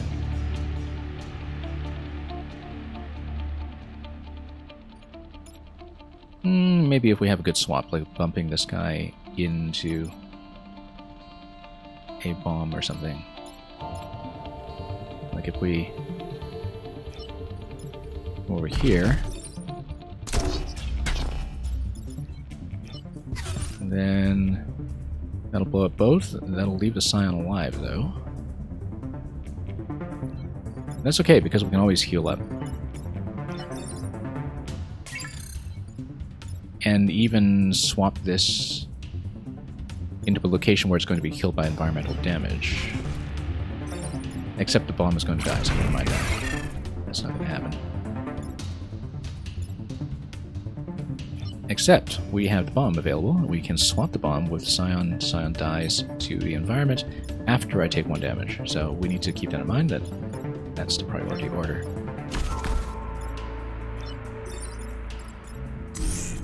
Just like that.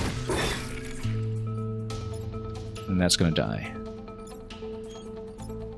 In fact, I could have blown up a bomb if I remembered that this swap ability does 1 damage, so we will survive the fight.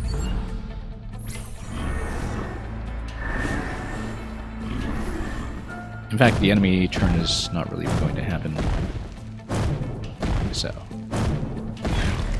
we'll get the XP off of it, not that we need it, given that we're completely capped. Don't mind the shakes.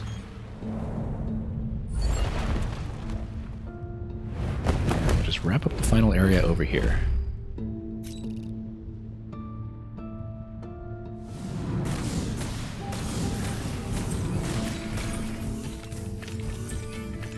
Anyway, this is the defend the bomb sequence.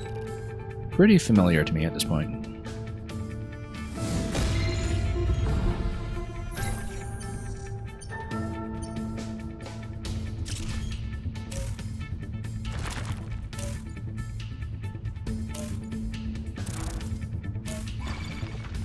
Okay. Now...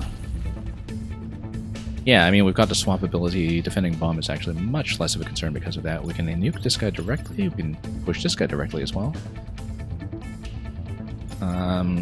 I think I actually do want to swap this with this. The problem is, this guy is going to do 1 damage going down, so putting the swapper in this location is going to inflict some damage. This I also need to deal with. This 3 damage guy up here, so possibly...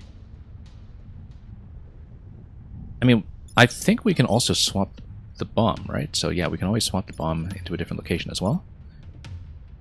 Which is important because we could potentially inflict some friendly fire. Now, this is going to deal 5 damage going this way. You can also keep in mind that the push is also at any point going to inflict an instant kill. So yeah, if I have a bomb in this position, I'll be able to do a push that kills this immediately. I don't want to do that, because this isn't really going anywhere useful otherwise. It's going to inflict some damage though, I think. That's okay, we can always just inflict some damage with bombs separately. So if we do this, then we need to use my swap to prevent these 2 attacks. Can I prevent both attacks? That is the question. I might not be able to. I might have to take 1 damage. Unless the kill order comes in handy. 3 damage, not going to do it.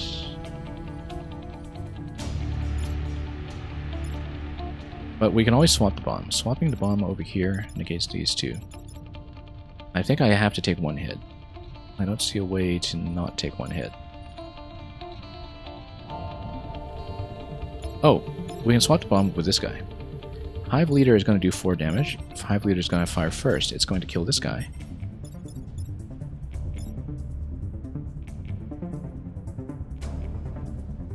And potentially, we can fire into this and blow it up as well. Actually, we just need a push on this. We don't really even need to kill it. So that'll take care of this and this. The Hive Leader will remain alive in this position. The bomb will be over here. We still don't have a good way to deal with both of these at once, though. That's the issue.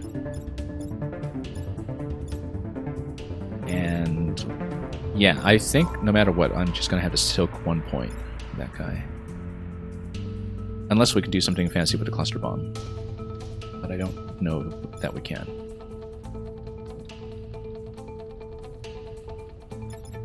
Alternatively, we push using this. No, I think we are going to have to use that.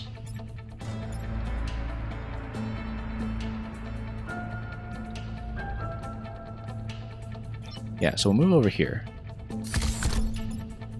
Because that way we can get one shot off here first. Oh, that's also going to move the bomb, so...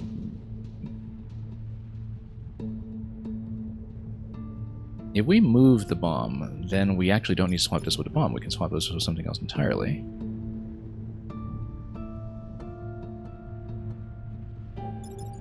Maybe even doing this, except of course that would like some damage. And not even kill both. Ah, no, we push this, we kill this. That's how to do it. That... Oh, except that's not going to push the other one. Okay, never mind. But it is an instant kill. However, if we can kill this guy using some kind of push. So, for example, we take the bomb over here, we take this guy over here, we push, it's going to hit the shield. This guy, however, will die. And then we do the swap to kill this guy. This one remains alive, this one remains alive, this one will do 1 damage. I don't think that's avoidable at this stage. Because I just don't see a way to take care of all of them at once, given that this positioning is going to be extremely constrained. This has to be either pushed or swapped out. One thing that we can do, perhaps, is to push 2 enemies to this location.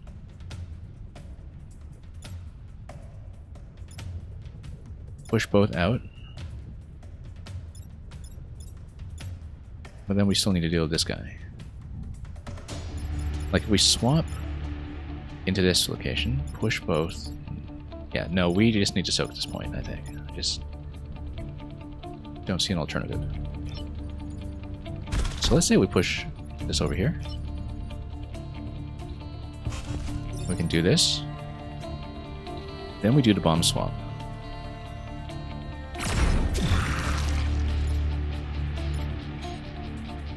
Which will kill this one. And then... yeah, unfortunately we don't have something that will do sufficient damage with this guy. You know what? A swap does 1 point of damage. I should have considered that.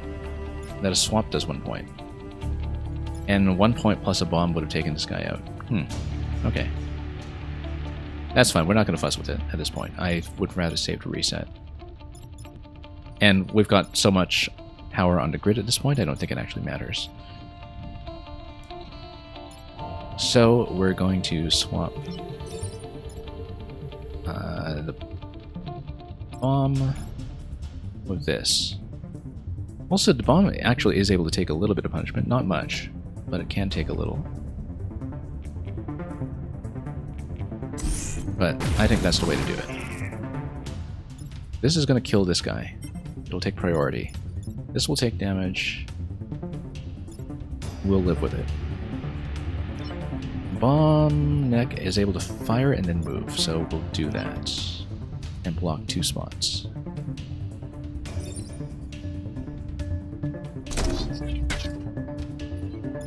We'll allow the center spot to spawn, I think. No, actually, I don't want to get locked up in this side, so let's do this instead.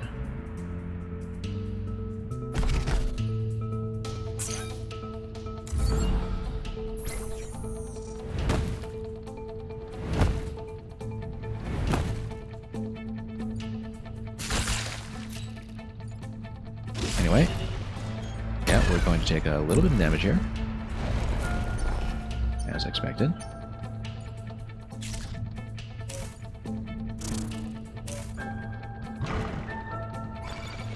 This should be fine. We'll just have to align myself accordingly. Like, if we swap something into this position and then fire... We don't even need to swap something into that position. We can just get over here directly. And welcome back, Electrodude. We're on the final boss. Yeah, we'll move this into position. We'll just kill this straight up, I think. I think we can kill it straight up. 5 damage. Yeah, let me just test this. Yeah, 5 damage is going to be fine. So then we just need to swap one of these onto the Scion and kill it indirectly. So here's how we're going to do it. Move this. Move this. Shoot this. And we're going to get rid of this guy by swapping him into an instant death location. In fact, even a spawning location. This will just be taken out. So instead, we're going to firebomb over here.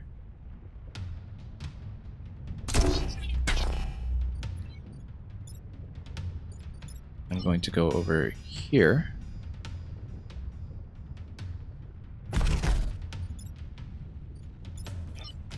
We'll move this over here. Swap this guy. We are going to take... Oh, you know what? I could have just blown him up with a bomb. I always keep forgetting that we have a swap available. No, that's okay. We'll use him to block. I'd rather use him to block. That's fine.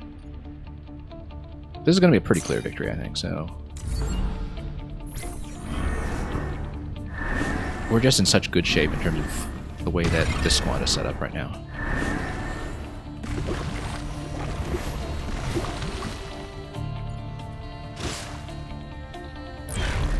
It's really too bad that we were just one map away from a perfect run.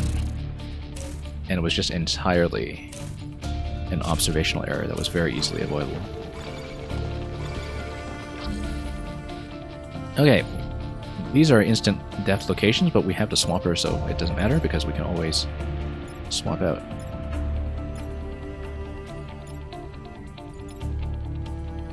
Which means that I'll need to get rid of this guy somehow. And he's kind of tricky. Yeah, because this guy's in a weird position. We just need to trade him with somebody who's not shooting in that area. In fact, if I just trade this with this, we're fine. And then I need to push myself out of position, I think. Yeah, I'll need to push myself out of the way after I do that swap. But then we can do that because... I don't know, because these are kind of in the way. Yeah, this guy's a problem right now. But if we swap this with this, then I can shoot this and move him. Problem is, this guy is still in the way if I do that.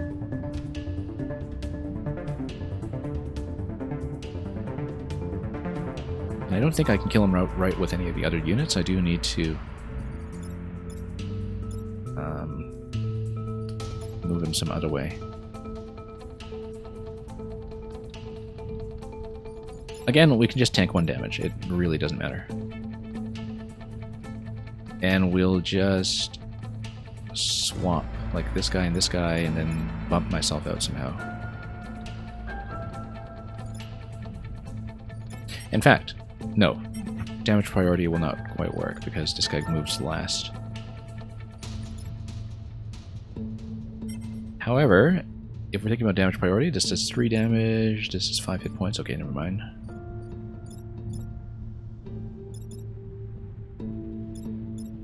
I do want to move him out somehow.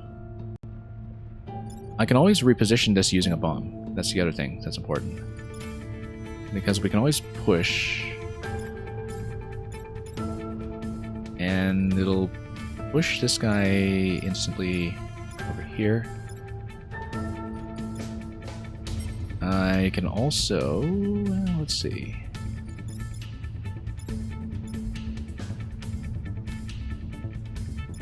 I don't know. I think I can't actually deal with both of these once again, because this... we can't really split these up, and we can't really push them into the same direction unless I create some kind of pushing piece here. Or, for that matter, over here. But the main issue with that, once again, is that I just don't have this in the right position to do anything.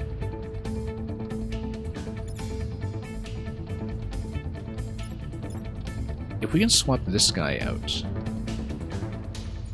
with this guy, perhaps, but then he's going to fire 3 damage, it's going to kill.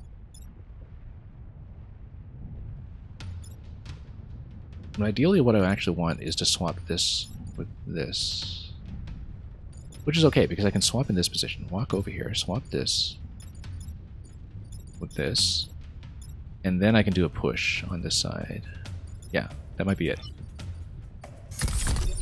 So we'll swap these two.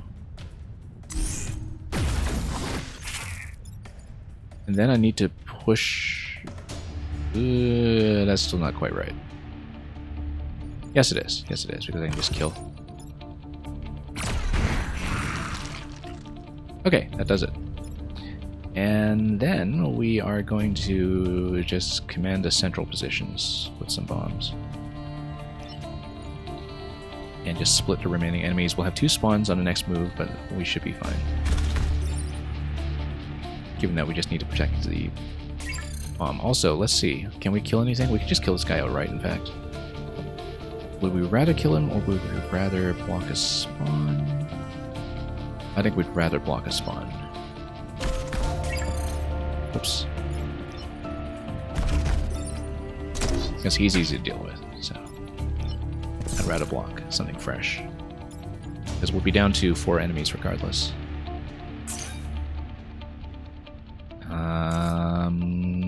Do I want to use a secondary move? No, I don't. We'll just do this. We'll have a couple of new spawns, and it will be no problem.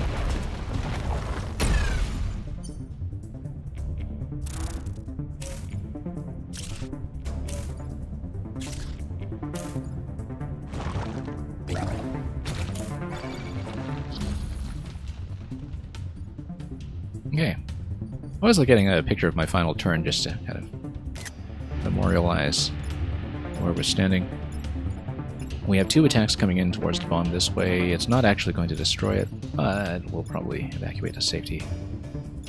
Nevertheless, we're actually... yeah, we're pretty much going to be fine. We push this guy in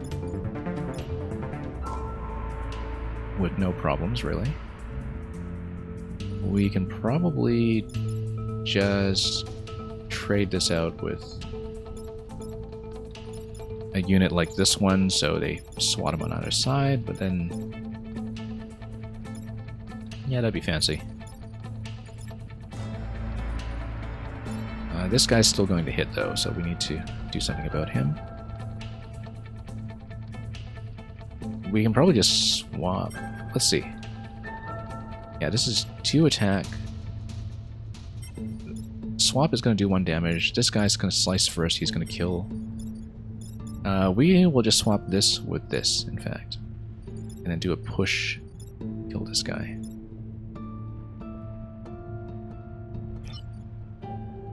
I think that's going to be the way to do it. We just...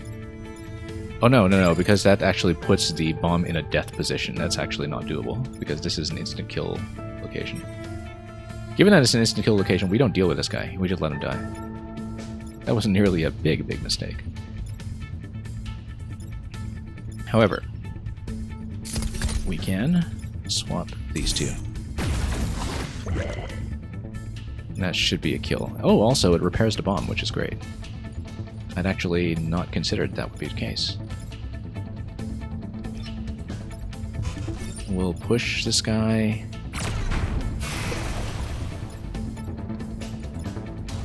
And the spawns don't matter. This is the last turn. Kills might matter. Because And actually, this is a bit of a problem because I can't kill this with a bomb since it's in the wrong position. But we might be able to kill this one. We'll do some self-damage here, but what's a little bit of self-inflicted damage between friends?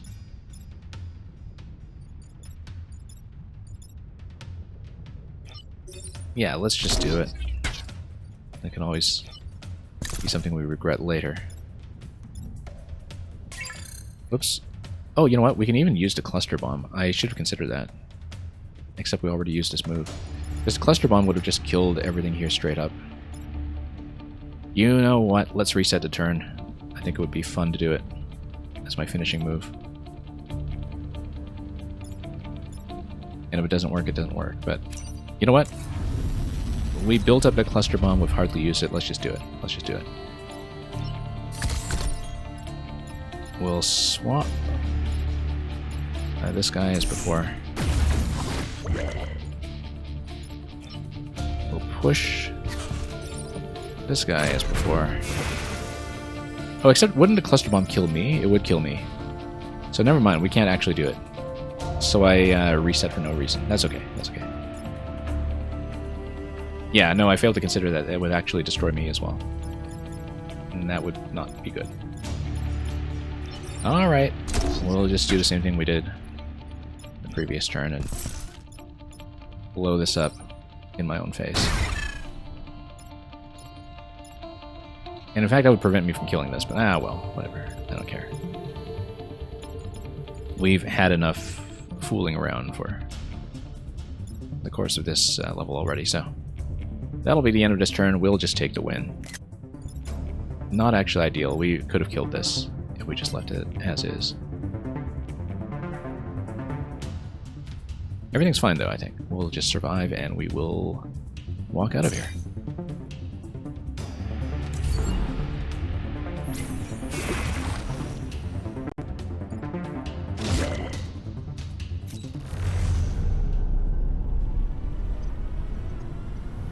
Anyway.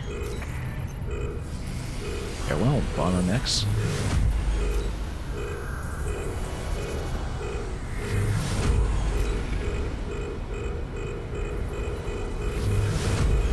And we'll watch the ending scene over here.